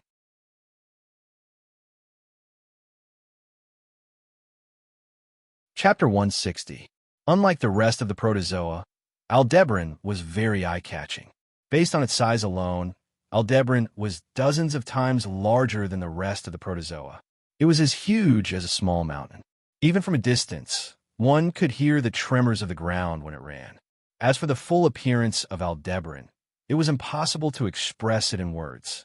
As a stage 4 protozoan, Aldebaran's body contained at least a few dozen or even a few hundred species factors. The original appearance of these dozens or hundreds of species could more or less be seen on Aldebaran's body. Therefore, if one were to use a phrase to describe it, Aldebaran was a mountain of meat and carapace with an extremely long mouth of a crocodile. Just based on this form alone, Aldebaran was even more breathtaking than a normal stage for protogut animal. Roar! Roar! Roar! Amidst the roars and support of all kinds of protozoa, the huge army of protozoa led by Aldebaran advanced side by side. The raised sand and dust flooded the horizon behind them. Bang! Then, with such a dull sound as the source, the artillery from the self-defense forces camp fired in unison. Self-propelled cannons, tank cannons, autocannons, and all kinds of long-distance artillery shells fired at the same time. They drew a perfect trajectory and killed the army of protozoa. Bang, bang, bang, bang, bang. The sound of explosions rang continuously throughout the entire battlefield. From the big screen, a group of police officers led by Noah who stayed in the main building saw the front row of protozoa being blown away. The raging flames were like dragons and snakes, rising high into the sky. However, in the flames, the second row of protozoa led the army of protozoa, surged out, and continued to charge in the direction of the Tokyo area. Bang, bang, bang, bang, bang. In order to meet the attack in the self-defense forces camp, the sound of artillery fire also rang out, making the entire battlefield lively. The battlefield was fiery red. The skies seemed to be burning as well, a fiery red. In fairy tale, many police officers who saw this scene clenched their fists and gritted their teeth, bearing some kind of emotion with a heavy face. Except for the children, almost all the police officers here had seen the war when the protozoa first appeared 10 years ago. It was a hellish scene. Burning streets, burning farms, even people who were burning. The dark sky and the bright red flames formed a perfect dividing line. Presumably, now, the battlefield presented on the big screen made these policemen present involuntarily recall the hellish scene 10 years ago, right? However, regardless of the feelings of these police officers on the big screen, the deafening explosions of cannons and impacts that could shake the atmosphere from the battlefield were mixed with the low growls, roars, and howls of the primitive animals. They kept ringing one after another. Noah was also watching the whole thing in silence. After an unknown amount of time, the sound of gunfire gradually subsided, and the cries of the protogut animals also became softer. Then, whether it was the protozoa's side or the self-defense forces camp, They all abruptly fell silent. On the burning plains, the silence and darkness of the night covered everyone's vision, causing them to look at each other in dismay. How is it? Did the self-defense forces win? They should have won, right? Even the sound of the protozoa has disappeared. So, the self-defense forces should have repelled the protozoa and are now returning in triumph, right? In the vast hall, a group of policemen were talking and praising each other, but the tension in the air exposed their inner feelings. Obviously, the police officers of Fairy Tale were also nervous. Although Noah had made the decision not to participate in the war, everyone was still very concerned about how the war would develop next and what kind of fate the Yodo region would face. Only Noah, while a group of police officers praised and talked, stared at the black smoke that covered the entire battlefield on the big screen in front of him, and his expression became more and more serious. After a while, Noah sighed. The self-defense forces were all wiped out. As soon as this sentence fell, in the black smoke that filled the battlefield, a large number of protogut animals rushed out frantically like a dense swarm of ants. Under the trembling sound of the earth, they rushed in the direction of the Yodo area. As for the self-defense forces, not a single person could be seen. Seeing this scene, everyone in the main building was speechless, and there was no way for them to speak. Probably, it was just as Noah said. The self-defense forces were all wiped out. More and more people stayed in the main building of Fairy Tale. Everyone looked at the image displayed on the big screen in silence. On the map, there were only about 100 groups. Including the initiator and promoter, there were only 200 police officers in the army of Protozoa that had a great disparity in numbers. It might be an exaggeration to say that it was one-sided. After all, even if the promoter was not included, the initiator had the power to match or even surpass the Protozoa. In a confrontation with the Protozoa army, both sides suffered losses. However, careful people would be able to see that although both sides suffered losses, the advancement of the Protozoa army did not decrease, and the front line formed by the police officers was losing ground. If this continued, the Protozoa would sooner or later approach the interior of the Yodo region, flood into the Yodo region, and carry out a purposeless massacre. Seeing this, Noah was no longer interested in continuing to watch. However, in the next moment, Noah, who was about to turn around and leave, suddenly stopped and looked at the big screen in front of him. What is that? In the main building, a hoarse voice sounded. It was because the scene displayed on the big screen was almost incomprehensible to everyone present. In the sky of the battlefield, a dazzling beam of light suddenly fell from the sky, cut through the atmosphere in black smoke, and landed on the battlefield. The beam of light swept across nearly half of the battlefield. Individuals in the positions swept by the beam of light, regardless of whether they were protozoa or humans, all disappeared from the scene. Suffering such a sudden attack, the police officers who formed the front line panicked and retreated even more. The situation of the battle took a turn for the worse. Whoosh!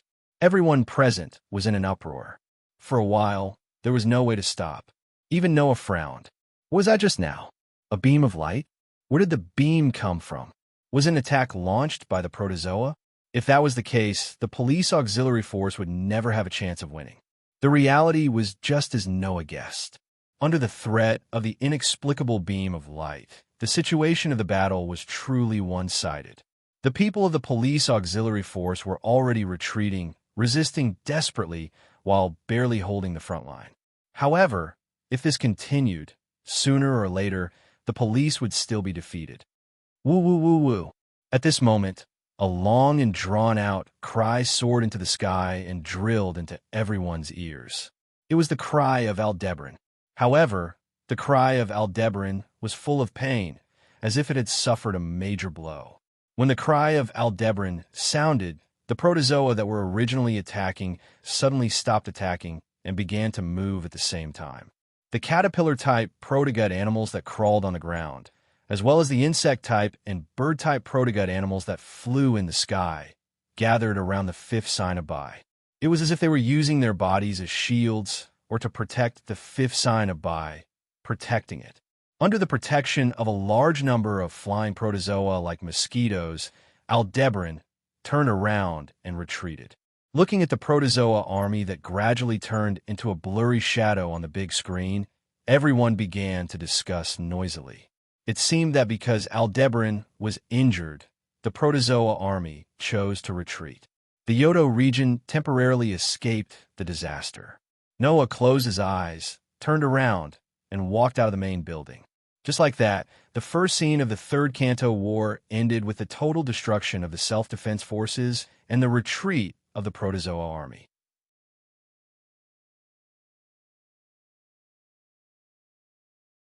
Chapter 161. The next day, standing by the window, Noah was looking at the scenery outside. It was a scene that made people wonder if they were in a dream. The sky was gray. Thick clouds covered the entire sky, and it was drizzling. However, the rain was black. Early this morning, the Tokyo area collectively had a black rain. This was not without reason. Yesterday, the monolith collapsed. According to news reports, when the monolith collapsed, a large amount of dust flew into the sky and even reached the stratosphere, forming a thick rain cloud. The sun was thus covered, and the Tokyo area would not be able to see the sun for about 3 days. The earthquake caused by the collapse of the monolith spread throughout the country, and even the Bodo area and Hokkaido area felt the shaking.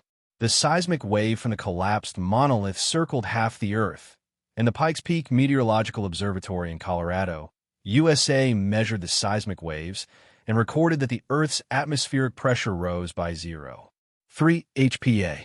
The latest meteorological observation model showed that the white dust from the monolith and the dust that was swept up would be affected by the west wind and would spread to the north. It was estimated that the Hokkaido area would also be affected by the dust. Now, the black rain that fell on the entire Tokyo area was caused by the dust that was swept up when the monolith collapsed, and the dust from the monolith dissolved in the rain. The government said that although the black rain looked very vicious, there were no harmful substances in it, and even if the residents went out, they would not have to worry about the impact on their bodies. However, a lot of people were still skeptical about it. At the very least, no one would want to be drenched in the ominous rainwater that seemed to corrode their bodies at such a time. Therefore, including Fairy Tale, basically no one wanted to go out today. If possible, Noah also hoped that he would not go out. Unfortunately, reality was very cruel, and it shattered the little extravagant hope in his heart. Not long after, Noah's door was opened. Xiaoshi and Tina entered Noah's room together in a dress. They looked at Noah, who was standing by the window and looking at the dark sky outside, and called out in a hesitant manner, "President, brother." Hearing this, Noah did not turn around and continued to look out of the window. "What's the matter?" Xiaoshi and Tina glanced at each other. After a while, Xiaoshi opened his mouth to speak. "There are guests outside. Customer?" Noah's self-deprecating voice echoed. "Are you really here as a guest?" Xiaoshi and Tina fell silent at the same time. Noah sighed faintly and turned around. "Where?" "Outside the Fairy Tale," Tina answered first. "There are too many of them, so they don't seem to want to enter the Fairy Tale." "Is that so?" Only then did Noah realize that he had to meet the customer in the rain. After another sigh, he lifted his feet and walked outside. The pitch-black rain fell to the ground with a splash sound. All the dry and cracked land in the outer area was dyed black. Mud, sand, and rainwater were all mixed together. Stepping on it made people feel like they were stepping on a swamp. It was very uncomfortable. With an umbrella in hand, Noah led Xiaoshi, Tina, and the police officers from Fairy Tale out of the gate and went outside. On the opposite side of the Fairy Tale, a group of people gathered together as if they were in a formation. They quietly waited for Noah's arrival. Rintaro and Yinju were among them. However, although Rintaro and Yinju were standing at the front, the people leading them were not them. The one leading them was a man over 50 years old. He was bald and had a beard. His whole body emitted the aura of a martial artist, the promoter. From his appearance, he looked to be at least 50 years old. Among the promoters, who were mainly between 20 and 40 years old, He could be considered older. Beside the elderly promoter, there should be the initiator. She had long black hair, a very faint presence, and a demure temperament. She stood there like a shadow. With this pair of police officers as the leader, the group of police officers stood in front of Noah. There is no doubt that this group of police officers were the auxiliary police force that forced the Aldebaran to retreat on the battlefield yesterday. Today, these police officers who were supposed to be at the front line were all gathered here. Looking at their formation, it was as if they were here to condemn him. The atmosphere was filled with an inexplicable sense of tension. Noah stopped about 5 meters away from the person with the fairy tale. "I presume that you are President Noah?" The elderly man leading the group spoke with a dignified voice. "I'm my hall chief. I am fortunate enough to become the army commander of this auxiliary police force." Noah slightly sized up my hall chief. His gaze suddenly stopped on one of his legs. No, it should not be said that it was a leg, because the leg that should have been there had long disappeared. It was wrapped tightly in bandages. It was obvious that it had not been lost for long. My hall chief supported his missing leg with a crutch. He did not have the dispirited appearance of an ordinary disabled person. Instead, he was very dignified, and people could not help but admire him. Regarding this, Noah did not give any comments. He nodded at my hall chief. "I am a hall chief. Please state your intentions." I believe that President Noah should be able to easily guess my intentions. My hall chief used a sharp gaze to stare at Noah. "President Noah, please dispatch the fairy tale police to fight with us and guard the entire Tokyo area." The whole place was silent. Only my hall chief's loud voice echoed in the surroundings. It turned into an echo, and after a while, it dissipated in the air. Noah's gaze was directly cast on my hall chief's serious face. He did not immediately respond. Only when some people began to become impatient did Noah speak indifferently. "Is this the only thing you want to say?" "President Noah." My hall chief stared at Noah. There was a bit of anger in his eyes. "We now need your strength to guard the Tokyo area. Do you want to become the sinner that will cause the Tokyo area to perish?" "So that's how it is." Noah acted as if he did not hear the content of my hall chief's words. He suddenly smiled, but there was not a hint of a smile in his eyes. "In other words, you are here to denounce us?" "You." Seeing Noah ignore my hall chief's words, the girl standing beside my hall chief seemed to be unable to endure my hall chief being insulted. She stepped forward with a stern face. "Morning Glow," my hall chief scolded. "Come back." The girl named Dawn Break stopped in her tracks and retreated back to where she came from. I don't care if Fairy Tale has other methods to save their lives. However, since you live in the Tokyo area, then you're citizens of the Tokyo area. My hall chief looked at Noah coldly. "President Noah, do you know that people who watch their country in danger and watch coldly from the sidelines are usually called traitors?" "Traitors?" As soon as the sentence was said, the policemen led by my hall chief, except for Rintaro and Yinju, who had an anxious expression and wanted to say something, all of them showed an expression of indignation. On the other hand, the members of Fairy Tale, led by Noah, all had angry looks on their faces. They looked like they would charge out at any moment. "Are you trying to use the high hat of being righteous to pressure me?" On the contrary, Noah's gaze towards my hall chief gradually became bored. "I didn't think that you would use a boring method that even Tintong Chrysanthemum, that old guy, was not willing to use."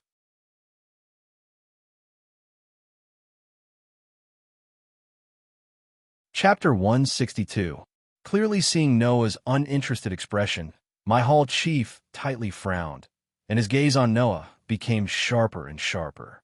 It wasn't just me, Captain Takamasa. Apart from Rintaro and Yinju, the rest of the police auxiliary force also showed anger. Obviously, they were very dissatisfied with Noah's words. "Noah said this. Isn't he saying that my hall chief pretended to be sanctimonious and pretended to be arrogant?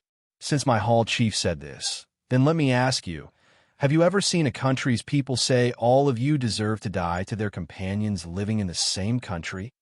Not giving my hall chief any chance to explain, Noah held an umbrella and looked directly at my hall chief through the dark rain. "My hall chief, You said that people who watch their country in danger and coldly watch from the sidelines. Most people will call them traitors and traitors. Then, do you know that people who have been protecting them and protecting them not only don't feel grateful, but are full of hatred? Most people will call them biting the hand that feeds them and biting the hand that feeds them. Everyone in the police auxiliary force was suddenly speechless. Not to mention the promoters in the auxiliary police force. Just the initiators all showed depressed and sorrowful expressions. Needless to say, Noah's words completely entered their hearts. President Noah, I understand your feelings, but the people are ignorant. We can't let them do whatever they want. Sensing that their morale began to decline, my hall chief quickly said, even if the people in the Tokyo area are not worth saving, this land is still our country. Even if it's not for the sake of the people, we still have to protect this country, right? Even my hall chief said the words, not for the sake of the people. Obviously, the actions of the people in the Tokyo area also made this old police officer feel very disdain. However, Noah will not agree with my hall chief's statement.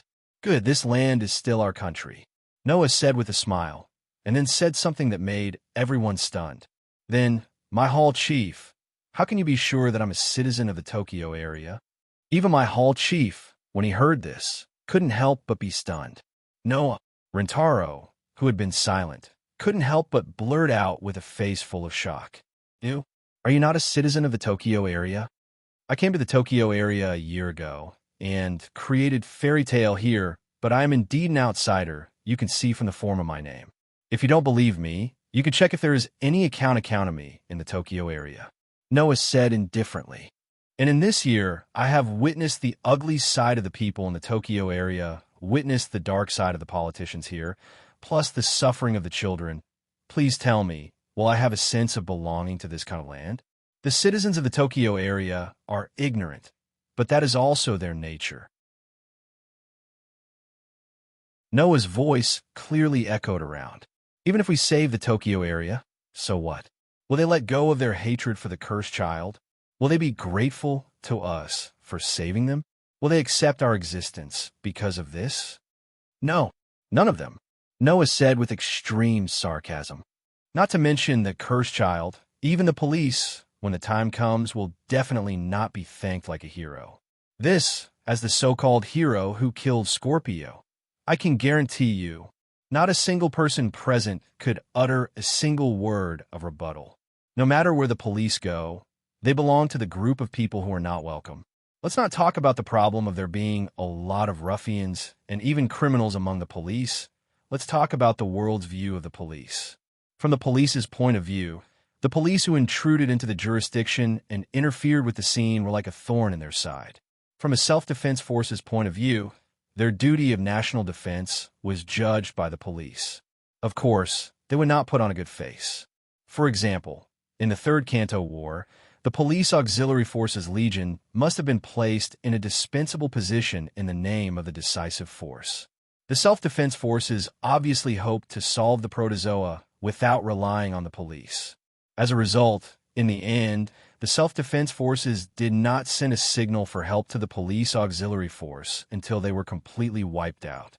This caused the police to act as if to make up for the lack of combat power after the protozoa defeated the self-defense forces. If the self-defense forces cooperated with the police auxiliary force from the beginning, it would definitely be a different situation. Now, the self-defense forces were completely wiped out, and the people of the police auxiliary force also injured Aldebaran at the cost of losing a leg, resulting in the temporary retreat of the protozoa army. Undoubtedly, this was something that even the self-defense forces could not do. However, in the eyes of the people in the Yodo area was still in a crisis. The results achieved by the police auxiliary force were like nothing. Not only were they ignored, but many people were also cursing and even laughing at them. Who would be willing to save such a group of ugly people? Therefore, as Noah said, even if the Third Kanto War was won, the people would still not look at the police in a different light, let alone praise them. In the end, what the police obtained was nothing more than an increase in the IP ranking and some compensation, in exchange for it with their lives. It's not impossible for you to use the fairy tale. as long as you give me a reason. In the end, Noah used such a sentence to sink the hearts of everyone present. And if the method you use to persuade me is to use the so-called profound righteousness, then please allow me to say something. Noah looked around at the people of the police auxiliary force and sneered. To hell with your righteousness. Oh. As soon as Noah's voice fell, the people of Fairy Tale collectively cheered. Coo! Almost all of the people of the police auxiliary force showed expressions of unwillingness and anger, but they were completely helpless. They could only look at Aldebaran sullenly, and for a moment, there was no sound. Noah! Rintaro clenched his fists tightly and was struggling in his heart. Noah's words were equivalent to denying Rintaro, who also wanted to carry out the righteousness. However, Rintaro could not find a reason to refute.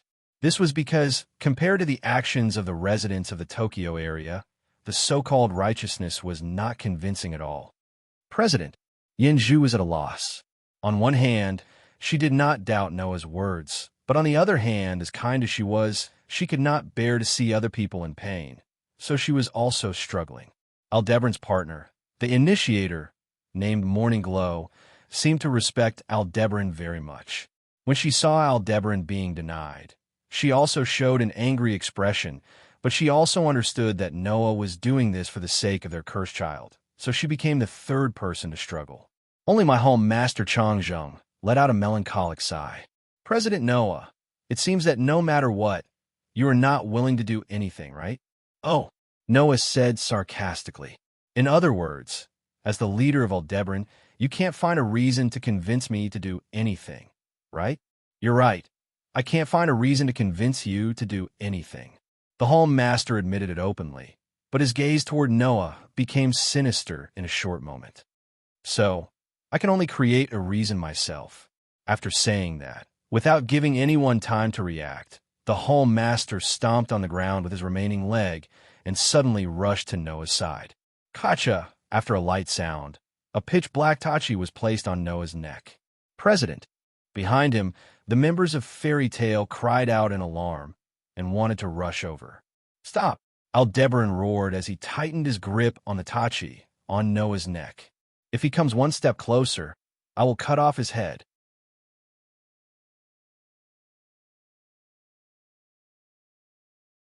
Chapter 163. If he takes another step closer, I'll chop off his head.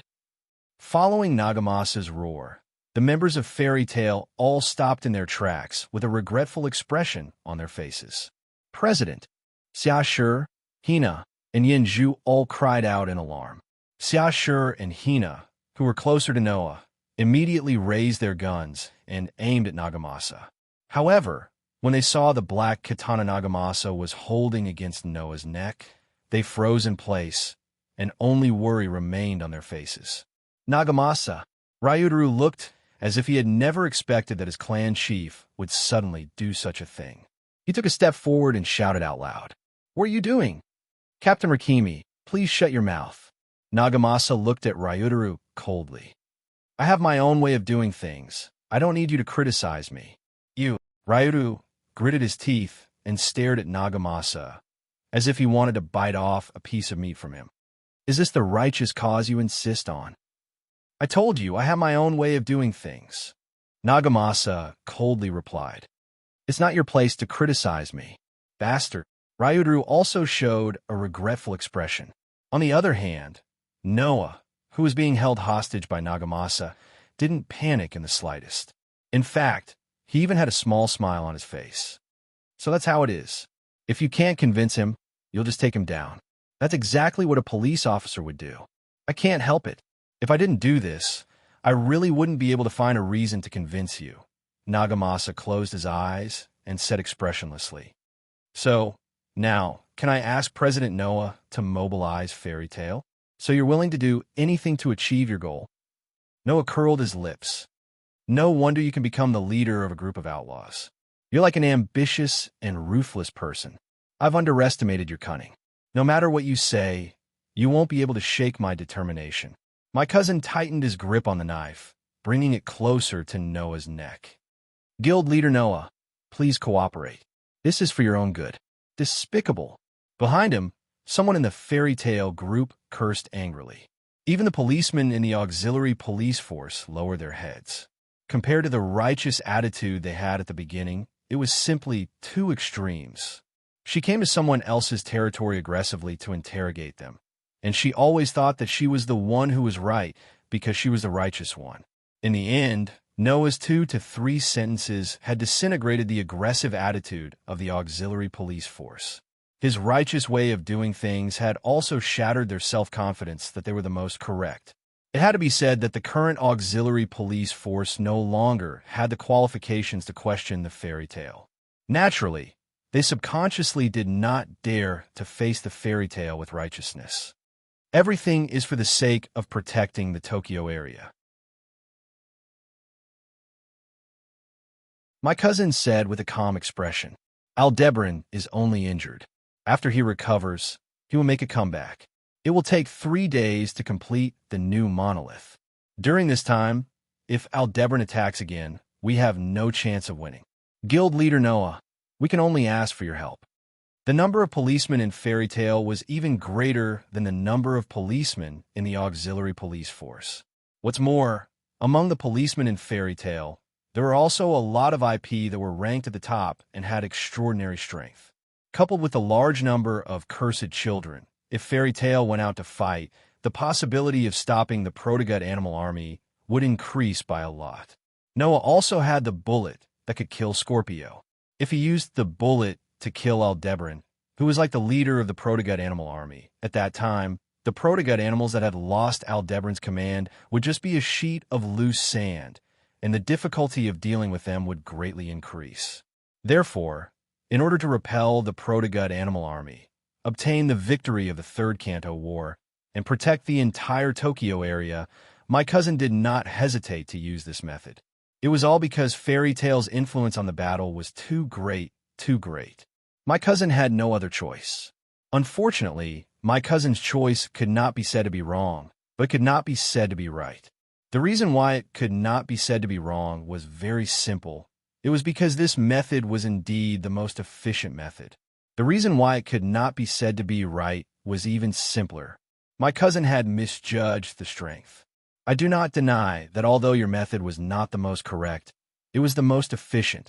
Noah looked straight ahead, and his voice drilled into my cousin's ears.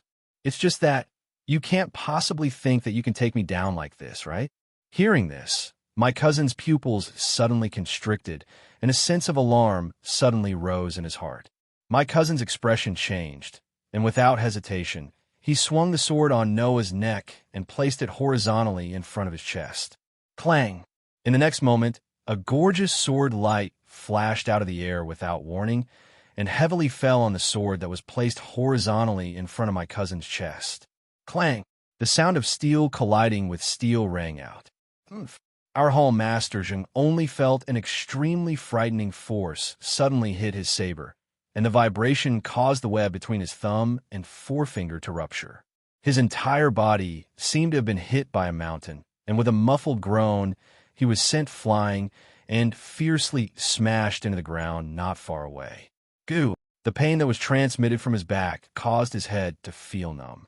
It was a long while later before he woke up. With a flip of his body, he stood up with one knee on the ground. He raised his eyes and looked in Noah's direction. It was only at this moment that my cousin noticed, on the opposite side, in the hands of Noah, who was still being held hostage by my cousin just a second ago, an extremely dazzling knight's sword appeared out of nowhere. Oh! Holding the knight's sword, Noah glanced at my cousin who was kneeling on the ground not far away. As expected of the IP-ranked 275th police officer to be able to dodge my sword, even if I didn't use my full strength, it is enough to prove that your skills are not bad. My cousin didn't reply, but his face was full of seriousness. He miscalculated. My cousin didn't consider that Noah also had outstanding fighting strength, and rashly made a move, leading the situation to the worst point. The people of the auxiliary police force finally reacted. Other than Rintaro and Yinju didn't know what to do. Everyone else ran behind my cousin. Chao Xia even stood in front of my cousin and looked at Noah with vigilance. The people of Fairy Tale sneered as they stood behind Noah and already pulled out their weapons. Xia Shi and Hina stood beside Noah with faces full of anger, as if to protect him from another sneak attack. I'm a hall leader. I believe you understand that although your method is the most efficient, it's also the most risky, right? Noah slowly sheathed the sword in his hand back into the scabbard in the side pouch and looked at Hall Master Changzhen. Because if you fail, it means that you have to start a war with me, Fairy Tale, with the already understaffed police auxiliary force. President Noah. My cousin's face finally showed signs of wavering and loudly roared. The auxiliary police force is used to fight against protozoa. Do you want the last hope of the Tokyo region to be buried in your own hands? People need to be responsible for their own words and actions. Noah turned his back. This sentence, I should have said it in front of everyone in the Tokyo region. As soon as Noah finished speaking, the people of Fairy Tale collectively raised their guns and pointed them at the auxiliary police force. The people of the auxiliary police force also immediately set up their guns and started firing. Seeing that a dispute was about to start because of different principles, someone finally stood up to stop it. Stop.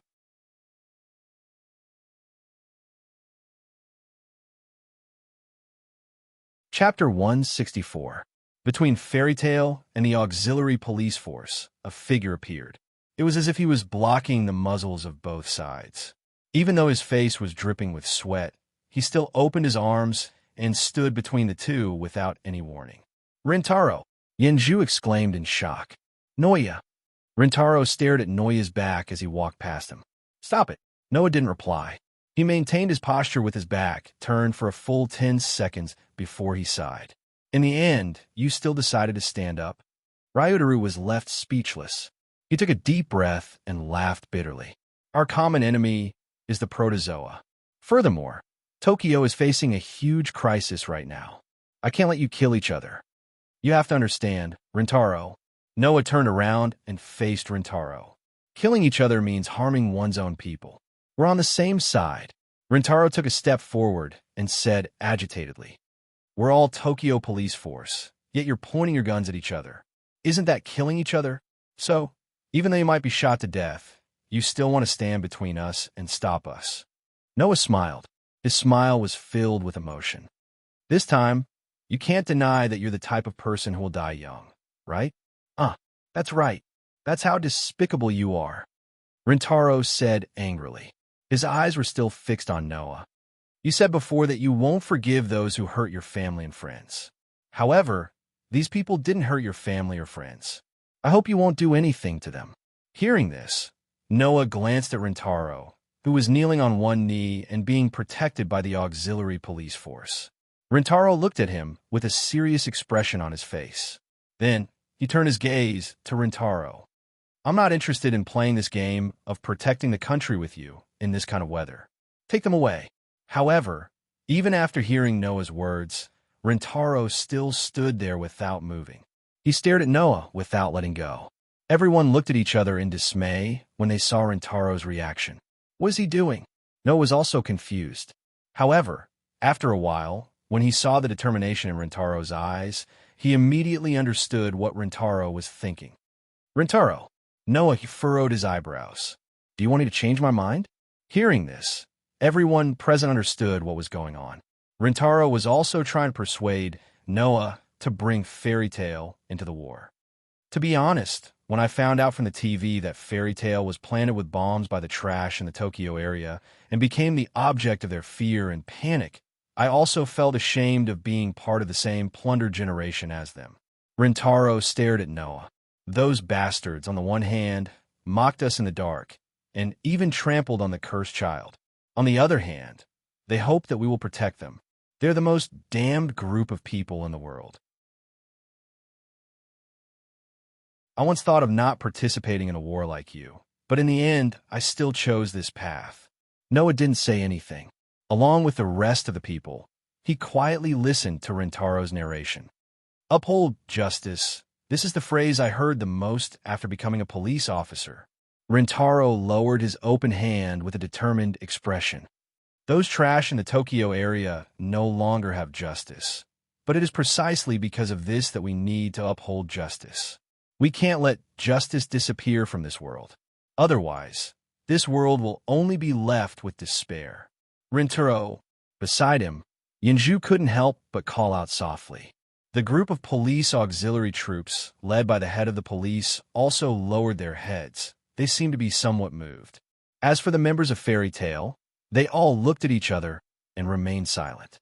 Noah's eyes flickered, and finally, there was a trace of wavering in his heart. Since that day, when Fairy Tale was planted with bombs and became the victims of others for no reason, Noah's disappointment in the humans of this world rose to the peak. Noah knew that this world was far from being as beautiful as the other worlds. The humans here had already exhausted all of their mental and physical strength just to survive, so much so that even the bad and ugly side of humanity had taken root and sprouted under the pressure, causing this world to be full of darkness. Therefore, at that time, Noah thought, was it really worth saving such a group of people? This answer, until now, Noah still couldn't come to a conclusion. However, the residents of the Tokyo area really did want to harm the children of Fairy Tale, and some people even took pleasure in it, making Noah unable to stop his anger. No matter what the final answer was, those who try to harm Fairy Tale, hurt his family and companions. As the president of Fairy Tale, he absolutely couldn't let them go. Before this, Noah had always thought like this. Noah also never thought that what he did was wrong. If he couldn't even protect his family and companions, then how could he protect the entire region, the entire country, and even the entire world? What's more, Noah, who grew up in Fairy Tale in another world, understood the value of companions and family the most. Makarov also always took protecting the guild, his family, and his companions as his goal. And that also became the principle in Noah's heart. That was also the principle in the hearts of every Fairy Tale member. Whether it was this world's fairy tale or this world's fairy tale, or was it the fairy tale from the other world? It was all the same. I don't want to cultivate justice at all. Noah raised his head and said word by word to Rintaro, I'm not that great. As long as I can protect my family, my companions, and my guild, that's enough. Then, for the sake of justice, I'll let you see my determination. Rintaro raised his fist and aimed it at Noah. Even if I have to drag you by force, I'll drag you to the battlefield. As soon as he finished speaking, Rintaro's straight right hand suddenly trembled. Kacha! Following the sound of something cracking, the skin on Ryutaru's right hand and right leg began to crack. They began to peel off like burning flames as they fell to the ground. Seeing this scene, everyone, including Noah, showed a shocked expression.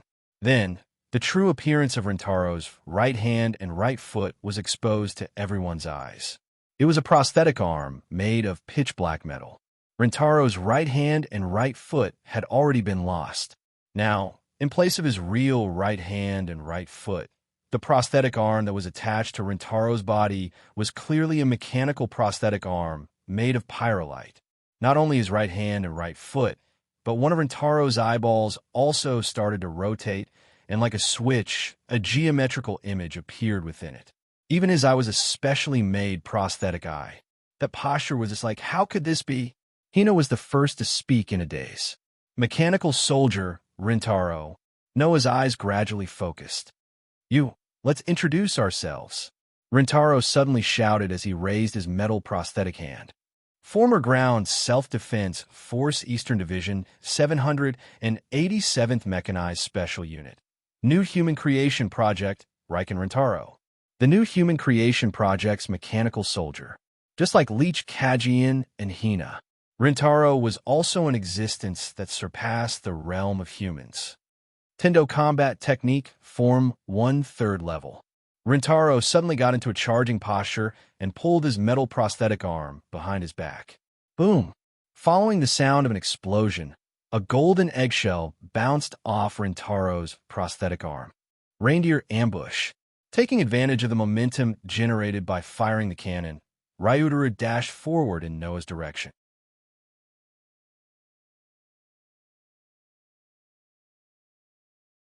Chapter 165. Whoosh! In front of everyone present, Ryutaru's body turned into a blur under the powerful thrust. The prosthetic arm on his right hand seemed to have fused with his body, turning into a long spear. It pierced through the air and rushed towards Noah with a sharp sound. Hearing the sharp sound, Noah knew that the current Ryutaru was no longer the same as the usual Ryutaru. He directly stomped his foot, and his figure flashed, strangely disappearing from where he stood. Whoosh! Having suddenly lost his target, Ryutaru's expression changed slightly, and he quickly scanned his surroundings. The geometric pattern on his prosthetic eye immediately started to rotate and retract like a camera. The next moment, as if Ryutaru sensed something, he abruptly changed his direction. The metal prosthetic arm drew an arc in the air and blasted behind him. Clang! A loud clashing sound rang out, bringing with it some sparks that sputtered out in the field. Ryutaru's fist that was blasted behind him collided with a dazzling night sword that suddenly appeared behind him. Ugh! Noah was shocked when he felt the tremendous force coming from the night sword in his hand. It must be noted that Noah's body had not only been tempered for a long time, but had also been strengthened countless times by the gastronomic virus. Even so, Noah felt some resistance from the force coming from Ryutaru's fist. It was easy to imagine how powerful Ryutaru's punch was. Little did he know that Ryutaru was even more shocked. The metal used in Ryutaru's prosthetic arm was not ordinary lutetium. It was another type of metal called super lutetium.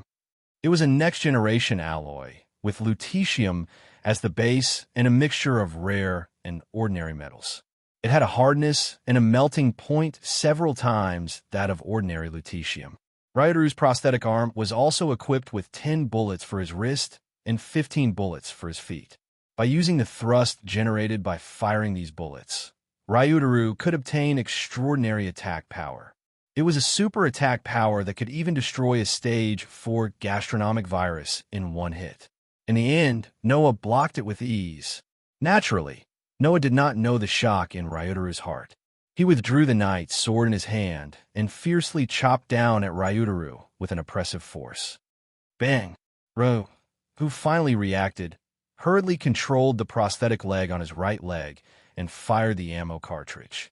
His body immediately used the thrust of the cartridge to glide past like a gliding fighter jet. At the same time, a thruster-like force erupted from his feet as he retreated rapidly. Clang! The knight's sword with a sharp sword light flashed past Ryutaru's original position and cut through the air. Noah's gaze and his body tensed up, and he shot out like an arrow and chased after Ryutaru.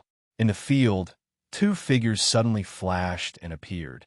Not long after, they met each other. Clang! The knight's sword clashed against the metal fist as Noah and Rentaro exchanged a fierce blow. Thump!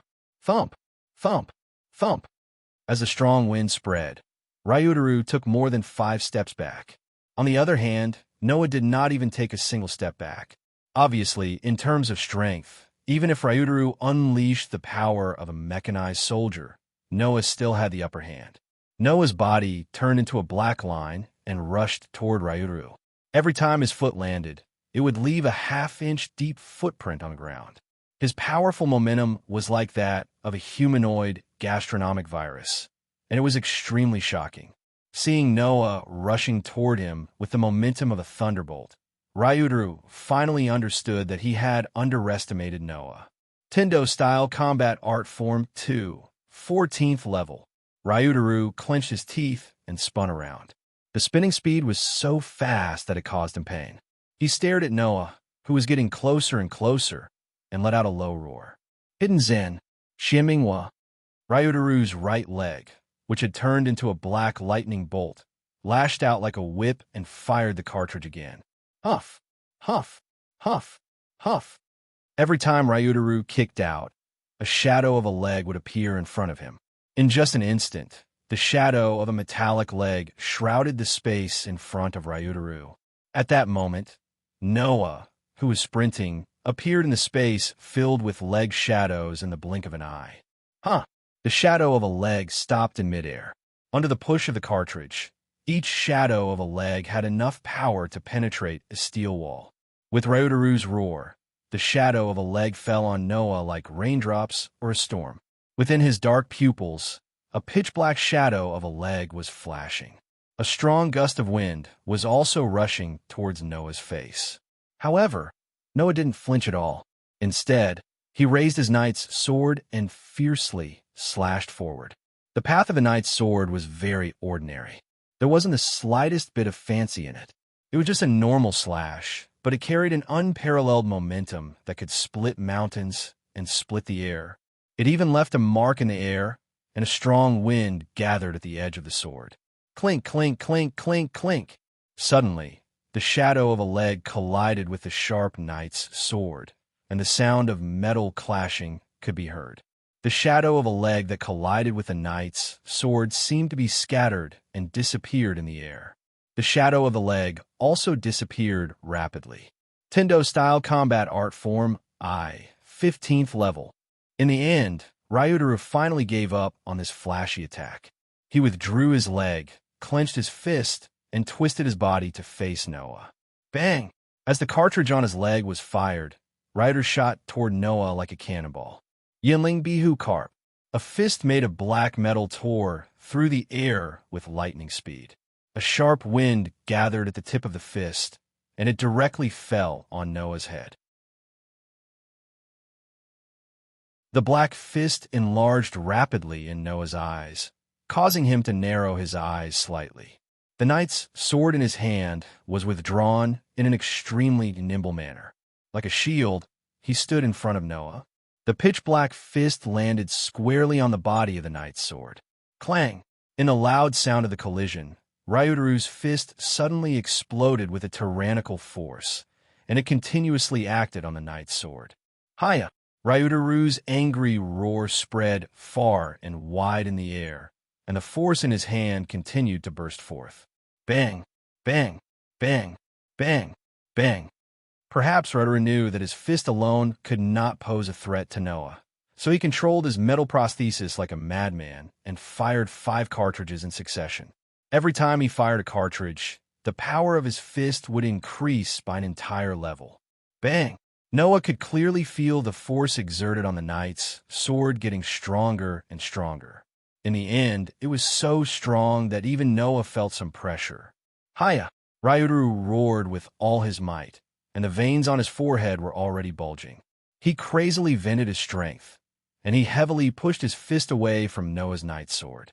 Bang! The force of the impact spread out, and even the air became turbulent.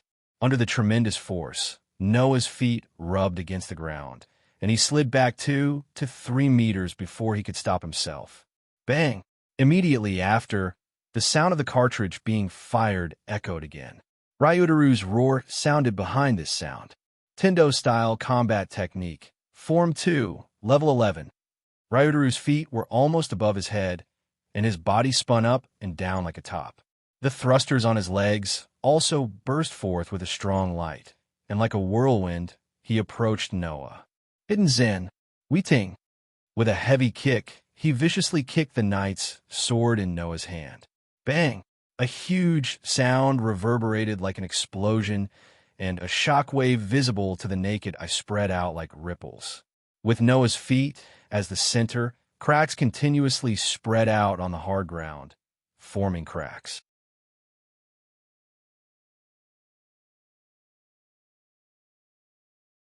Chapter 166. Bang! Under everyone's watchful eyes, the ground in front of the 2 combatants began to crack inch by inch with a muffled sound. Like a spider web, cracks began to spread across the ground. The shock waves from the impact spread outwards, causing the ground to crack inch by inch and send gravel flying in all directions. Many of the spectators felt a stinging pain on their cheeks. Some of the gravel even left deep cuts on their faces, causing them to bleed profusely. Step back, the preceptor hurriedly shouted. The entire auxiliary police force, who had lost their heads out of fear, immediately retreated and looked towards the center of the battlefield with fearful expressions. We'll step back as well. On the other hand, Xiaoshi was the one who made the decision for the fairy tale side. Under his command, everyone retreated a certain distance away from the gravel that was flying towards them like bullets. Everyone's eyes were glued to the scene before them. Their eyes were filled with shock at Ryutaru's new identity and power, as well as shock at Noah's ability to hold his own against Ryutaru without falling into a disadvantageous position. Bang! Then, with another muffled sound, two figures flew out from the center of the battlefield where the shock waves were spreading outwards. They scraped against the ground, creating two long trenches. It was not until they were more than 10 meters away from each other that they steadied themselves and looked at each other. Upon closer inspection, the expressions of Noah and Rintaro, who were standing opposite each other from a distance, were also different. Rintaro was tightly gripping his pitch-black metal prosthetic arm. The prosthetic leg on his right foot was also tightly fastened to the ground. His prosthetic eye, which had a geometric pattern on it, was staring at the figure opposite him. His chest was heaving up and down, and his face was slightly pale. It seemed that he had expended a lot of energy. Noah, on the other hand, was still holding the dazzling knight's sword. He wasn't panting, and his expression was still as steady as before. Other than his clothes being slightly dirted, he didn't show any other signs of abnormality. At this point, it was obvious who was giving their all in this battle, and who was still at ease. Noah looked at Ryutaru, who was panting heavily, and a heartfelt smile finally appeared on his face. "You're quite capable, aren't you? So that's how it is, Rintaro. So this is the power you've been hiding all this time. Ever since I met you, I felt that you weren't simple at all. You've really hidden it well. I'll return the same to you." Ryutaro calmed his breathing and looked at Noah with a serious expression. "I didn't expect that even after releasing my powers, I still wouldn't be able to defeat you. It's no wonder you have the ability to train an initiator at Yenju's level. You've hidden your abilities well." "It's a pity." Noah smiled calmly at first, then slowly withdrew his smile. "If that's all you've got, I'd like to see how you're going to drag me onto the battlefield." After saying that, Noah swung his hand that was holding the sword. While drawing an arc of light, he slowly sheathed his sword back into the scabbard that he had been holding tightly in his left hand all this while. He then lifted the cloth bag that contained the scabbard and put away the knight's sword that had been sheathed back into the scabbard. Seeing Noah put away his weapon, not only the spectators, but even Ryutaro couldn't help but be stunned. "What's the meaning of this?" Noah didn't answer. Instead, he tossed the side pouch in the direction of Fairy Tale, and it was caught by Tina. This time, Ryutaro understood. Noah was planning to fight him barehanded.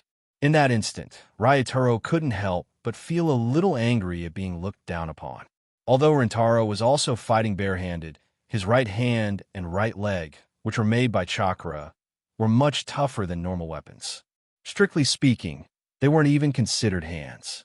In addition, if Rintaro were to fire the ammo cartridge hidden in his prosthetic limb, his attack power would increase by several folds. Since he could even penetrate a stage for protozoan in one hit, it would be a dead end if he were to face it with a pure human body. At that moment, Ryutaru revealed a somewhat stubborn smile. "I won't go easy on you." Hearing this, Noah still didn't say a word. He only extended his hand and waved at Ryutaro. Ryutaro's mind heated up, and he crouched down. Then, like a spring that had been released, he violently charged at Noah. He didn't hold back at all, and his heavy fist heavily smashed into Noah's chest. Noah's body immediately trembled, and his body appeared a dozen meters away amidst the faint sound of something breaking through the air. However, an extremely blurry afterimage remained where he was. Bang! Ryutaro's fist heavily penetrated Noah's afterimage and scattered it. Immediately after, the sound of something breaking through the air was heard again. Noah's figure suddenly appeared beside Ryutaro like a ghost. His fist, which was covered in pitch-black rainwater, carried a sharp gust of wind and a fierce force as it mercilessly smashed into Ryutaro's head. At this moment, Noah's terrifying speed caused Ryutaro's pupils to shrink, and his prosthetic eye began to spin wildly. The prosthetic eye that was inserted into Ryutaro's left eye was a high-performance computer wrapped in a graphite transistor specification nanocore processor with a superalloy shell. In addition to various sensors, the prosthetic eye was also equipped with a multiplication function that could increase the brain's thinking speed by thousands of times. Therefore, in Ryotaro's eyes, the flow of time was extremely slow. Even the movements of the cursed child were similar to slow motion in Ryotaro's eyes. It was precisely under such circumstances that Ryotaro was able to keep up with Noah's speed, agility, and movements that far exceeded that of a human. He also relied on his extremely high attack power to contend with Noah. However, now, Noah's speed was so much faster than before that Ryotaro, who had a special prosthetic eye, almost couldn't react in time. Almost like a conditioned reflex, Ryotaro tilted his numb head back.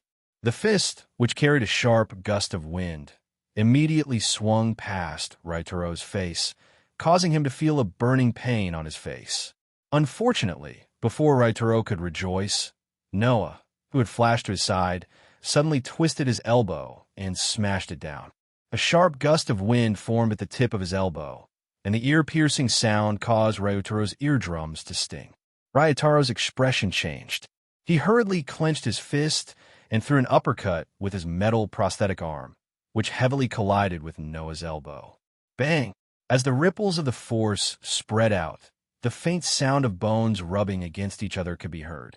When a metal fist made of super alloy collided with Noah's elbow, Ryutaro, who thought that Noah's arm, which was made of ordinary flesh and blood, should have been fractured, felt the powerful force contained in the fist in the next second. His face turned slightly pale, and under the powerful force, his body was directly smashed to the ground. Bang! With Ryutaro's body as the center, cracks spread out from where he landed. Oomph!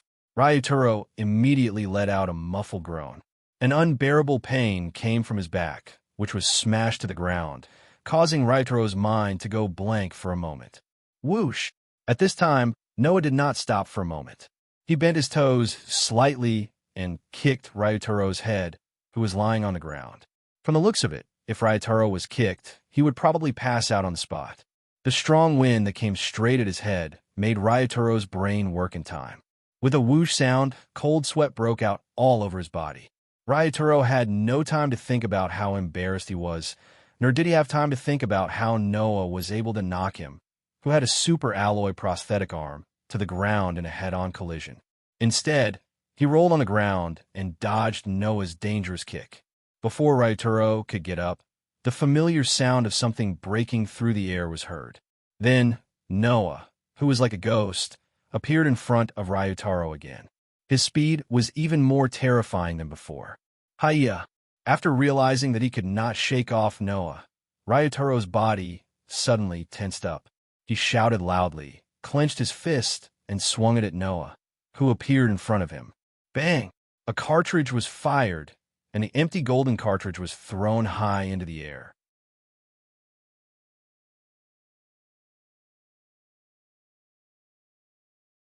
Chapter 167. Bang! 2 golden cartridges were hurled into the air by the sound of the cartridge being fired. One was thrown from Rintaro's foot. The other was thrown from Rintaro's foot. Whoosh! An active firing pin that was suspected to be hidden inside Rintaro's nerves hit the bottom of the cartridge at his feet and discharged the cartridge. The movable thrusters at Rintaro's feet immediately spurted out sparks. Together with an acceleration that could blow people away, Rintaro's entire body was propelled forward. Under the effect of the thrusters on his foot, not only did Rintaro's body flip over from the rolling state, but he also charged toward Noah instead of retreating. Immediately after, the Mega Punch, which had also fired its cartridge and obtained a push force, erupted with an extremely sharp sonic boom. It seemed to have stripped the air in front of it as it swung straight in Noah's direction. The pitch-black fist enlarged in his pitch-black pupils. The corner of Noah's mouth lifted, and he did not flinch at all.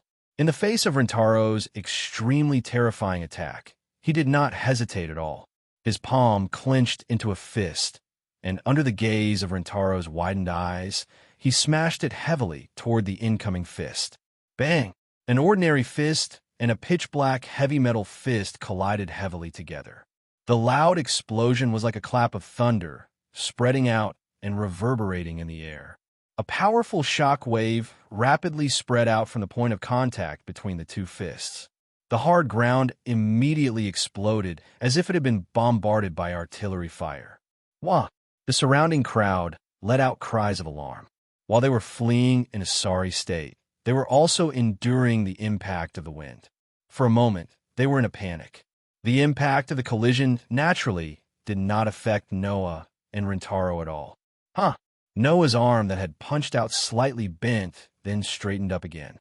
Under the push of Noah, he punched out with all his might. Ryudaru's face paled.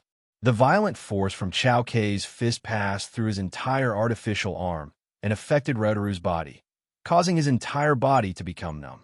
His shoulders trembled rapidly, and his pitch-black artificial leg made a loud, stomping sound as he retreated. Every time his foot landed, it would leave a deep footprint on the ground. Only after retreating a dozen steps did he manage to stop himself from retreating and come to a halt.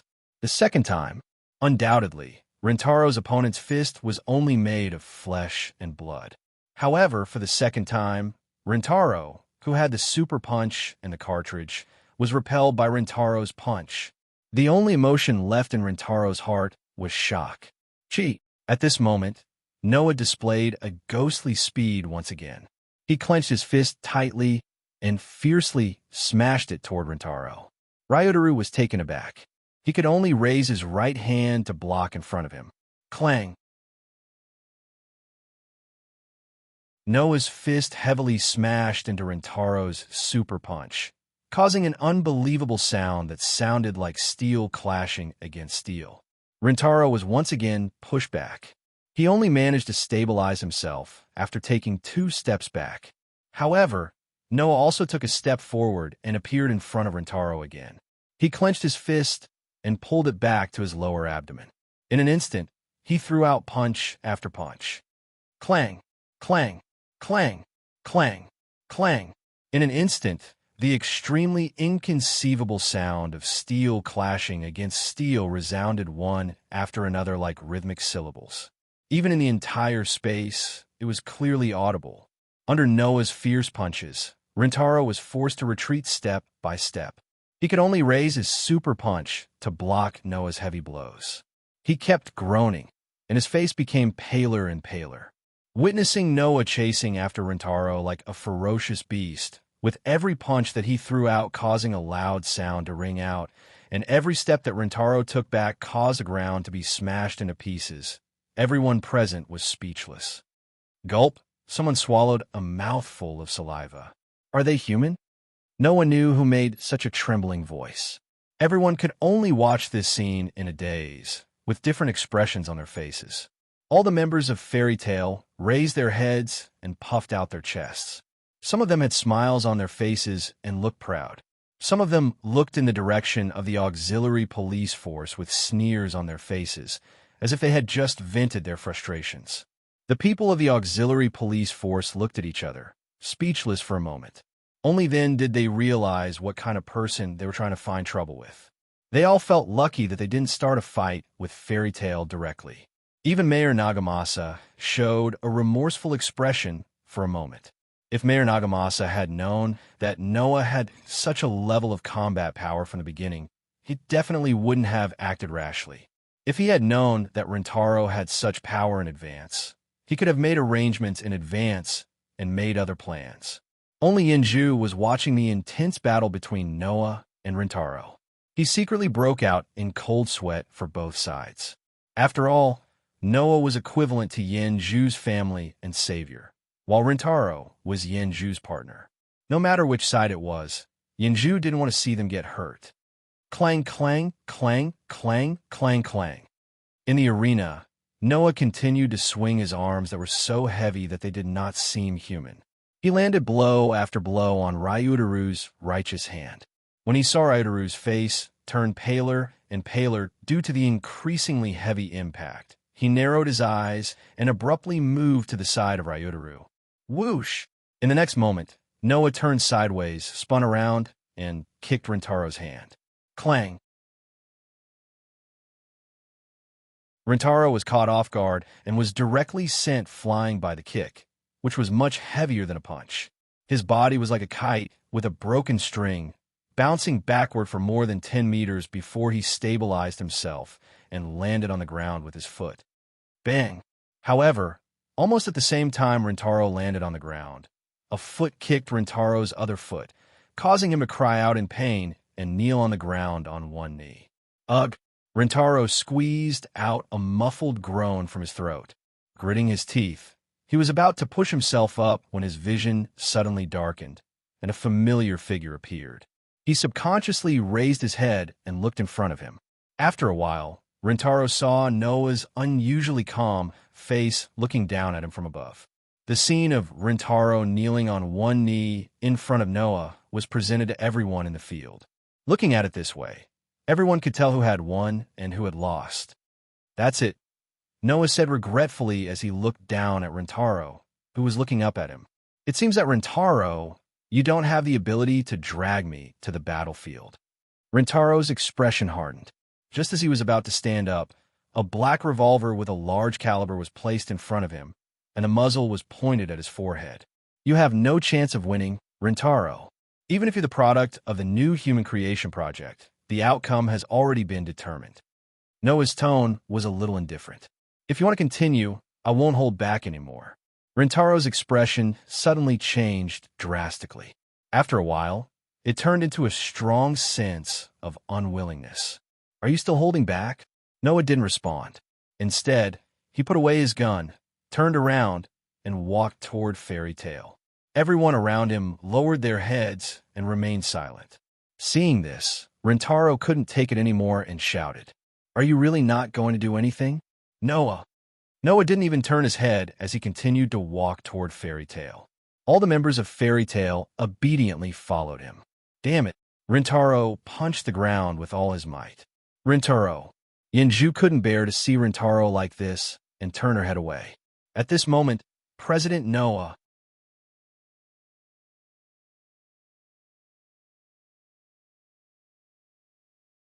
Chapter 168. President Noah. Following this voice, everyone present, whether it was the promoter or the initiator, whether it was the plundered generation or the cursed child, all widened their eyes in shock. Noah suddenly stopped in his tracks. Together with all the members of Fairy Tale, he froze on the spot. Basically, as long as you were a resident of Tokyo, you would recognize this voice. Even if you didn't hear it with your own ears, this voice has been heard countless times on TV. Immediately, everyone, including Noah, raised their heads and looked towards the source of the voice. Over there, a group of people were standing on a small hill, facing the people on this side. Among these people, there were old, young, men, and women. There were about 100 to 1,000 people. Even if they were scattered, they still filled up the top of the hill. They didn't bring umbrellas, nor did they bring any tools to shelter themselves from the rain. Just like that, they exposed themselves to the pitch-black rain, allowing the black raindrops to hit their bodies. A pair of bright, spirited eyes filled with hope and anticipation met this side, entering into the eyes of the crowd.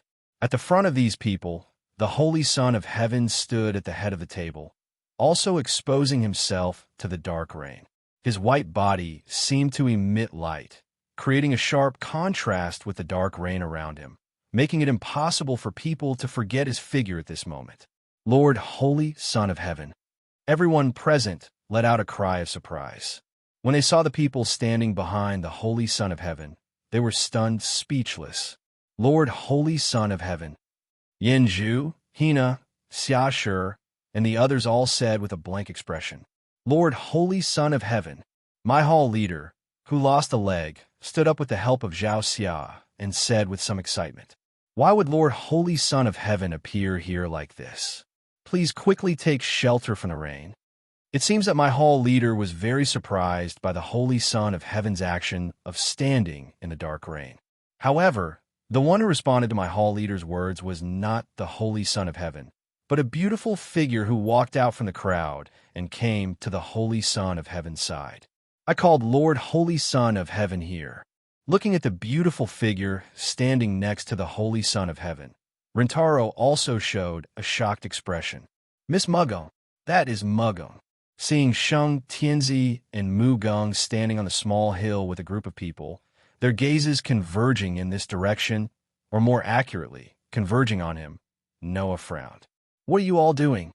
"President Noah."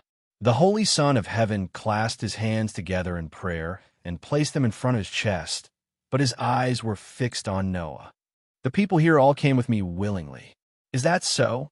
Noah's brows still did not relax in the slightest. Bearing the hopeful and expectant gazes of those people, he spoke in a deep voice. "What?" "Noah." Muggin took a step forward and shouted at Noah. "Almost all of the people here are from the Plunder generation. They are all residents of Tokyo." President Noah, the Holy Son of Heaven, also raised his voice, bent his upper body forward, and shouted at Noah. "They all have something to say to you. Please listen to their voices." The audience was dead silent. Noah just raised his head and looked at the direction of the hill. His eyes slightly stirred up a circle of ripples.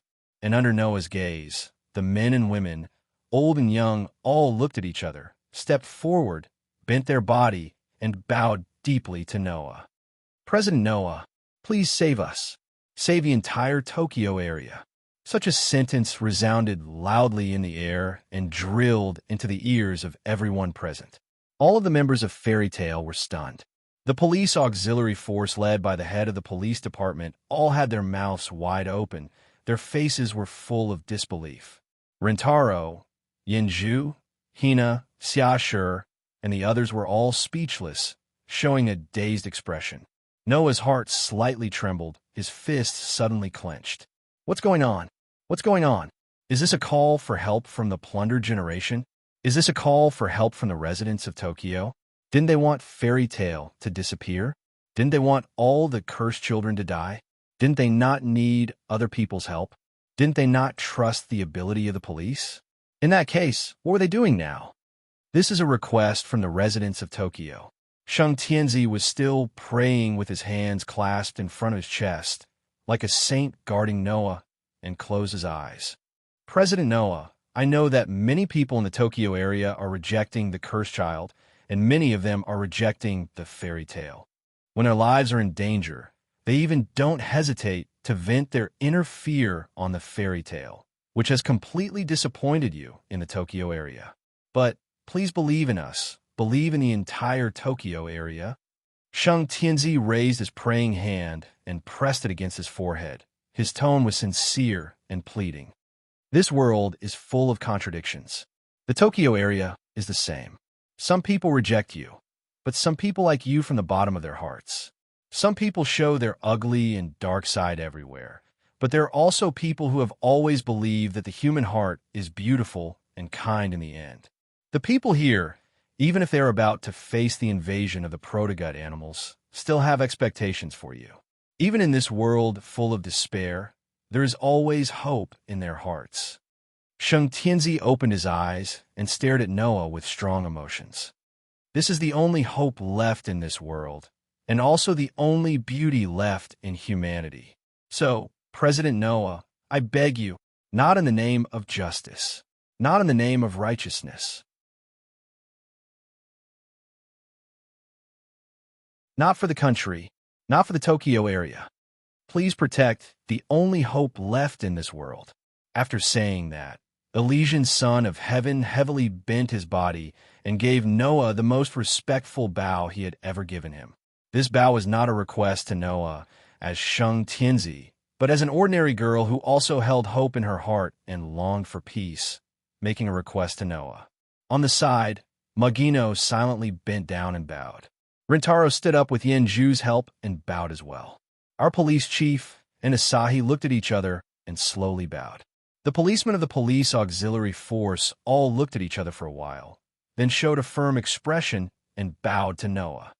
President Noah, behind Sheng Tianzi and Magino, the Tokyo area residents who still maintained a bowing posture once again let out a loud and clear voice. "Please save us." All of the members of Fairy Tale were dumbfounded on the spot, unable to utter a single word. Xiashi and Hina turned their heads at the same time and cast their eyes on Noah. Noah stared blankly at the people in front of him, looking at the determined expression on their faces and the light of hope in their eyes. His heart trembled and trembled again. Hope. So, in this world, there is still hope. Buzz. At this time, in front of Noah, a gorgeous halo suddenly bloomed, like a halo enveloping the space in front of Noah. This gorgeous halo, no one present could see it. Noah was the only one who stared at the halo in front of him. An uncontrollable ripple appeared in his dark eyes. In the halo that no one could see, a dreamlike object was suspended there. It was a piece of feather that seemed to have been cut in half, with less than half remaining, was suspended in the crystal like crystal ball, emitting a white halo. That was the most fundamental reason why Noah came to this world after searching for more than a year in this world. World fragment. The world fragment that couldn't be found for a long time, now, in this world's last remaining hope, appeared in front of Noah.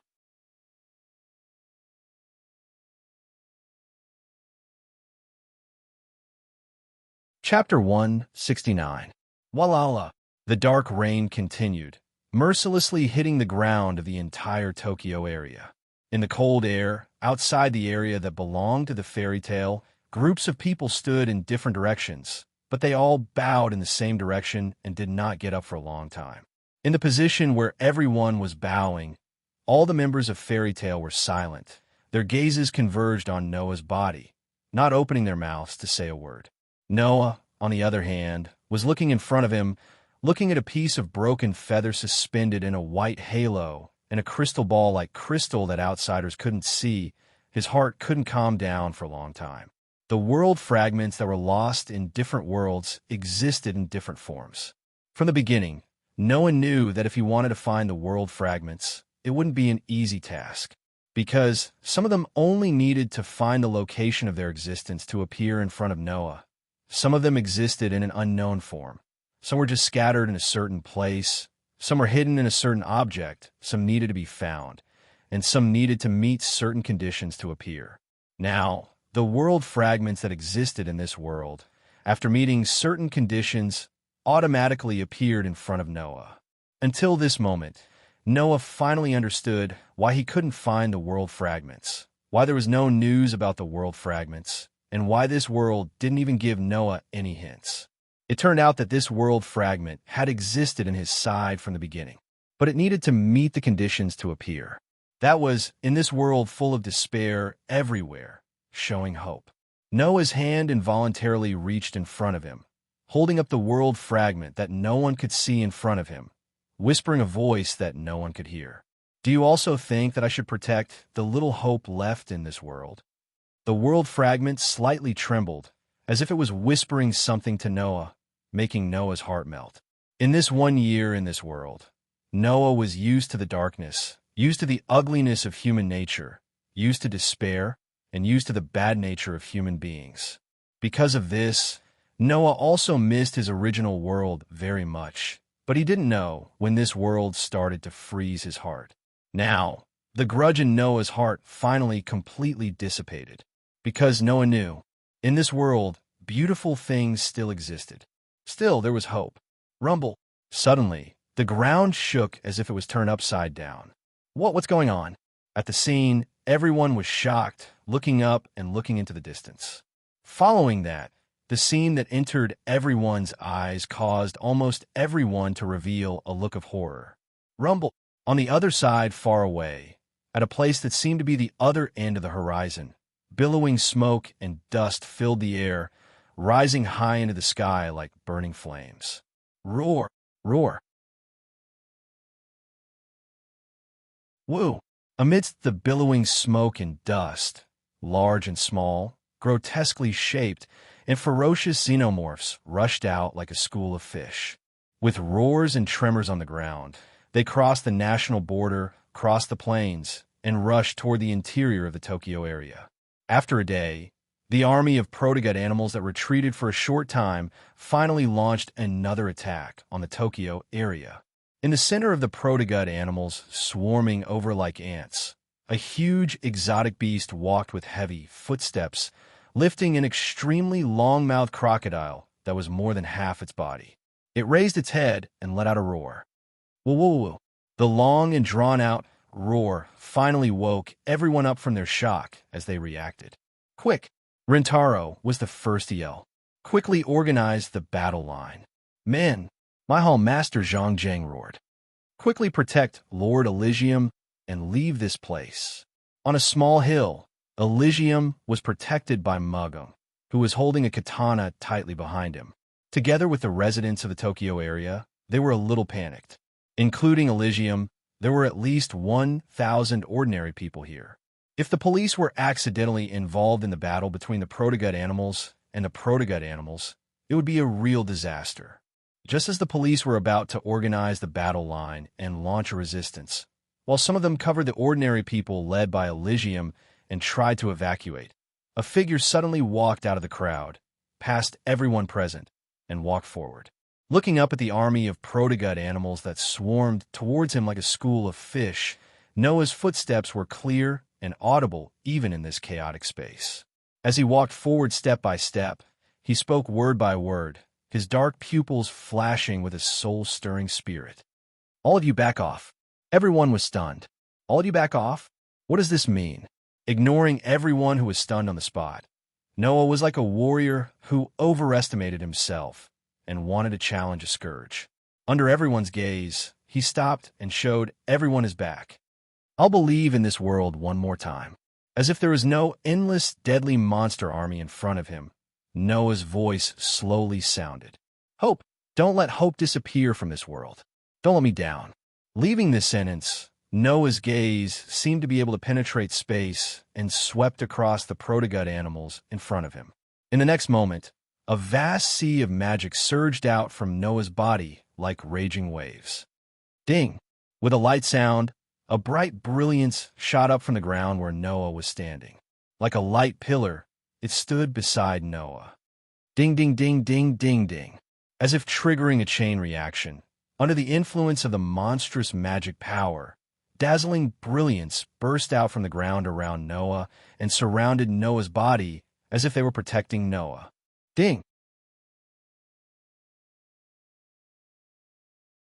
Immediately after, as if a bell had suddenly rung from the horizon, an extremely gorgeous geometric pattern expanded at the top of the brilliance that surrounded Noah.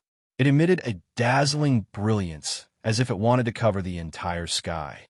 Upon a closer look, in the center of the geometric pattern, there was a pattern similar to the coat of arms on the back of Noah's hand. At that moment, it was as if a solemn movement was playing. Together with the dazzling brilliance, it filled the world. Noah, who was in the center of the dazzling brilliance, was like a god descending from the sky, exuding an astonishing majesty. This incomprehensible scene caused everyone present to fall into a daze, as if they were in a daze. It was only then that Noah stretched out his hand and placed it in front of him as if he was hugging a sphere. The monstrous magic power poured into Noah's hands like a flood, turning into a dazzling ball of light that illuminated the entire world. No matter what kind of monsters you are, there's no room for you to appear here. Noah slowly raised his head and looked ahead with a sharp glint in his eyes. Disappear. As soon as his voice fell, Noah abruptly closed his hand that was holding the dazzling ball of light. The fairy law. Activate. As Noah closed his hand, the dazzling ball of light exploded and turned into a burst of sacred light. The sacred light soared as if it wanted to fill the entire world. It spread out like a tide and instantly shrouded the entire space. Holy light surged toward the charging army of primitive gut animals, completely enveloping them within. Woo woo woo woo. All of a sudden, with Aldebaran in the lead, all of the protogut animals let out a mournful roar. Their bodies gradually turned white under the illumination of the holy radiance, as if they had turned into stone statues. In the next second, they shattered into gravel and disappeared into the world. Looking at the protozoa being destroyed one by one under the suppression of the sacred light, the crowd was unable to recover from their shock for a long time. And this scene seemed to have become eternal, lasting for a long time. You're tuning into the Romance Rendezvous YouTube channel. We're so grateful for your support, And don't forget to subscribe to join us on this incredible journey through captivating stories. Your generosity through donations truly makes a world of difference, as it's the primary source of revenue that allows me to expand and enhance this channel for you. Thank you from the bottom of my heart for being a part of this adventure.